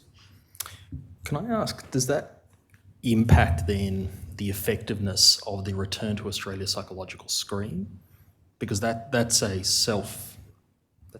questionnaire, it's a self-questionnaire, it's a self-reporting questionnaire. I think that's a valid point. Certainly if people are focused on wanting to get back, they may well underreport in that screen and see it as, I just need to get through this. So if people are smart, they'll underreport if they think that means they get through the process quicker. Are there any other barriers that, apart from being rushed back, that any of the panellists have sort of seen or encountered? Well, from a PERS point of view, and certainly from my own experience, I think there's a natural tension between what the individual wants and needs, and what the and the obligation on the organisation. So when you've been away from home for 6 to 7 months, the only thing you're focused on is being back home with your partner and with your children and with your family. So there's a tension then that if we're looking to expand decompression programs so that they're more thorough and that we capture everything, then there's a natural tension between that and the individual's desire to be back home. And the risk is then that if you delay someone getting home, you potentially create more harm than benefit. So there's that tension, and I think that's an ongoing balancing act, I guess, and natural tension. So that's from my experience. Having been away for 7 months, the only thing I was focused on was being back home with the family. I understand that. Anybody else on the panel before I...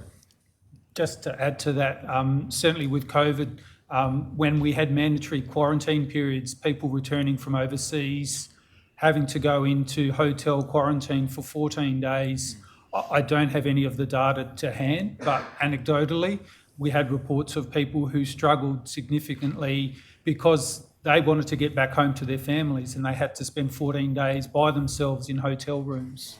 And so that's where the point that Group Captain Perrott was making was certainly played out, where some people didn't cope very well because they just were focused on getting home to their families and they didn't necessarily think through how they would feel. And there was a lot of work that was done to address that, and certainly as part of the work that JOC did, they put a lot of resources available to reach out to people. There was mandatory psychological assessments and touching base with people through that.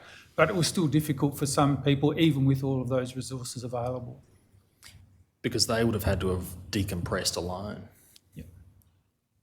So I was one of those people that did mandatory quarantine after a 7-month deployment. And in fact, I formally requested to end my deployment 14 days earlier, so I would still be home with my kids on the day I told them I'd be home. So I guess in a sense I started my decompression in the deployed location with a formal farewell, just getting off the base, doing normal activities. My medal arrived while I was in theatre, so that was presented to me by the commander. Had some briefings, flew home, straight into quarantine, the rest of my decompression occurred alone in my hotel room. So, yeah. Can I make an observation? So I guess a lot of this just affirms what we've said, that decompression doesn't stop the moment that there's a hard transfer between JOC and the services. Decompression is ongoing. Decompression starts in theatre. It's part of that reintegration process before you take leave. And I would offer that decompression actually is then part of that leave process and part of that return to work following leave. So a lot of some issues don't become apparent until weeks and months down track. So it's an ongoing observation by a CO and your supervisor as to how you're tracking, not only through that reintegration and that leave, but actually post-leave too. So, and I think, and that's just part of our command and welfare responsibilities, that we continue to watch that. We should never assume that once someone comes back from leave, that they're good to go. We watch and we watch and we ask questions and we speak to them. So it's ongoing. Yeah, and it's up to the commanders to pick that up in those circumstances, isn't it? It's up to all it's up to all supervisors at all levels. So if it's a corporal that's come back, it's up to his sergeant, flight sergeant, junior officer, senior officer. So it's something we're all, as we've spoken about, through mandatory training, and that training is repeated. It's repeated as part of our promotional course training. So it's something that's driven into us. We know what to look for. We know the questions to ask. And we know the behaviours that we're looking out for. So it's at all levels, not just the CO. Can I just ask, the return from deployment into quarantine sounds like a very difficult thing to cope with. Has Defence kept a list of those people? We certainly know who's gone into those centres, absolutely. And one of the other ways that we track that, though, we talked about formal mechanisms. We talked about form bodies, and for Air Force, when we do those activities, we collect lessons, and that's fed back into other future form body activities. The document you displayed for Air Force there doesn't just cover JOC operations; it covers Air Force operations, single service, and exercises. So it's quite comprehensive. So again, as part of those activities and part of whatever demounting activities are associated with that, we collect lessons learned via our planning staff. So there's ongoing lessons learned. And the other way that we pick that up too is that we have a group of senior enlisted leadership members, which are senior warrant officers at each of the groups that speak to the airmen. They speak on behalf of the airmen. They gather information. They feed that back into the system as well. So, just in terms of what I was sort of getting at was, I was just sort of wondering whether there's any sort of formal check-in, or if you know whether there's any formal check-in that Defence is doing with those people who were deployed and then came back through quarantine, whether there's been any sort of formal follow-up specific to those individuals. Not that I'm aware of. I'm not aware of any. Though what I will add is that where there's been a requirement for post-operational psychological screening, then that is one of the mechanisms by which we'll follow up with individuals. But again, that's a self-reporting questionnaire. That's correct, but what also occurs as part of that is a face-to-face interview. Operator, can I please ask you to display document ID DEF.1027.0003.2560 at .2608. This is actually a chapter of the Defence Doctrine that we went back to before. That we discussed at the beginning. And can I ask that the operator please highlight paragraphs 4.6 to 4.7 at page .2609. Paragraph 4.6 highlights the importance of a decompression program, and paragraph 4.7 talks about Australia and other countries having explored using structured third location decompression. And it says there that a British study found that most troops transitioning from Afghanistan to the United Kingdom via a mandatory decompression program in Cyprus liked and appreciated the 24-hour period of briefing and social activities. However, participation in third location decompression did not reduce the incidence of mental health problems, except when members also received a psychological education brief. I'm just wondering whether, just to get the views of the panel, what do you think about a third location decompression coupled with a psychoeducational briefing? I'll start. So I'm familiar with the Cyprus third country demounting process for the UK, and I know the Canadians have used it too. And I've done some research, and I would suggest that there are just as many stories about people who didn't enjoy the experience and didn't find it helpful and actually found it harmful, then there potentially are beneficial stories and the like. So we need to balance that. I would suggest that the UAE for us, in terms of particularly when we had large numbers in the Middle East, was our third country location, so that it had a decompression program, particularly coming out of places like Iraq and Afghanistan. So you're coming back to a safe haven where you had a structured program, which included, on occasions, a couple of drinks and the like. So I would suggest it was very similar. From my research of Cyprus too, you'll also find evidence that the number of behavioural incidents at those locations, particularly violent alcohol-related incidents, was much higher there than it was during the deployment. So there are risks and benefits to I guess, to all sort of situations. In terms of your research, is that stuff that you've read, or have you spoken to people that have done it? It's stuff that I've read. What about other panellists? What about third location decompression? I just note in the document here, it doesn't talk about a third country, but a third location decompression, which is I think it's important to note. So the trial decompression or demounting JOC is doing this year in consult with the assistance of 39 OSB is a third location, demounting, decompression. And it seems to be going well so far. And Lieutenant Colonel Reddy might be able to speak more about the psychological education brief that may or may not, the briefings that actually occur at 39 OSB. But what we've aimed to do there is bring the members back to the third location and ensure some of them don't like it because they simply just want to go home. So there is a bit of tension there between organisation and individual wants and needs. But our view, an organisational view, is that the welfare of the member is paramount, and we believe that bringing them back to this location to complete all the demounting and start the decompression, when they leave that third location, they only need to be focused on their personal reintegration.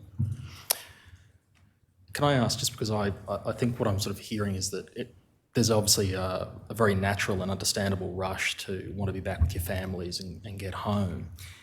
Do you think that there's any benefit, rather than a third location in Australia, rather it be a third location in another country? My opinion Yes. is that I don't think so. Okay, and why? Well, I would add to that too by saying that it takes an awfully long time to travel to anywhere from Australia. And if you are adding in travel time from another country, that's just adding to the distress for those who just want to get home. So I think there's some risk there that needs to be, that we're always thinking about. And naturally, international flights tend to come in through Sydney, and that's one of the reasons why we've chosen the location of 39 OSB as where we're doing this demounting. One of the other reasons, of course, is because that unit with all of their resources are there too, but it is one of the considerations. Again, I'm just asking for your views about this. Does anybody think it's a good idea to do a third location in another country? Look, I'll just add a point that it's the choice of where that country might be. So AMAB was easy because we had a staging location there that was central to all the deployed elements of Iraq, Afghanistan, etc., and some of those UN operations that are still ongoing in the Middle East. Now, if you apply that same lens for demounting, decompression of elements coming back from regional operations, that same location is not really feasible.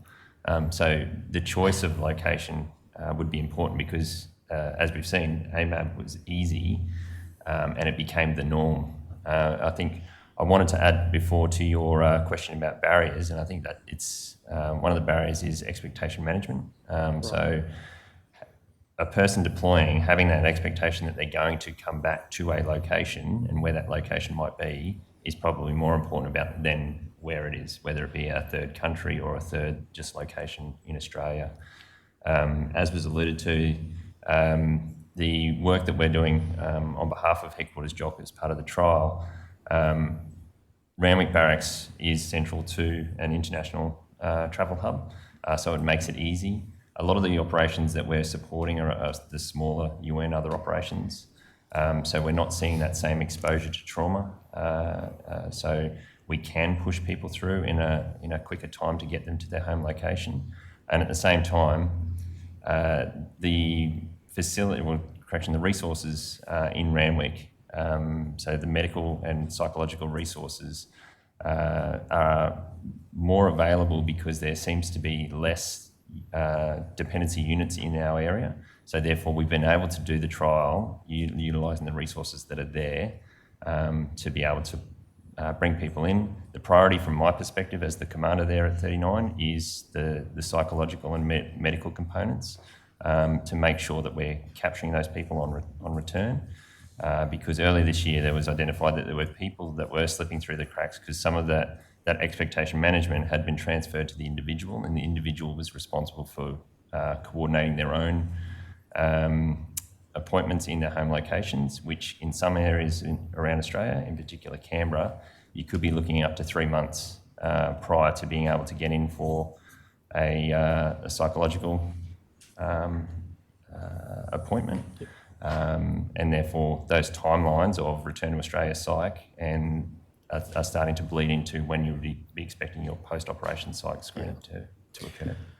So how did you identify that there was that sort of slippage or people were falling through the cracks in undertaking the RTAPs? I think that I'll defer to Jock here, but Headquarters Jock and 39 OSB. So 39 OSB is an Army unit, but we execute a lot of responsibilities on behalf of Headquarters Jock. And it just came through, as we were noting through our mounting headquarters requirements, seeing people come through and then seeing that when the certification requirements for demounting come through to me as the demounting CO, I would see that some of them weren't receiving their return to Australia psych screens on time. And so we were looking for a method that could address that. And when you say not on time, is that just because they had to go and do it themselves? They had to book into a psychologist? That's correct. I'm fairly certain that the policy says, doesn't it, that it's sort of like a mandatory thing. Before you can sort of leave, you're meant to complete the RTAPs? It actually says preferably in the location or within, I think it's 5 days of return to Australia. Right. And then if you return to Australia without having the RTAPs, that's when it might shift to the individual. In the instance of what we saw was a perfect storm of the drawdown of Headquarters Middle East, where a lot of those activities used to be conducted in that AMAB construct, so that staging base forward. The drawdown of the capacity of that location meant that there were people that were not going through there. On top of that, what was used to be, it's been alluded to a couple of times, the sustainment flight that would run once a week, that no longer, that ceased, that contract. So we were seeing people coming direct from deployed locations back into Sydney to then move to their parent locations. So the perfect storm of some of those drawdown activities occurred that was then transferring the risk back onto the individual as opposed to, the command. I understand, and I'm just asking for your view again, but do you think there's any benefit to, and there may not be, I'm just wondering whether there's any benefit to the RTAPs being administered in the theatre of operations rather than back in Australia? Personally, I think that there is benefit. However, with some of the operations that we're talking about at the moment, you might be talking 1s and 2s in different deployed locations, and that would be sending a psych team basically on routine rotation around the globe to constantly touch base with those elements. So certainly where we have large concentrations of troops, and it is done with force extraction teams, that can be requested to go forward to conduct that in location, and it is still done for some of the larger rotations. So in those instances, yes, I do see the utility. The other barrier that I see from personal experience to, I suppose, effective decompression, and Colonel Whitworth alluded to it, is that willingness to participate. And you do see that some people won't participate honestly in those screens because they see it as, if I say the wrong thing, then I might get flagged and I'll be held over for follow-up. So we just need to remember here as well that, more than ever before, the Australian Defence Forces has been, we're now involved in domestic operations. So the last 2 to 3 years with COVID assist, flood assist, various numbers, and bushfire assist, we've seen a high rate of individuals deployed on an operation but still living in their family home. So that mindset is new to a lot of people. So, and aged care assist is a good example where we've seen some quite young and very junior people come into the ADF, they're deployed on COVID assist under aged care assist, and they're seeing trauma. So picking up the psychological aspects and the medical aspects immediately after that deployment ends, and they're going home still every night. So that's been quite a change for us to manage. And going back to your original question about how do we know that members haven't done their RTAPs or POPs, we track that at JOC. So then there'll be so many members, they'll come up for another deployment, and it's there's a red flag. Right. So we'll be able to capture that. I understand too that it's also flagged on PM keys.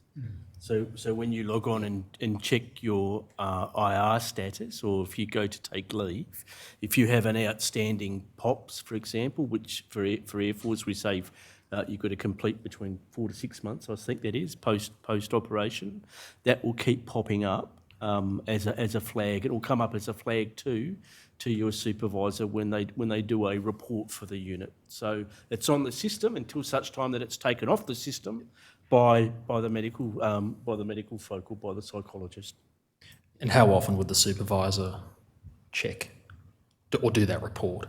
They're supposed to do it monthly. Most Air Force units will run checks of leave and IR currency and the like. So.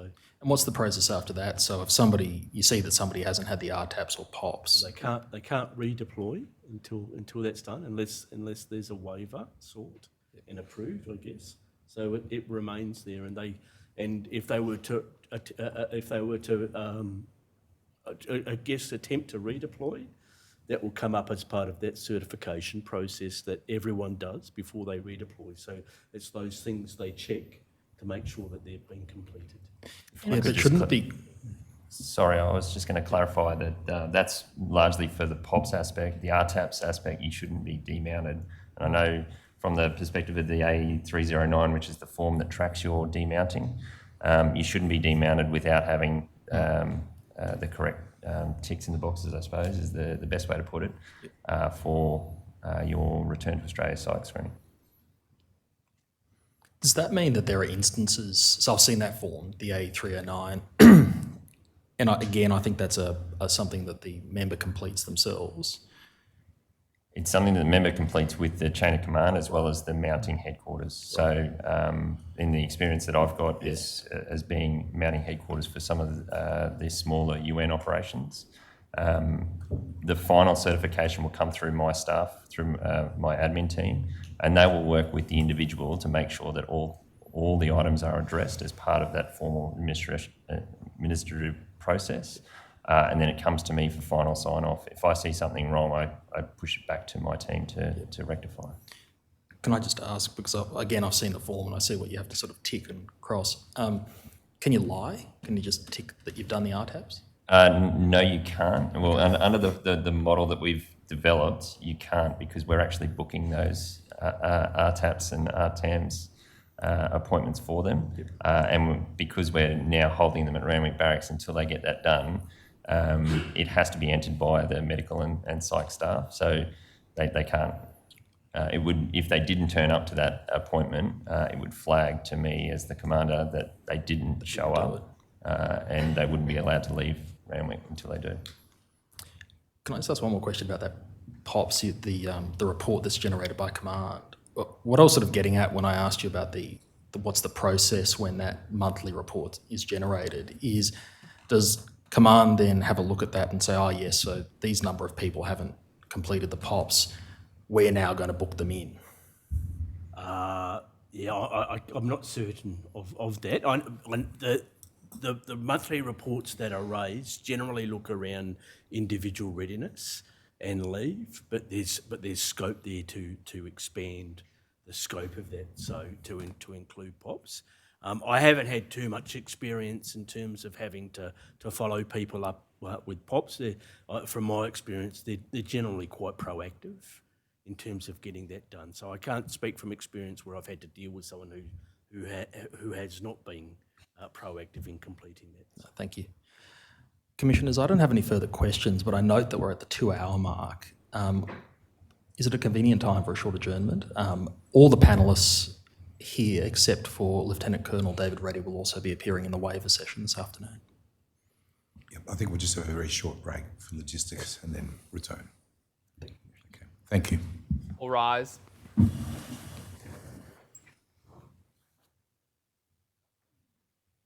The Royal Commission is adjourned.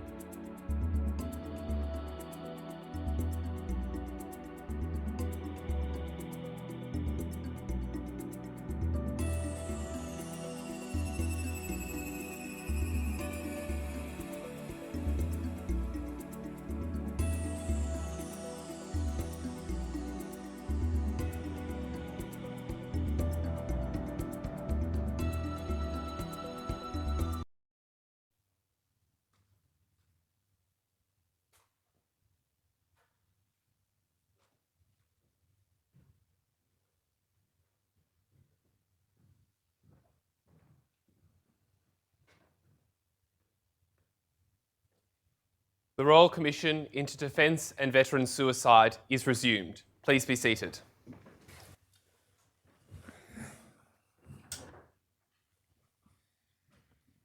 Thank you, Mr. Shepton. We commissioners have just a few questions we'll try and get through as quickly as we can. Commissioner Brown? Thank you. I just have to find them. Could I start just by asking a couple of questions? Commander Halpin, you mentioned that your most recent deployment was on Operation Resolute, and you didn't have a decompression period as a plan or period as a consequence of that. I'm just curious as to why it's deemed that a decompression is not required after something like Op Resolute. Thank you, Commissioner. Op Resolute does have decompression requirements. My case was unique, similar to others that have mentioned their own deployments, in that I was a separate entity embarking on a patrol boat separate to the crew, and then returning back to my own home base at HMAS Cuttable, where the demounting process was essentially handed back to my home unit, which was within Joint Health Command, and the decompression side of it was basically limited to the demounting process itself. Whether that was right or wrong at the time of the policy, which was 2015, that's what occurred for me.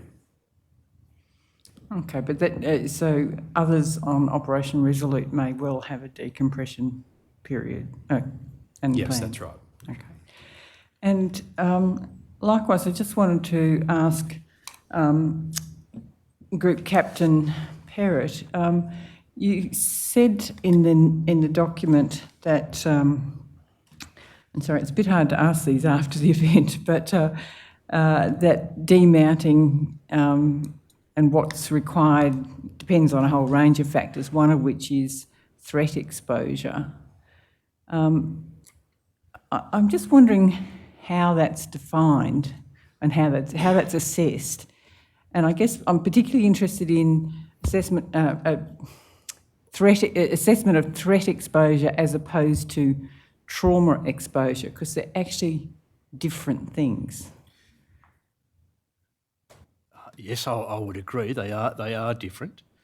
What I would suggest, Commissioner, is that a CO is not necessarily going to look at I guess the threat or how that threat was defined for that operation, but they will have a sense of that if someone's been deployed to Afghanistan, for example, as opposed to a regional activity or a peacetime op, that person bears a closer watch and a closer monitoring over that demounting period.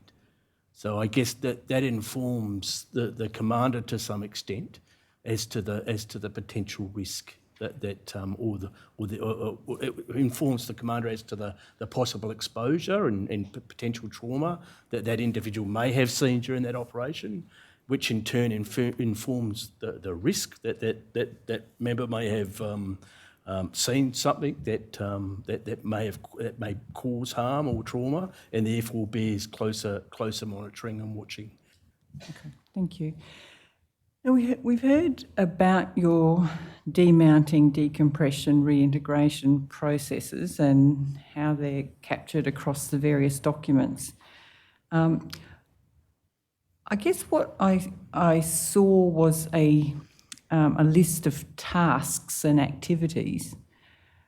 What I'm not so clear about from what I've seen this afternoon is what is the goal, and I'm particularly the goal of decompression, but happy to hear about the others as well. Can you actually tell me what the goals are and then how you know whether those goals have actually been achieved?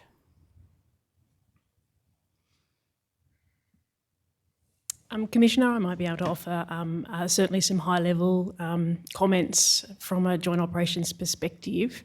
Certainly for operational deployments, the goal of the decompression period is actually for members' bio and psychological systems to settle and for them to demonstrate that they're settling with regards to their reaction to stress along a pathway that we would expect.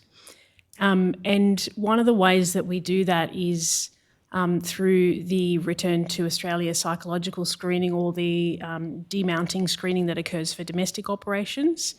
The scales that are used in those screening processes, we have cut-offs and thresholds for follow-up, and those thresholds will indicate to us whether people are settling as we would expect them to do so. We then do absolutely rely on the commanders who know their people to keep a watch on them. And because they are in command positions, they've had years of experience in watching and managing people, and we do absolutely rely on their discretion because they really know their people. Many of them really know their families too, and they will know, or we rely on them to pick up on whether or not people are back to their normal selves or whether they've got any concerns whatsoever.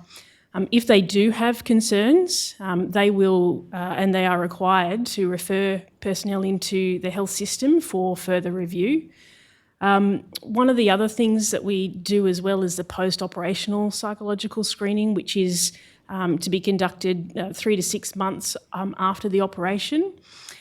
We do that for a number of reasons, and the biggest one is really to pick up on people who we might have missed originally.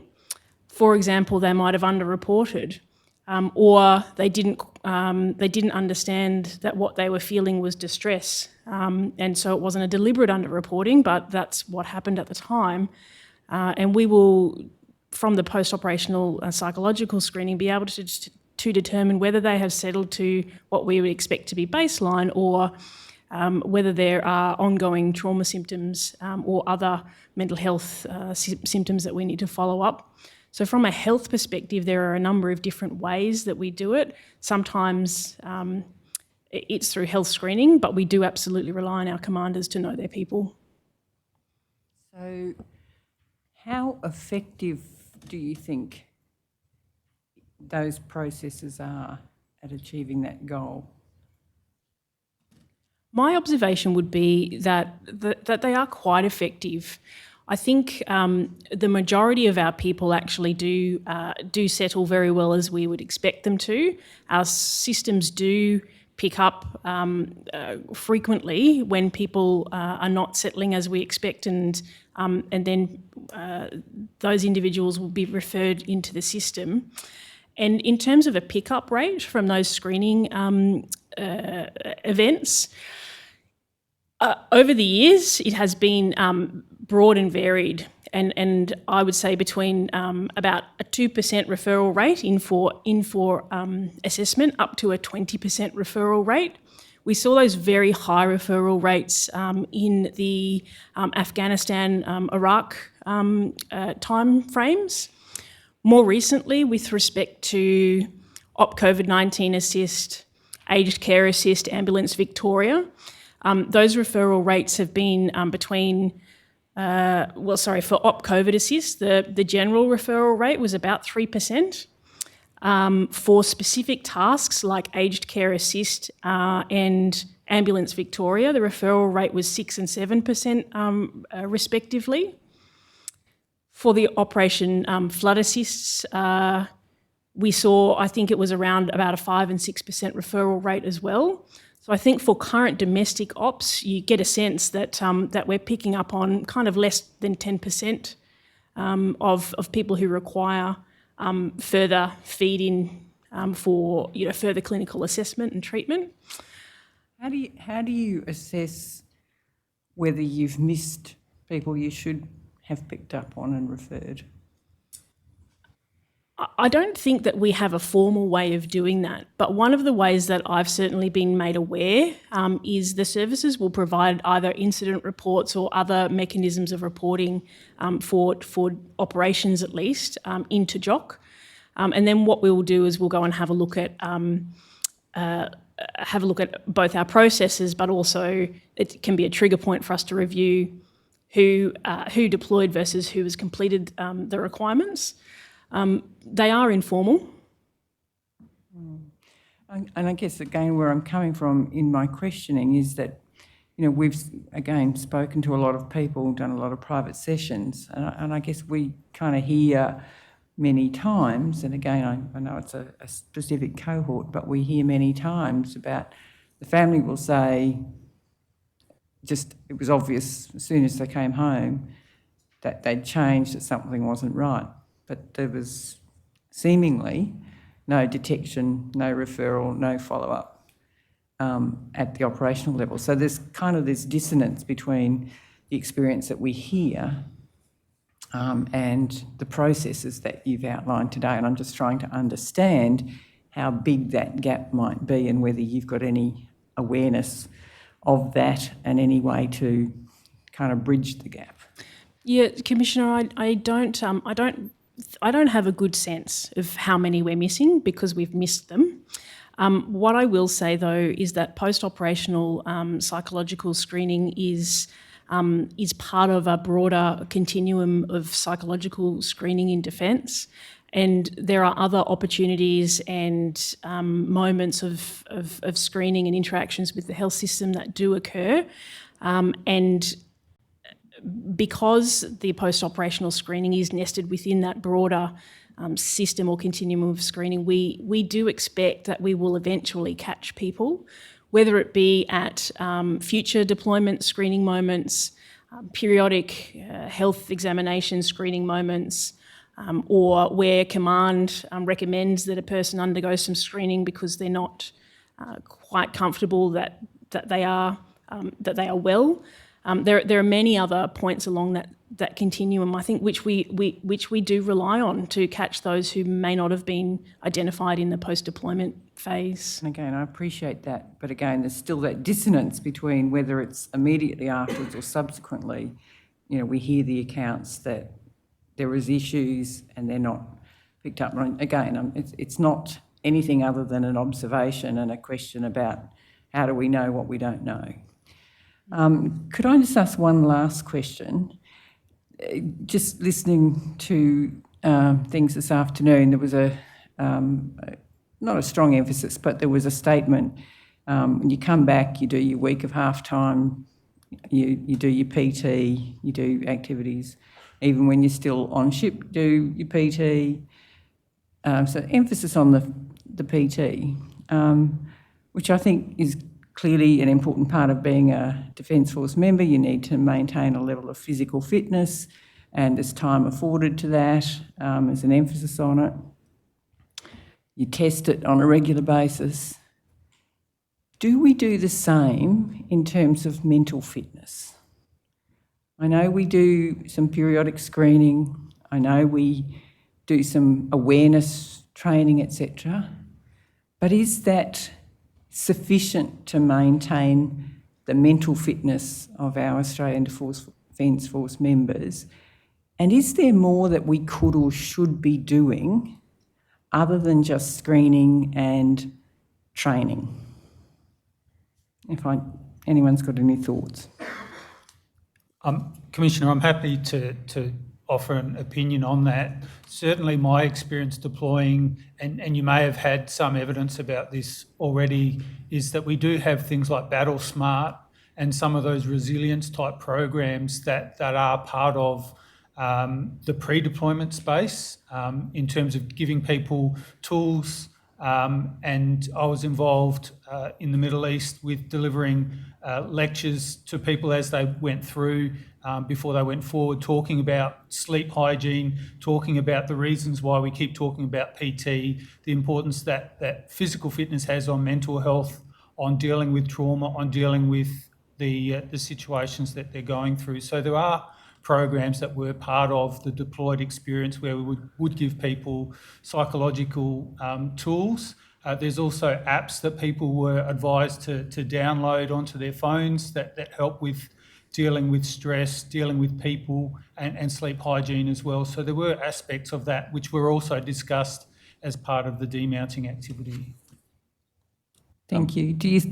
Sorry. Oh, sorry, Commissioner. I just wanted to add, from the perspective of the physical training aspects, sometimes it's not just about the physical training that they're undergoing at that point in time. Physical training in the military is often a great observation time for the chain of command to be able, in an informal setting, talk with the troops, get to see where they're at, and you're able to assess not only their physical but also the morale aspects of the unit and how they're reintegrating with the unit. So there's more than just the physical aspect to that training. Thank you. Thank you, Commissioner Douglas. And thank you from me too for your evidence. One of you said earlier on, in respect of this post-deployment period of decompression and reintegration, that we weren't looking at other countries at present and what they do. Do any of you know whether any of our Five Eyes allies are looking at this issue in any structured way? There is some cooperation medically, I gather, amongst the Five Eyes countries, isn't there? So nobody knows of anything? Okay, thank you. Thank you. I just have one quick issue, really. Commissioner Brown just touched on that issue of how do you measure whether you're capturing all of those you want to capture, and how do you know how many have slipped through the cracks and so on, and accepting that the ADF is a really diverse organisation with three arms. And we've certainly heard today about the range of activities that go into reintegration and getting people back to a normal life after they've deployed and so on. I'm just wondering, is there any central repository within the ADF where all of this information is captured and lessons learned across the organisation are sort of looked at to see so we don't keep making the same mistakes again and again? Is there anyone that keeps organisation-wide data in relation to that reintegration process? Does anyone accept responsibility for it, I guess was going to be my next question, apart from the CDF? I can speak to only the health-related data that we collect. And the answer is central in the services. So an example is the Directorate of Occupational Psychology in Army collects all of the data for psychological screening in Army. Air Force and Navy have similar organisations as well. As for the rest of the process, there might be someone else on the panel who can offer. Is that collated at all, Captain, across the three services? It is by... Previously, it has been the Directorate of Mental Health and Research. There has been an organisational restructure there, and I have to say I'm not quite sure who is responsible at the moment. Anybody want to add anything to that? I'm guessing not. But The only other area that I'd wonder about might be the lessons learnt folks in HQ JOC who wanted out to AMAB on occasion to collect information? Yes, but only for those activities that are under the responsibility of the Chief of Joint Operations. Mm. Okay, thank you. Just one other question. I think it was Lieutenant Colonel Breeden who mentioned earlier in relation to people who were coming back from overseas and had to quarantine for 2 weeks in hotels or so on. Was that yourself? Sorry, my apologies. Those people who had to do that, I gather they were overseas as a formed unit, I think as you call them, who were working together and living together. And then they come back to Australia, they're separated and placed in different rooms with whatever issues they may have brought back with them, psychologically or otherwise, for 2 weeks. Was there any thought given or any application made to say, this doesn't make sense? They've been together, they're isolated when they get back, before they've had a chance to properly debrief and go through all of those good things that you've outlined for us today. Was that argument mounted at all, or? It certainly was, Commissioner. Having been in the task force, we were at the discretion of the individual states and territories, as you would be aware with COVID, those border requirements, even for defence, we were required to meet the state and territory requirements for quarantine, which were pretty strict. They had been together, hadn't they? Yes. And Commissioner, one example of one of the successes, I suppose, that we had was where we had some individuals coming back into Queensland. We were able to negotiate with the State Health Department for those individuals to quarantine in what we termed a bubble fashion. So at least it was only defence members staying at that hotel, but they could interact with each other at that time. But that's just one example. Most of our we were not as successful in most circumstances. Most of our people stayed in their room by themselves. Thank you. I mean, I don't expect anyone to undo it now, but it just seems to make no sense, and perhaps in the future some of that might be taken into account. Commissioner, it was very difficult, yes. Thank you. Mr. Fordham, any issues? No, thank you. Thank you. Ms. Chalmers? Mr. Fraser? No, thank you, Commissioner. Thank you. Commissioners have any other issues? Okay. Are the witnesses, they're continuing for the next session, I understand? Except for one, who I might ask to be released from his summons. It's Lieutenant Colonel Reddy. Okay, thank you, Lieutenant Colonel. We appreciate your evidence today and the amount of effort you've obviously put into the preparation and the statement and so on. It's very much appreciated. We'll adjourn very briefly for 5 minutes, no more. All rise. Thank you.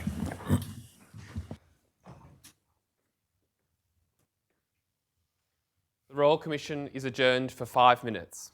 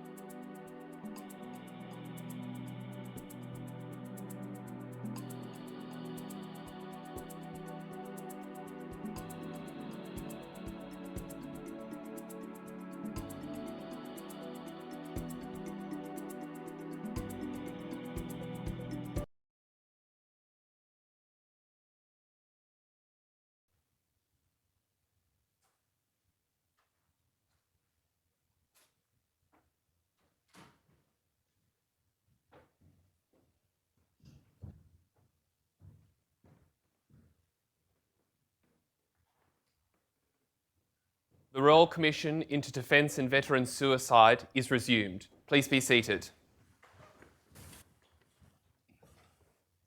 Good afternoon, Ms Longbottom. Afternoon, Commissioner Caldas. The final session for this afternoon will concern the topic of waivers and medical clearance. The focus of this session is on command waivers for personnel who are designated as either non-deployable in their MEC classification or who need a medical clearance to deploy. At the outset, can I ask for the operator to please display the tender list for this panel?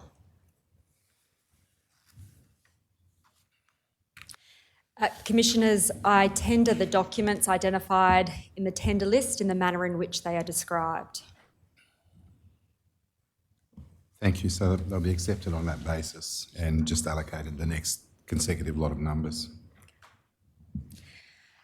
Commissioners, given that each of the panel members have been giving evidence today and need no introduction, I propose to jump straight into the subject matter of the session by getting an overview of why a command waiver or a medical clearance may be needed.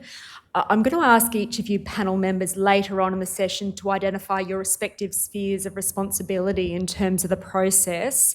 But at the outset, I just want to get an understanding of why either a command waiver or a medical clearance may be necessitated. Can I start with a non-deployable MEC classification that I understand, and correct me if I'm wrong about this, may necessitate a command waiver? That's correct. Okay.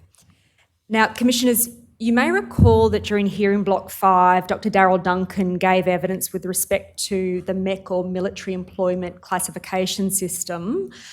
So I just propose to briefly cover that ground, again, just to orient the Commissioners. Am I correct, panel members, that everyone in the armed forces will have what's called a MEC? Yes. And the MEC will designate that member's employability? Yes. And it may also designate their deployability status. It does in every circumstance. In every circumstance. Thank you, Captain Ryan. And am I correct that the MEC designation J3 identifies that the ADF member is temporarily not deployable? Yes. Are there any other MEC classifications that indicate that someone is not deployable? Yes, there are. The J4 subset of classifications is generally a non-deployable MEC, and also J5. And can you just give the Commissioners a broad overview of the types of circumstances that will warrant a MEC non-deployable status? So generally it is either a physical health or mental health condition, which is not generally considered to be supportable or safe for that member to be in a deployed environment. And what is the significance, if any, of the distinction between a J3, J4 and J5 non-deployability MEC? Yeah, so the three categories are, as you've stated, a temporary condition or a circumstance where we expect for that to be temporary. The four sets is described as employability at service discretion. Generally, it also means that the person is not deployable. A condition might, an example of a condition might be a chronic health condition or a chronic mental health condition for which the service feels that we can employ the member safely with certain restrictions, but potentially not deploy the member. The 5 subset category is generally a transition category. So for those members who no longer, either in the very short term or the medium term, are suitable for service in the Defence Force. Okay. Now, am I correct that determining the non-deployable MEC classification of an individual is done by reference to what's called an individual health risk assessment? That is part of the process of assigning a MEC category. And I'm specifically concerned in sort of non-deployability. What are the other parts of that process? The other parts include all of the service conditions that a member will be required to undertake as part of their specialist category.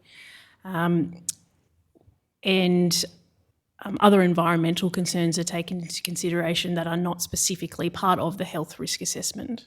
Could you give me an example of an environmental concern that may be relevant? Concern is probably the wrong word. What I'm trying to say is the conditions. So, for example, we might expect an administration specialist to be mostly working in a certain environment, like an office type environment. So that's part of the consideration that's taken into account when applying the MEC. Can I come back then to the individual health risk assessment? Am I right that assessment involves an analysis on the first part of the consequence of a particular health risk manifesting? So, for example, if someone has an identifiable condition that if that manifests, it will result in sudden incapacitation or death. Is that one aspect of it? That is correct. And I can provide you with a broad overview of all of the aspects of the health risk assessment, if that would be helpful. Yes, I might ask you to do that once I put these propositions to you. Am I correct that the second aspect of it is an analysis of the likelihood of that risk eventuating over a specified period of time? Yes. So it is in effect a quantitative and qualitative analysis. Yes. Is there anything you would like to add then in terms of my identification of the process? There are three broad pieces of information or considerations that we take into account. One is the effect on the individual. The second is the effect on other people. And the third is the effect on the emission. In terms of the individual effects, what we're really considering there is the risk of the operational environment aggravating or worsening a member's condition. In terms of the effects on others, what we're considering there are safety aspects. So what role, for example, does the member have in a safety setting? And if that member was to become incapacitated or otherwise not available, what impact would that have on other people? And the third is about the impact on the emission. And the sorts of things that we take into account there are whether or not we expect for the person to have to be medically evacuated, and if that is, if there is any likelihood of that happening, what impact would that have on the mission? And of course, there are lots of, I suppose, different assessments or aspects that are taken into account for all three of those. Can you give me an example of, specifically with respect to that third consideration, can you give me an example of some practical examples of what that might involve, why having to evacuate someone would be of relevance in terms of that health risk assessment? Yeah, one of the examples might be if we don't have a dedicated casualty evacuation mechanism, what might have to occur is the mission would need to stop or pause in order for transport and medical staff to be able to move the patient out of the area of operations or to a level of health support that's required. Okay, so am I correct then in terms of that quantitative and qualitative assessment, an ADF member will be given a non-deployable MEC classification if the end result is a very high or a high risk descriptor? That would be true. Okay. Now, as I understand it, you've accepted the proposition that there may be mental health conditions that would result in a non-deployable MEC classification. Sorry, I might just get you to put that on the record if you could answer yes or no. Yes. Thanks, Captain Ryan. Could you give Commissioners an overview of some types of mental health conditions that might result in that MEC classification? Regardless of the type of mental health condition, what's more important to us is the impact of that mental health condition on the person's functioning.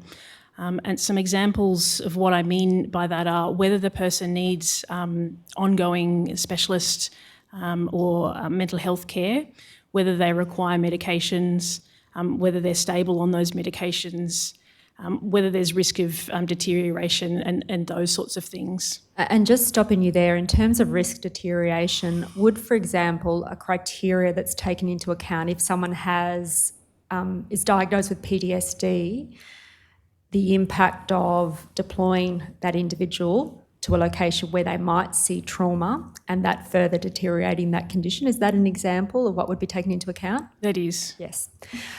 Okay. Now, can I then just turn to the medical clearance process? I'd be grateful for an explanation as to the distinction between medical clearance and the requirement for a command waiver for a non-deployable mech. I can offer that. So first, the waiver process exists for the circumstance whereby a member has a non-deployable mech. The medical clearance process exists for a different reason, and that is where the member has a deployable mech. So generally that's a Category 1 or Category 2 mech.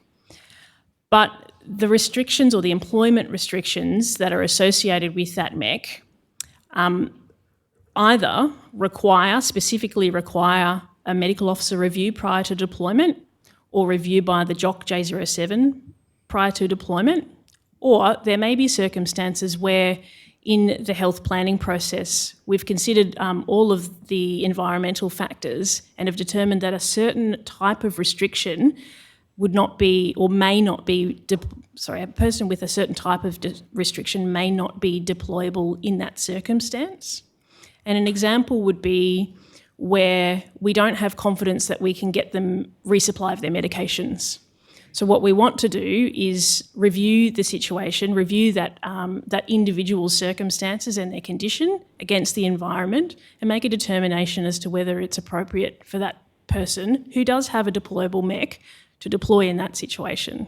Okay, can I just stop you there, Captain Ryan, and just ask the operator if they could please display tender bundle document number 1, DEF.9999. Yes, that document at point 0012 and specifically at paragraphs 34 and 35.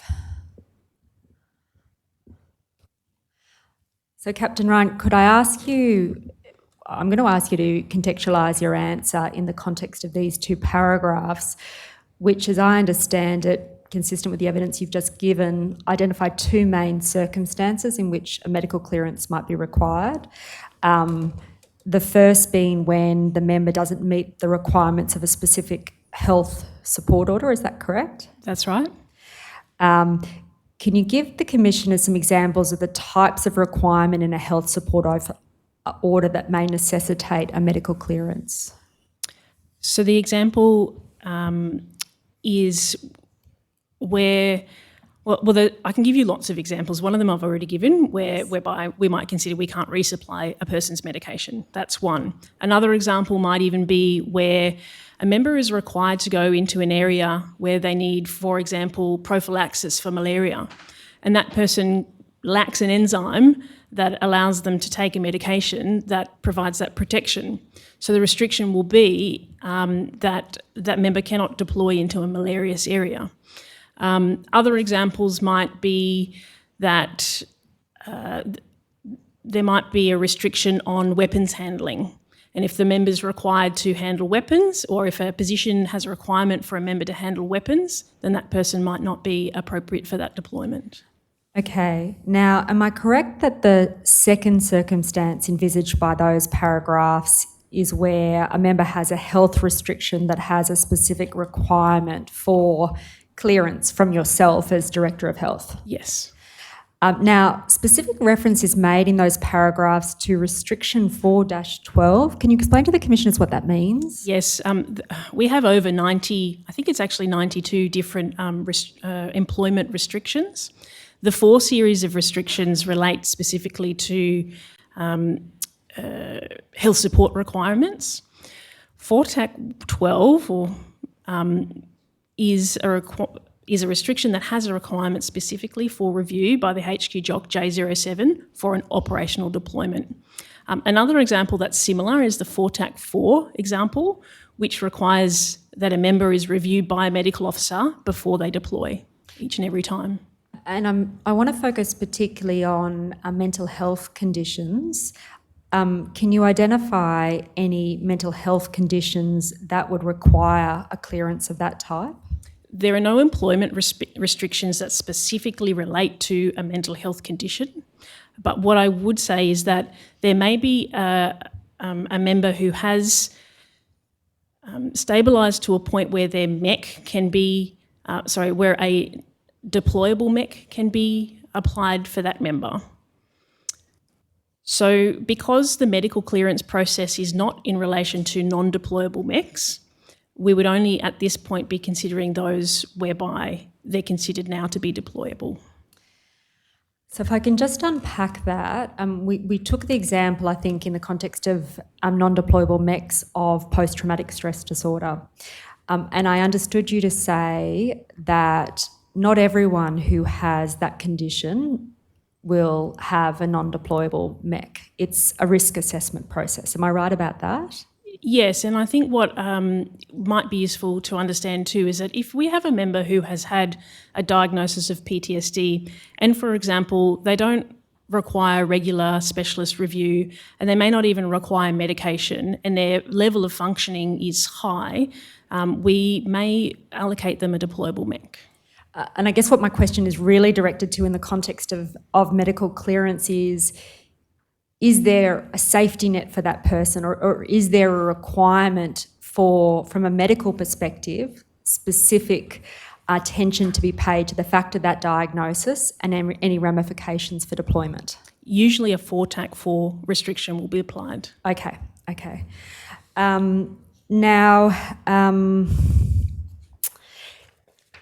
I understand medical clearance, as it's understood in this context, to be a form of waiver to a person going on a deployment. So, as you say, if someone has a particular enzyme that would prevent the effectiveness of malaria medication, a determination has to be made whether or not they can, given that condition, be allowed to go on deployment. Is that right? No, this is not a waiver process. Okay, so it's a positive process then? It's simply ensuring that I might just take back a step and just explain that the military employment classification that's applied to individuals is a series of classifications that are actually developed at a population level. And so what that means is that they're broadly applied to individuals. And for some individuals, it might not necessarily make a lot of sense when we're making decisions about a particular deployment. And an example would be if someone is being force assigned to an operation like Operation COVID Assist, and their deployment is to a headquarters environment, so the building next door, it might not make a lot of sense to say no for that person to leave, or at least on face value, it might not make a lot of sense for that person not to be able to deploy because they're doing the same job in the building next door. So this process really is a confirmation or it allows an opportunity for us to just check for that member whether the situation is appropriate for them to deploy to or not. And another example I could give you would be their medical condition is perfectly supportable in Darwin, but if we send them to a foreign country where the health support is not available, that's not a good idea. So we specifically check the conditions or the situation for that individual against the situation of the deployed environment. So, and hopefully I've got this right, a medical clearance is a requirement to check whether or not that individual's medical condition is consistent with the particular deployment that is being considered for them. That's right. Yeah. Now, can there be a circumstance in which a member is not given a medical clearance and then that commences the process of a command waiver? Yes. Can you give commissioners an overview of the types of circumstances in which that might arise, and specifically focusing on mental health conditions? There might be an example where a member is required to take a medication for their mental health condition, and on face value, it is determined that there's some risk involved, and so a clearance is not provided. Command might then decide that that individual is actually critical to the mission, and so it's worth, they make a determination as to whether it's worth considering the risk to the mission as well, as further considering how it is we might be able to safely employ or deploy the individual. And so what might happen in that example is the waiver process will come through, and a number of medical officers at different levels in the organisation will review. And I'll come to that in a moment. So just at this stage, I just wanted to understand the differences between the two processes, and in broad terms. And you mentioned that criteria of critical to the mission. Am I correct to understand that the distinction between, or a distinction between medical clearance and command waiver is that in a command waiver, it is a necessary criteria that the individual is critical to the mission? Yes. But that's not a criteria for a medical clearance? Correct. Okay. Now, where is it recorded that a member has a health condition that may require a medical clearance? It is recorded in, there are two documents that capture that requirement. One is a medically facing document, which includes all of their medical information, and the other, which is the most important to command, is the PM518, which is a record of all the members' military employment classification and all of the restrictions. So it doesn't disclose the condition to command, but it discloses the employment restrictions. And the first system you mentioned, I think, was a health system. Is that the Defence e-health system? It is in the e-health system, yes. Okay. One thing I just wanted to ask as well, as I understand it, in the previous session, it was identified that if a member hasn't completed their POPs, that may be deemed non-compliance with a health support order that would require a waiver or a clearance. Is that right? That would require a waiver, but the premise that it's not consistent with the health support order is not quite correct. Okay, if you could correct the position then, please. There is actually a health policy position which is captured in the Defence Health Manual, which outlines a requirement for POPs to be completed prior to a subsequent deployment. Okay. Now, as you've just identified, the medical clearance and the command waiver process are separate processes. Yes. Is it correct to say that the medical clearance process is a command process? No. Am I correct to say then that the medical clearance process is a medical-driven process? It is. Who has responsibility for a force-assigned operational or non-operational deployment for medical clearance? There are a number of different points of responsibility. Okay. I'm going to put some propositions to you about, or to the panel, about how I understand the command waiver process operates, and then I might come back then to the medical clearance process to see if they're similar.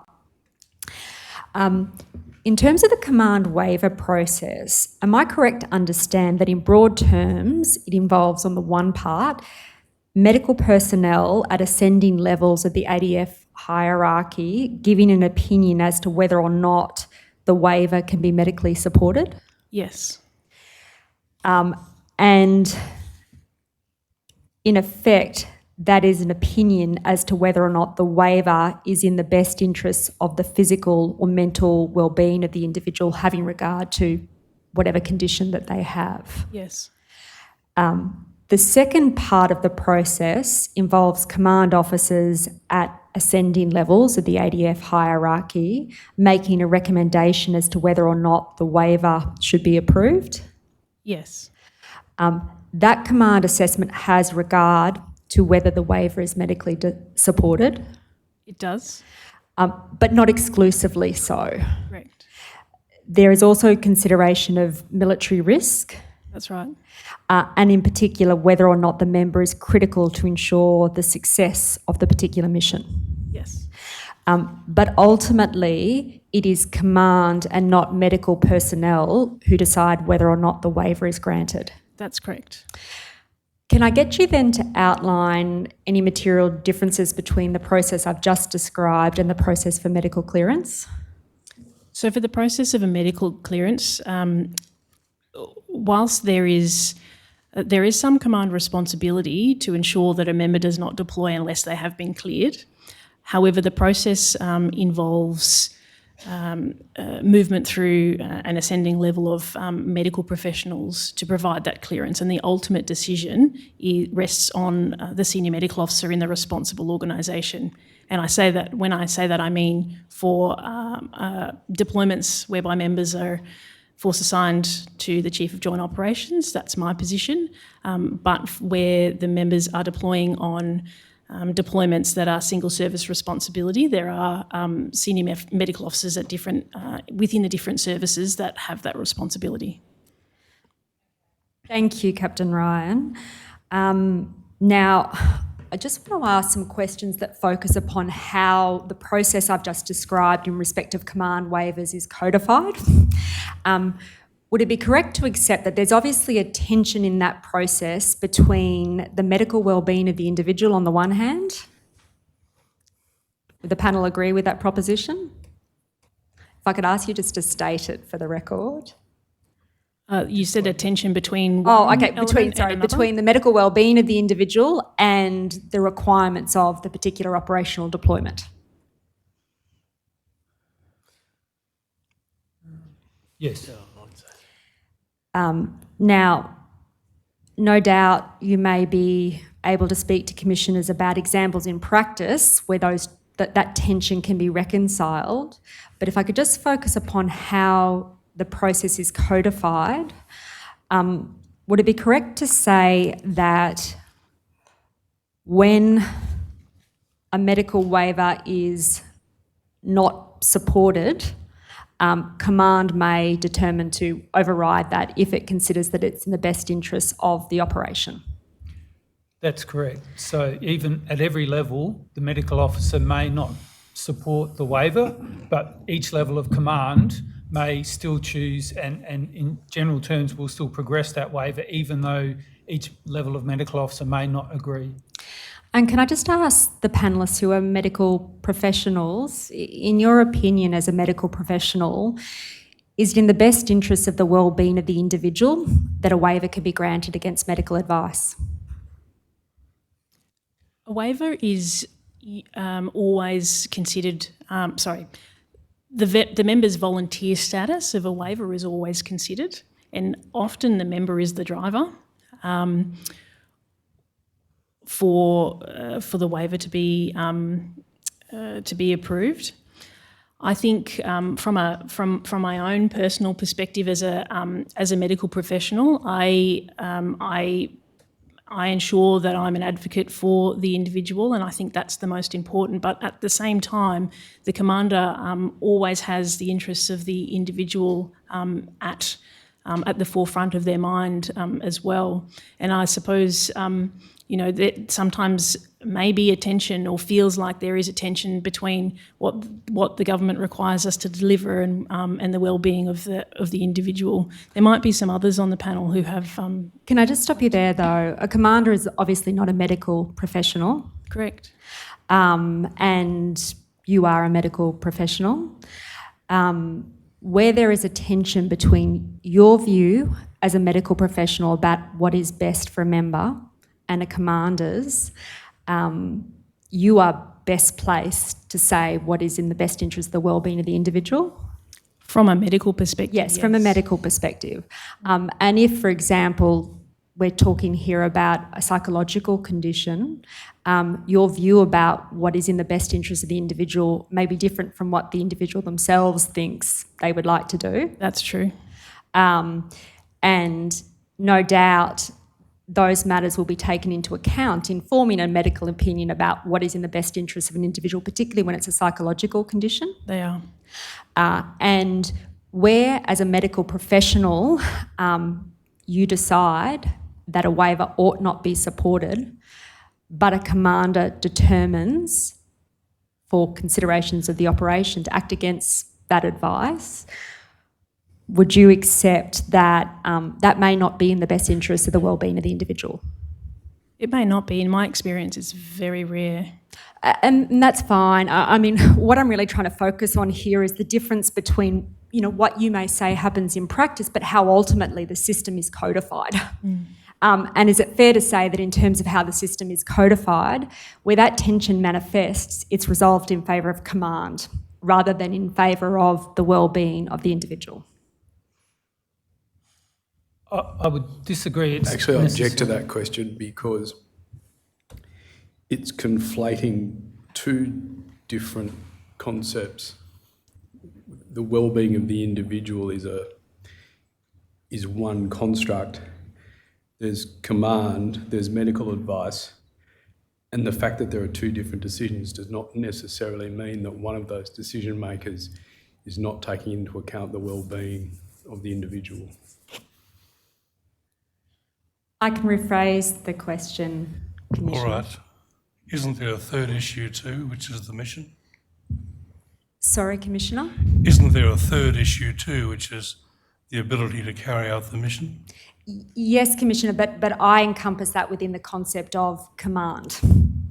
So command considerations. It might be more concrete if you could think of an example. The example I've been thinking of is, for example, if the mission needs a sniper and the only sniper has had a depressive attack, would that be something that could occur? I will gratefully adopt that example. I think I'd ask one of the military witnesses first. Lieutenant Colonel? Yeah. I think that's a reasonable example, Commissioner, yeah. Thank you. And if there is a contest between your view as a medical officer that the waiver should not be supported and the requirement of the mission, would it be correct to say that the requirement of the Commission takes priority? Of the mission? If the waiver gets supported, then that's the clear outcome that has occurred. But what I'm really focusing upon is if you as a medical professional decide it's not in the interest of the individual, ultimately that will be subverted to the requirements of the mission. That's correct. And that decision may have adverse consequences for the mental or physical well-being of the individual, depending on what their condition is. It has that potential, yes. Okay. Is there anyone else on the panel who'd like to comment on that proposition? Nope. Okay, I can move on then. I want to shift, if I can now, to some questions about the granular level of the process for a command waiver. Can I ask if the operator could please display document number 4 in the tender bundle? It's DEF.1058.0001.0025.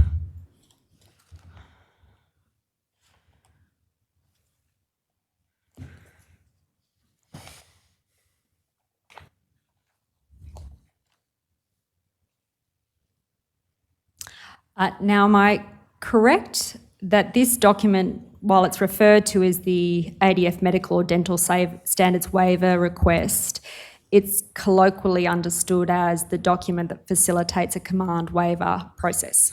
Yes. Now, am I correct to understand from the answers you gave previously, Captain Ryan, that this document wouldn't be relevant to a medical clearance? Correct. Is there any document that records the process by which a medical clearance is determined? There is. Could you tell me the name of that document? This is a medical clearance document and the number is PM 608. Is that correct, gentlemen? It's PM 631. 631, my bad. Okay, Yep. Thank you. In terms of the hierarchical process of decision making, that is sort of at ascending levels of medical personnel and at ascending levels of command personnel, are they broadly the same in terms of what they record, or would it be erroneous to suggest that as a proposition? It's a very different form. Okay, no, okay then, well I'll just focus on this particular form. Operator, if it's possible, can you please display alongside this form tender bundle number 1, which is DEF. Thank you, at page 002 of the document, which is table 1.1 of the response. Now, panel members, the reason I'm asking for these documents to be displayed alongside each other is that I understand in broad terms, table 1.1 identifies steps in the process for a command waiver. That's correct, if you can have a look. Yes. And those steps in broad terms correlate with parts on the form. So if I could ask the operator to please turn to the next page of the form. So for example, would it be correct to say that step 1A in the table broadly correlates with part 1A of the form? Yes. Yes. Okay. Before I go to specific questions about the process, could I ask each of you to identify for the commissioners your spheres of responsibility with respect to this process? Perhaps if I could start with you, Captain Halpin. I'm the Fleet Medical Officer. So when Captain Ryan was earlier talking about the single service Senior Medical Officer, I am that for the fleet in Navy. So my input to this form, when it expands further along the steps, is the single service Senior Medical Officer input. Colonel Whitworth. So similar for Army, I'm a single service Senior Medical Officer, but I've also work in garrison, so it can be at the treating MO level as well, just depending on the situation. Group Captain Perrott. And I'm part of the process once the medical officer, the individual's medical officer, has made a recommendation, and the CO, and I understand too, the single service medical officer as well. And then I'll make a recommendation on behalf of the higher headquarters as to whether that we're going to support that moving forward to JOC and the delegate. So you're not the delegate itself. I was going to say there's some reference in I'm the... not the delegate for JOC operations. Okay.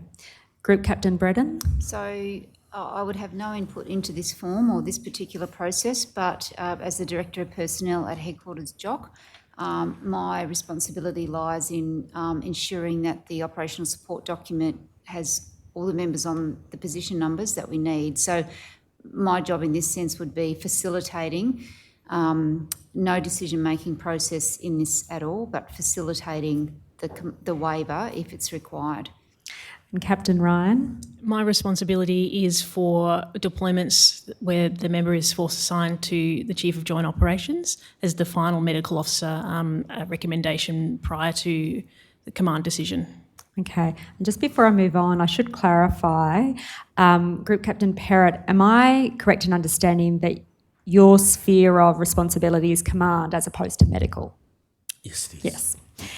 Now, I just want to go through the various steps in the command waiver process, commencing with how it's initiated. And my specific question is whether or not an ADF member can request the initiation of a command waiver process. Not usually, because they wouldn't normally be able to nominate directly for an operation. It usually comes down the other way, that a position needs to be filled and it goes through the single services to find a person, and then the services will look for the person, and then they'll recognise in the example given by the Commissioner that the only person that they have to do that job has a non-deployable mech, and therefore the waiver process needs to start. And in that circumstance you've just described, is the member who is a sniper, is their consent required to commence that process? Yes, as Captain Ryan mentioned earlier, the voluntary nature of it and the fact that the first part of the form is completed by the member means that they need to have consent for that process to occur. Correct me if I'm wrong about this, but I understood the first part of the process concerns the consent of the individual to give forward their health information. That's true, but I guess the assumption is that they wouldn't be even filling in that form if they didn't want the waiver to go ahead. Okay, so there are circumstances in which a member could refuse to be considered for a command waiver? Yes. Okay. Now, am I correct? Step 1A correlates with part 1A of the form? Yes. And as we've just covered, it requires a member's consent for their health information to be disclosed, but only to relevant health personnel. Yes. Given that it's a medical condition that necessitates the command waiver, why is consent not sought to disclose that information to command as well as health personnel? As Captain Ryan mentioned earlier, the content of the form shouldn't have health in confidence information. And is that directed to privacy considerations for the individual concerned? Yes. I guess what I'm trying to reconcile is obviously in a circumstance like this, on the command side of responsibility, they have to make an assessment about whether or not the waiver should be granted. And it's relevant to that decision to have an understanding of the medical consequences for the individual concerned.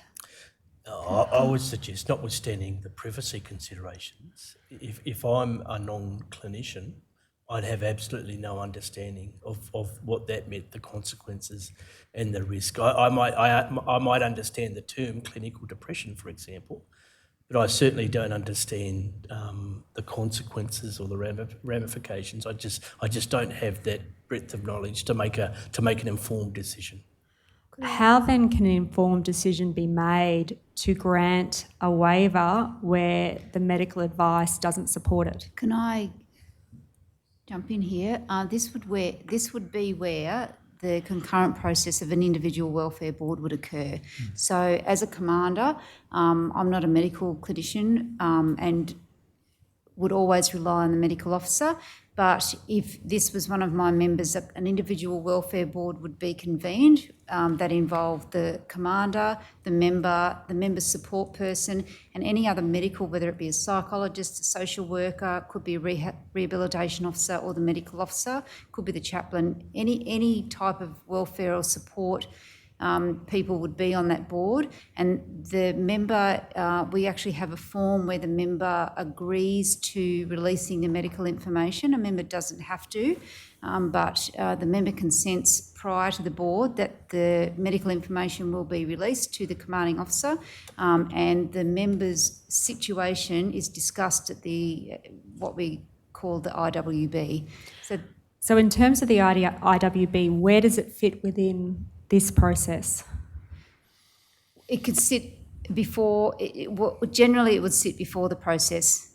So I can't speak for all COs, but members who need clearances or have medical categories J3, 4 or 5, the commanding officer would have regular welfare checks or individual welfare boards, probably on a monthly to 2 monthly basis, reoccurring through the year. If a member was selected to deploy or wanted to deploy and they needed a clearance or a waiver, then an IWB would have been convened prior to that process, and the member would be aware. Just correct me if I'm wrong, just looking, this document, table 1.1, sets out the steps for a command waiver. I don't see any reference in there to the IWB as part of that process. It wouldn't be in there. An IWB is a separate process that would or should occur concurrently to the member agreeing to release the health information. Okay, I'm specifically talking though about this process, and my question is, how can command make an informed decision about whether or not to override a medical recommendation that doesn't support a waiver if they don't have some understanding of the basis of that recommendation? What the commanders need to understand is the risk and the way in which the member can or cannot be employed. Inherently in some of the medical restrictions, there may be clues, but the member does not need to have their health information disclosed to the commanders because the commanders rely on the medical advice that goes into developing the risk assessment. But they have the capacity to override that medical advice. They do. Yeah. And they're reliant, to use your language, on clues about the nature of the MET classification as to whether or not it's appropriate to accept or not accept that advice in a particular case. No, they rely on the employment restrictions. Can I then turn to step 1B in table 1.1? Am I correct that that step correlates with part 1B of the form? If you could just advance the form, just so we can compare. Yes, I'm going to ask the operator to turn up the next page. So the description of the step refers to the information that the supervisor has to take into account, but it doesn't set out any decision-making process to be made by the supervisor. So am I correct to understand that this is essentially an information gathering stage? Yes.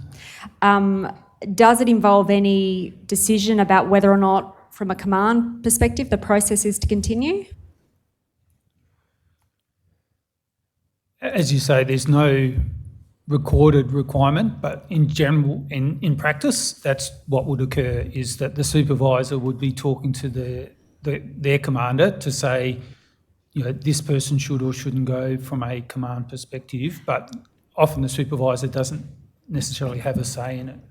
And in terms of that information gathering process, is it directed to identifying whether or not the individual is critical to the mission? That can be part of it, yes. Okay, what are the other parts of it? So it may well be a part of the wellbeing question, particularly if we're talking about mental health.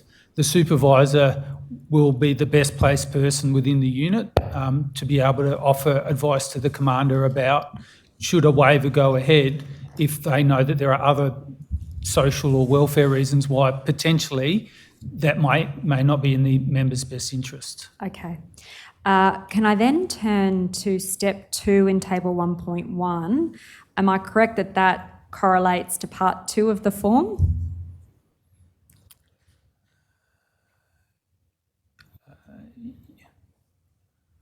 Are they bringing up? Oh, here we go. Yes.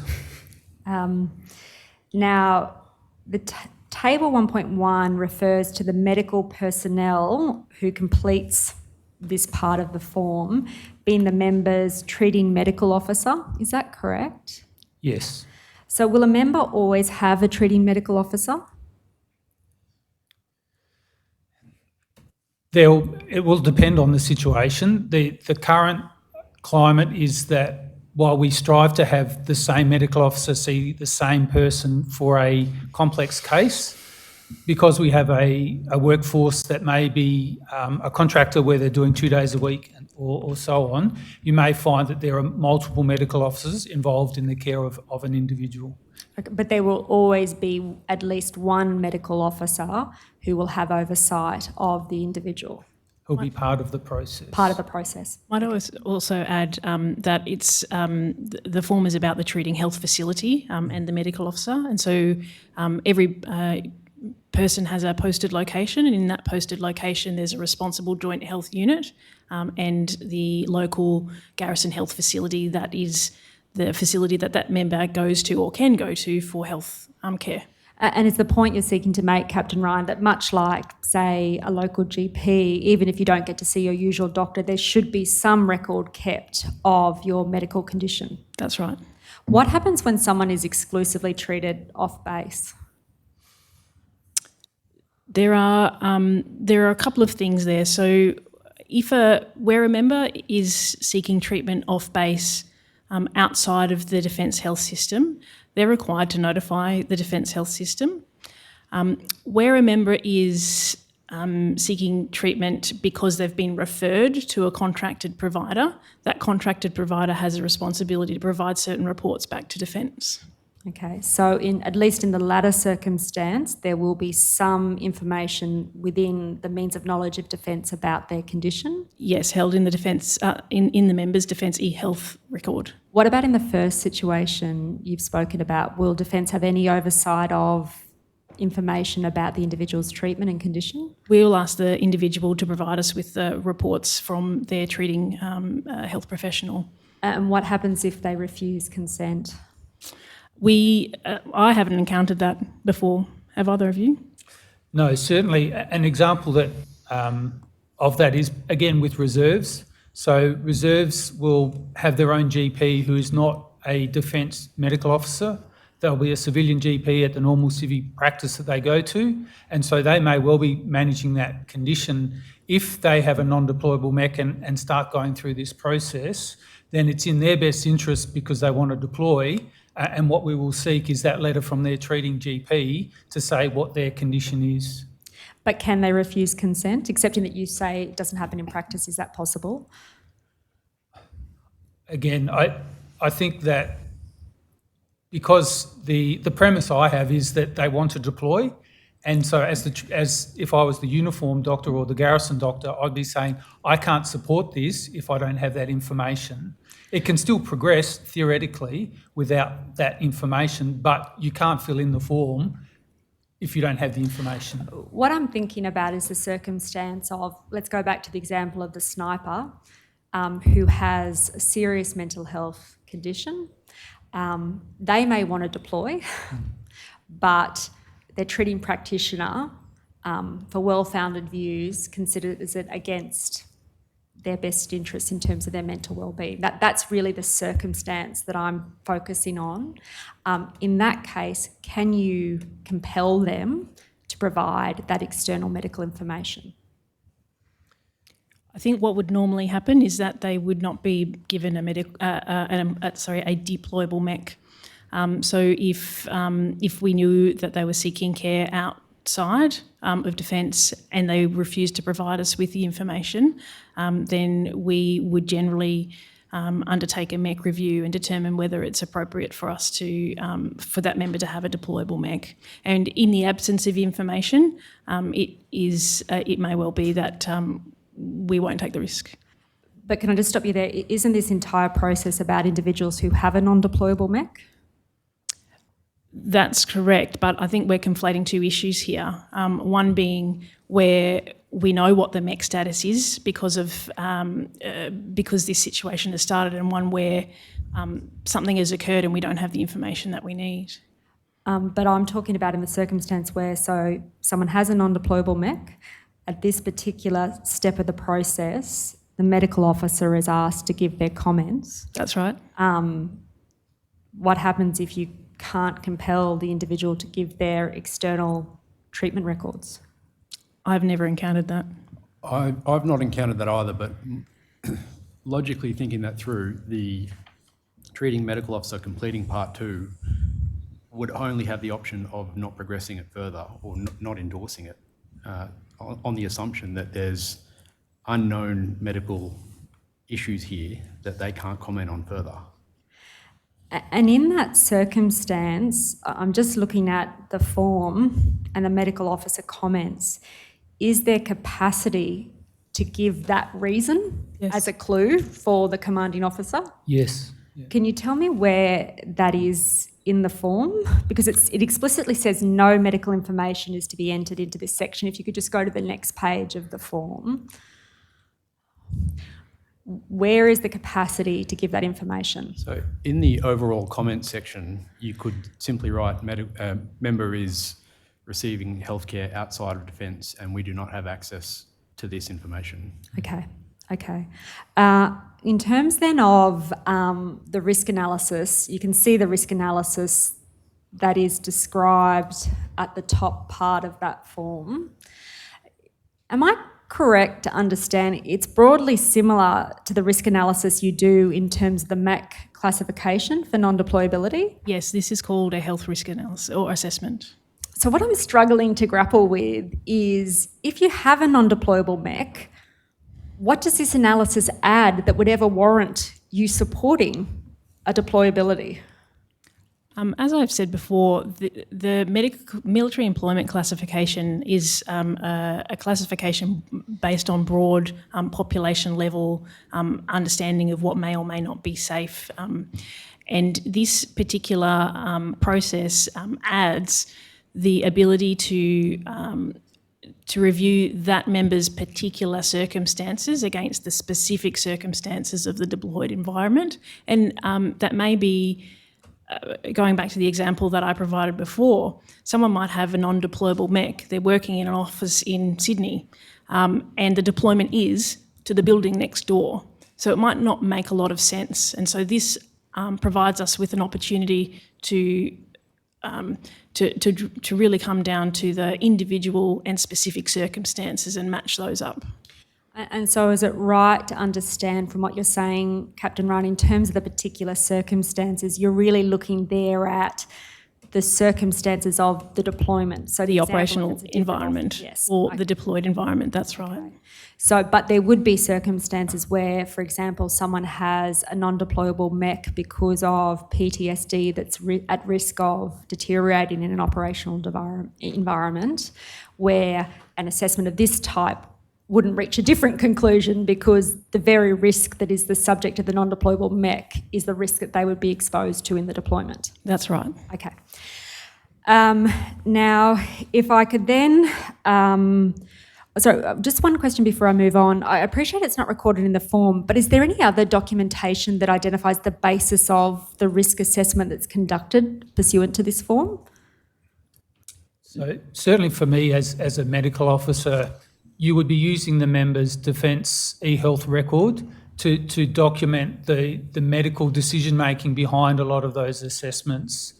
So while it can't be included in the form for those reasons we've discussed, in terms of being able to hand it over, and as it progresses up the line from the treating medical officer to the next level up being the single service medical officer, as the single service medical officer, I will go and look at the notes written by the treating medical officer to understand why they've supported or not supported. And so there'll be specific clinical information in the member's treatment record that's not possible to be put here. And so in terms of that specific analysis you're talking about, that is required to be included in the individual's health system record? It's part of that. That's the way they see that treat that individual, yes. Okay. If I can then turn to step 3 in the process, and if I can start by just putting the proposition, am I correct that step 3 as described in the table broadly correlates with part 3 of the form? Yes. And this is a step in the process that is within the sphere of responsibility of command. Yes. And specifically the member's commanding officer. Yes. Now, Table 1.1 refers to the CO completing what's called a military risk assessment, relevant to deciding if the member holds critical skills and is considered essential to the mission. That's correct? Yes. What sort of efforts would a CO be expected to exhaust in order to reach a justifiable conclusion that an individual is critical to a mission? I can answer some of that. So that will probably will involve engagement with my staff, and in turn my staff potentially with JOC.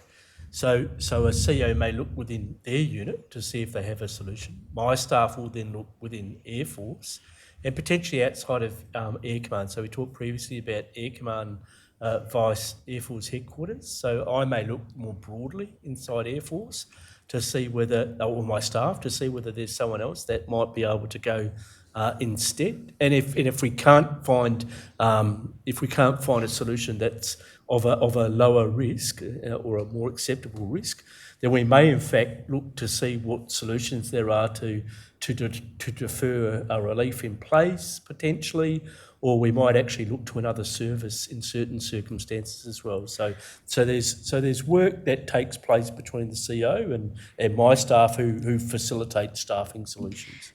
And would it be fair to say in terms of that continuum, at one end we have the example of the sniper, which is a highly specialised role, yep. In respect of which it would be fair to say there are limited avenues that can be exhausted to identify whether or not there's someone else who can perform that role? Yes. But perhaps at the other end of the spectrum, you might have a member of the infantry who has a skill set that might be able to be found elsewhere within another regiment or the like. Yes. In terms of that process, the form doesn't appear to provide a basis for the CO to justify the basis of their decision. What's the accountability of that and the documentation of that? My point is the form seems to record the outcome of the assessment, not the basis of it. Where is the basis of that assessment recorded? Are you looking for a table, you counsel, in terms of what they're considering, the consequence and the... Yeah, in terms of the process, you've just spoken about Group Captain Perrott, looking to see if there's someone in another unit who could fulfil the role. Is there any documentation of that would provide a point of reference to the basis of the CO's decision?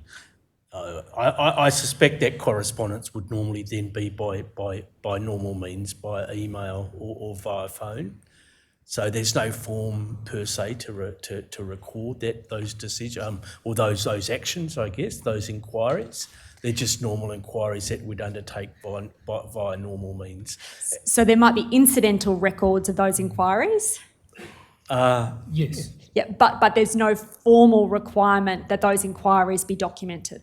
Not in the same way as the electronic health record is on the medical side. Okay. Now, I appreciate your patience.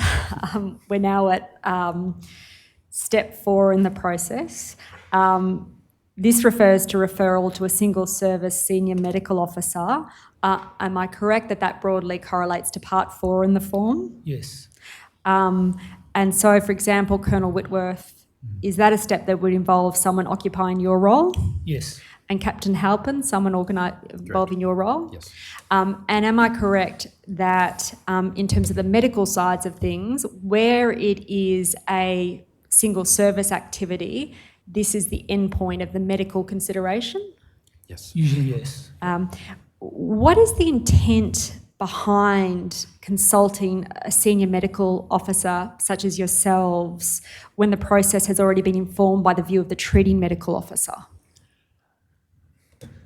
The main reason is because often the treating medical officer may be quite junior, and I think it's to give that extra layer that sometimes either the contract or the uniformed medical officers who may be treating, particularly the uniformed medical officers, may not have finished, for example, their GP training, and while they, in their assessment, the member may be fit to deploy, it's giving another layer to a more senior medical officer to review that decision-making, to say, well, is that actually true? Particularly if that uniformed medical officer or that civilian doctor has never deployed themselves, it can be hard for them to make an assessment on how suitable the deployed environment may be for that particular condition. So if I could just stop you there. So the principal consideration is the depth of experience that you have as a senior medical officer. Yes, that's fair. You just mentioned there, I thought you said that someone external to Defence could undertake the assessment at an early stage. Am I right about that? Sorry, not external to Defence. Okay. I meant someone who's employed by Defence but is not a uniformed medical officer. Okay. But will you have any additional information at this stage in terms of the individual's medical condition? Not unless we seek it. Okay. Moving to step 5, this concerns referral to the formation headquarters officer. And am I correct that this broadly relates to part 5 of the form? Yes. So where it's a single service activity, is this the stage where the decision to grant or not grant the waiver is actually made? Yes. In your experience, Group Captain Perrott, are there many waiver requests that are unsupported by command at step 3 but are ultimately refused at step 5? If I rephrase that, I might have been unclear. So if the CO at step 3 supports the grant of the waiver, is it common for at step 5 for formation headquarters to decide to refuse it? It's certainly feasible. It's not common. In my experience, I have never supported a waiver that has not been supported by a medical officer. And in those situations where there's a clear conflict, then I will be looking to exhaust or look at other options rather than deploying that member or supporting a waiver to deploy that member. If a decision is made to grant a command waiver with respect to, say, specifically a mental health condition, is there an accompanying requirement to put in place a specific health plan to manage that condition? And I'm launching now into the clinical space, and I'm very. I'm happy for you to do defer to that. Captain Ryan or Colonel Whitworth. Because I do know that advice is pushed forward, so but I'll defer to Captain Ryan. Look, I'll speak for joint operations. What would occur in this case, obviously, is that the forms progress through to later stages. Cool. And am I right that effectively the later stages are just an additional layer that's specific to a JOC operational deployment? So effectively they're the same, it's just another layer to reflect that it's force assigned to JOC. That's right, and it's because it's a different responsible commander. Yes. So what would occur is that the deployed health element is made aware of the fact that this person has a waiver and is involved then in ensuring that they receive the appropriate care. That's the medical side of things, but also the deployed commander is made aware and specifically made aware of any restrictions that member has for their employability. So looking at the medical side of things and specifically focusing on, say, the sniper who's got a mental health condition, are there any accompanying requirements to manage that member's mental health condition? There are not normally circumstances in which a member who requires ongoing mental health management would be deployed. Colonel Whitworth? I was just going to think of an example that if you had a sniper with PTSD, the non-deployable MEC was because they required ongoing psychological support, and the decision was made to progress a waiver because it was a 1-month deployment and it was felt that they could last for that length of time, then theoretically it could progress. And what would be expected is that there would be some mention in the medical record that, particular things to look out for, or what is the alternative if they were to decompensate, how would we then manage that given that would progress? So it would be something that I would, if I was managing this situation, make sure that there was that plan in the member's e-health record of this is what is occurring and this is what should occur in the deployed setting, and handing that over to the treating team in the deployed location. So you would make recommendations about how to manage it? Yes. Are those recommendations enforceable in terms of as a condition of the grant of a waiver? Not enforceable because as medical, I don't command. Yes. I only advise. And that's really my point. Ultimately, how an individual's condition is managed during deployment is within the sphere of responsibility of command. Correct. Okay. Ms. Longbottom, I'd like to just clarify something for my own benefit. Does the medical assessment depend at all on the importance of the mission, or is that simply a question for the command structure? It should be a question for the command structure, Commissioner. And not for the medical officer? No. Thanks.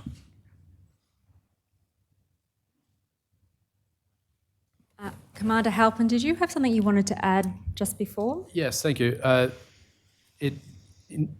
can't speak to the example of the sniper because I'd be focused on sailors aboard a vessel.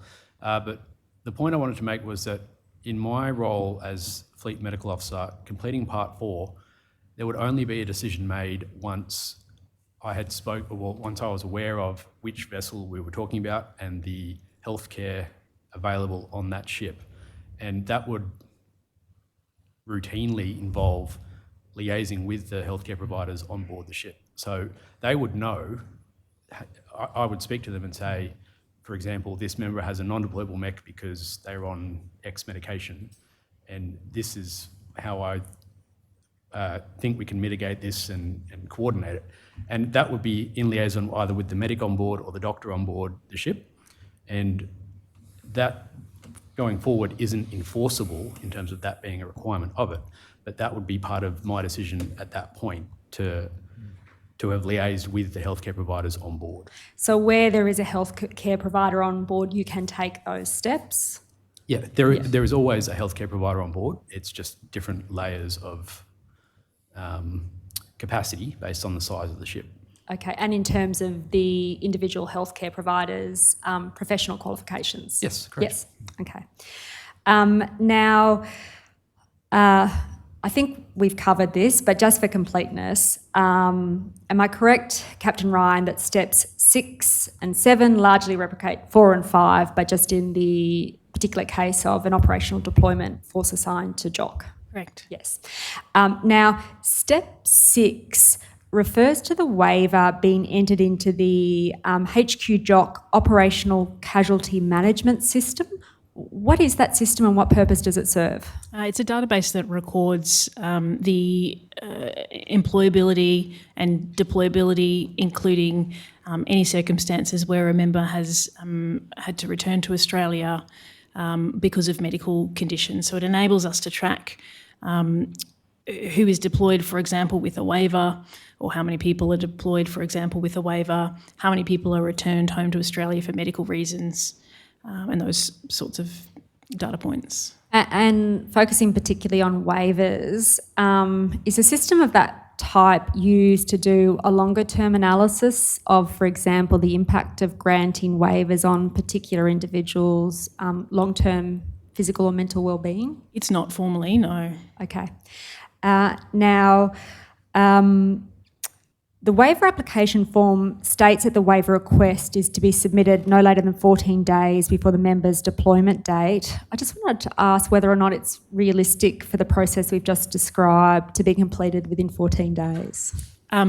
So there's two things to that. One is what we're trying to do there is to try to ensure that the assessment has not been made too far in advance of a deployment. So, for example, 6 months ago, and therefore it's no longer relevant. So that's one piece to this. The other part is to try to give those who are making the assessments enough time to complete the assessment. The reality is, very often this lands on my desk 24 hours before a person deploys.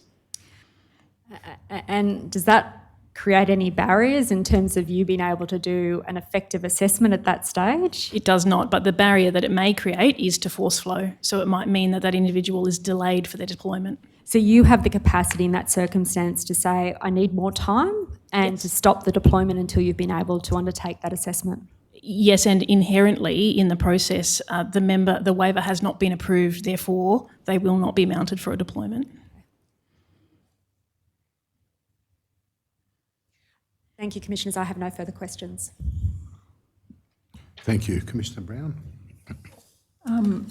I just wanted to ask, can you give me a sense of how many command waivers may have been given in the last 5 years or 10 years? I can tell you for Air Force for last year, Commissioner, that we processed around about 20 MEC waivers. So, and this year we're sitting at around about, I think it's 6 waivers on the grounds of MEC. Anyone else got any figures? I'm particularly keen to understand when we were at a higher operational tempo environment rather than perhaps the last 12 or 18 months. Commissioner, we can get those figures for you. I don't have the longer term figures in my head. Can I just add to that, if you're also able to take on notice, is there any analysis of that? Does anyone look at trends or patterns? It's going to be my next. Sorry. We can.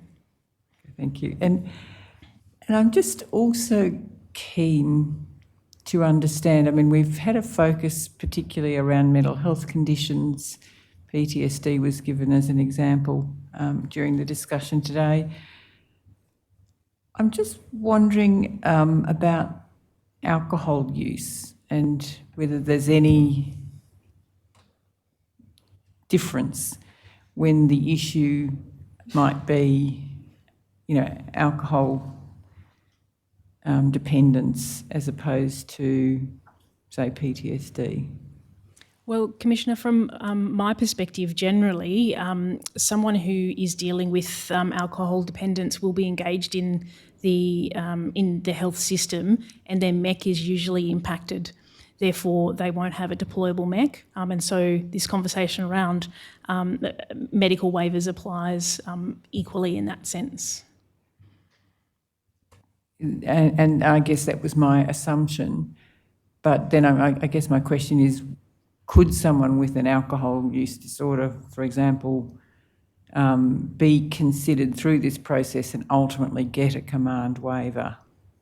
I would not be recommending that person for You probably a waiver. didn't recommend the one with PTSD either, but some of them have. Well, yeah, and that's a good point, Commissioner. I think what's important to understand in this process too is that whether or not a waiver is supported, so the recommendation to support or not, also comes with it a level of risk that is assessed. And so there have absolutely been circumstances where I've assessed the risk to be low but not supported the waiver. Equally, there might be circumstances where the risk has been determined to be, say, high, for example. The medical officer has not supported the waiver.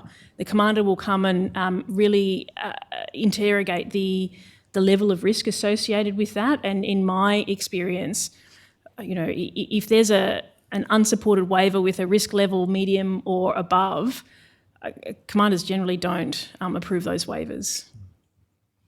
Okay, thank you. Thank you. Commissioner Douglas. Thank you again for your evidence, and I don't have any further questions, thanks. I don't actually have any further evidence, but apart from thanking you, I know there's a great deal of effort has gone into the preparation of your statements and the data that we've gathered for our information. Thank you again. Mr. Fordham, is there anything you wish to raise? No, thank you. Thank you. Ms. Chalmers? Thank you. Mr. Fraser? Thank you, Commissioner. Thank you. Ms. Longbottom, I don't think there's any matters arising. There isn't. Thank you, Commissioner. May the witnesses be released from their summons. Yes, again, thank you for not only for the evidence today, but the effort that's gone into preparing for the day. It's noticed and very much appreciated, and you're excused from your summons to appear. If there are no other issues, we'll adjourn for the day to reconvene at 9 a.m. tomorrow morning. All rise.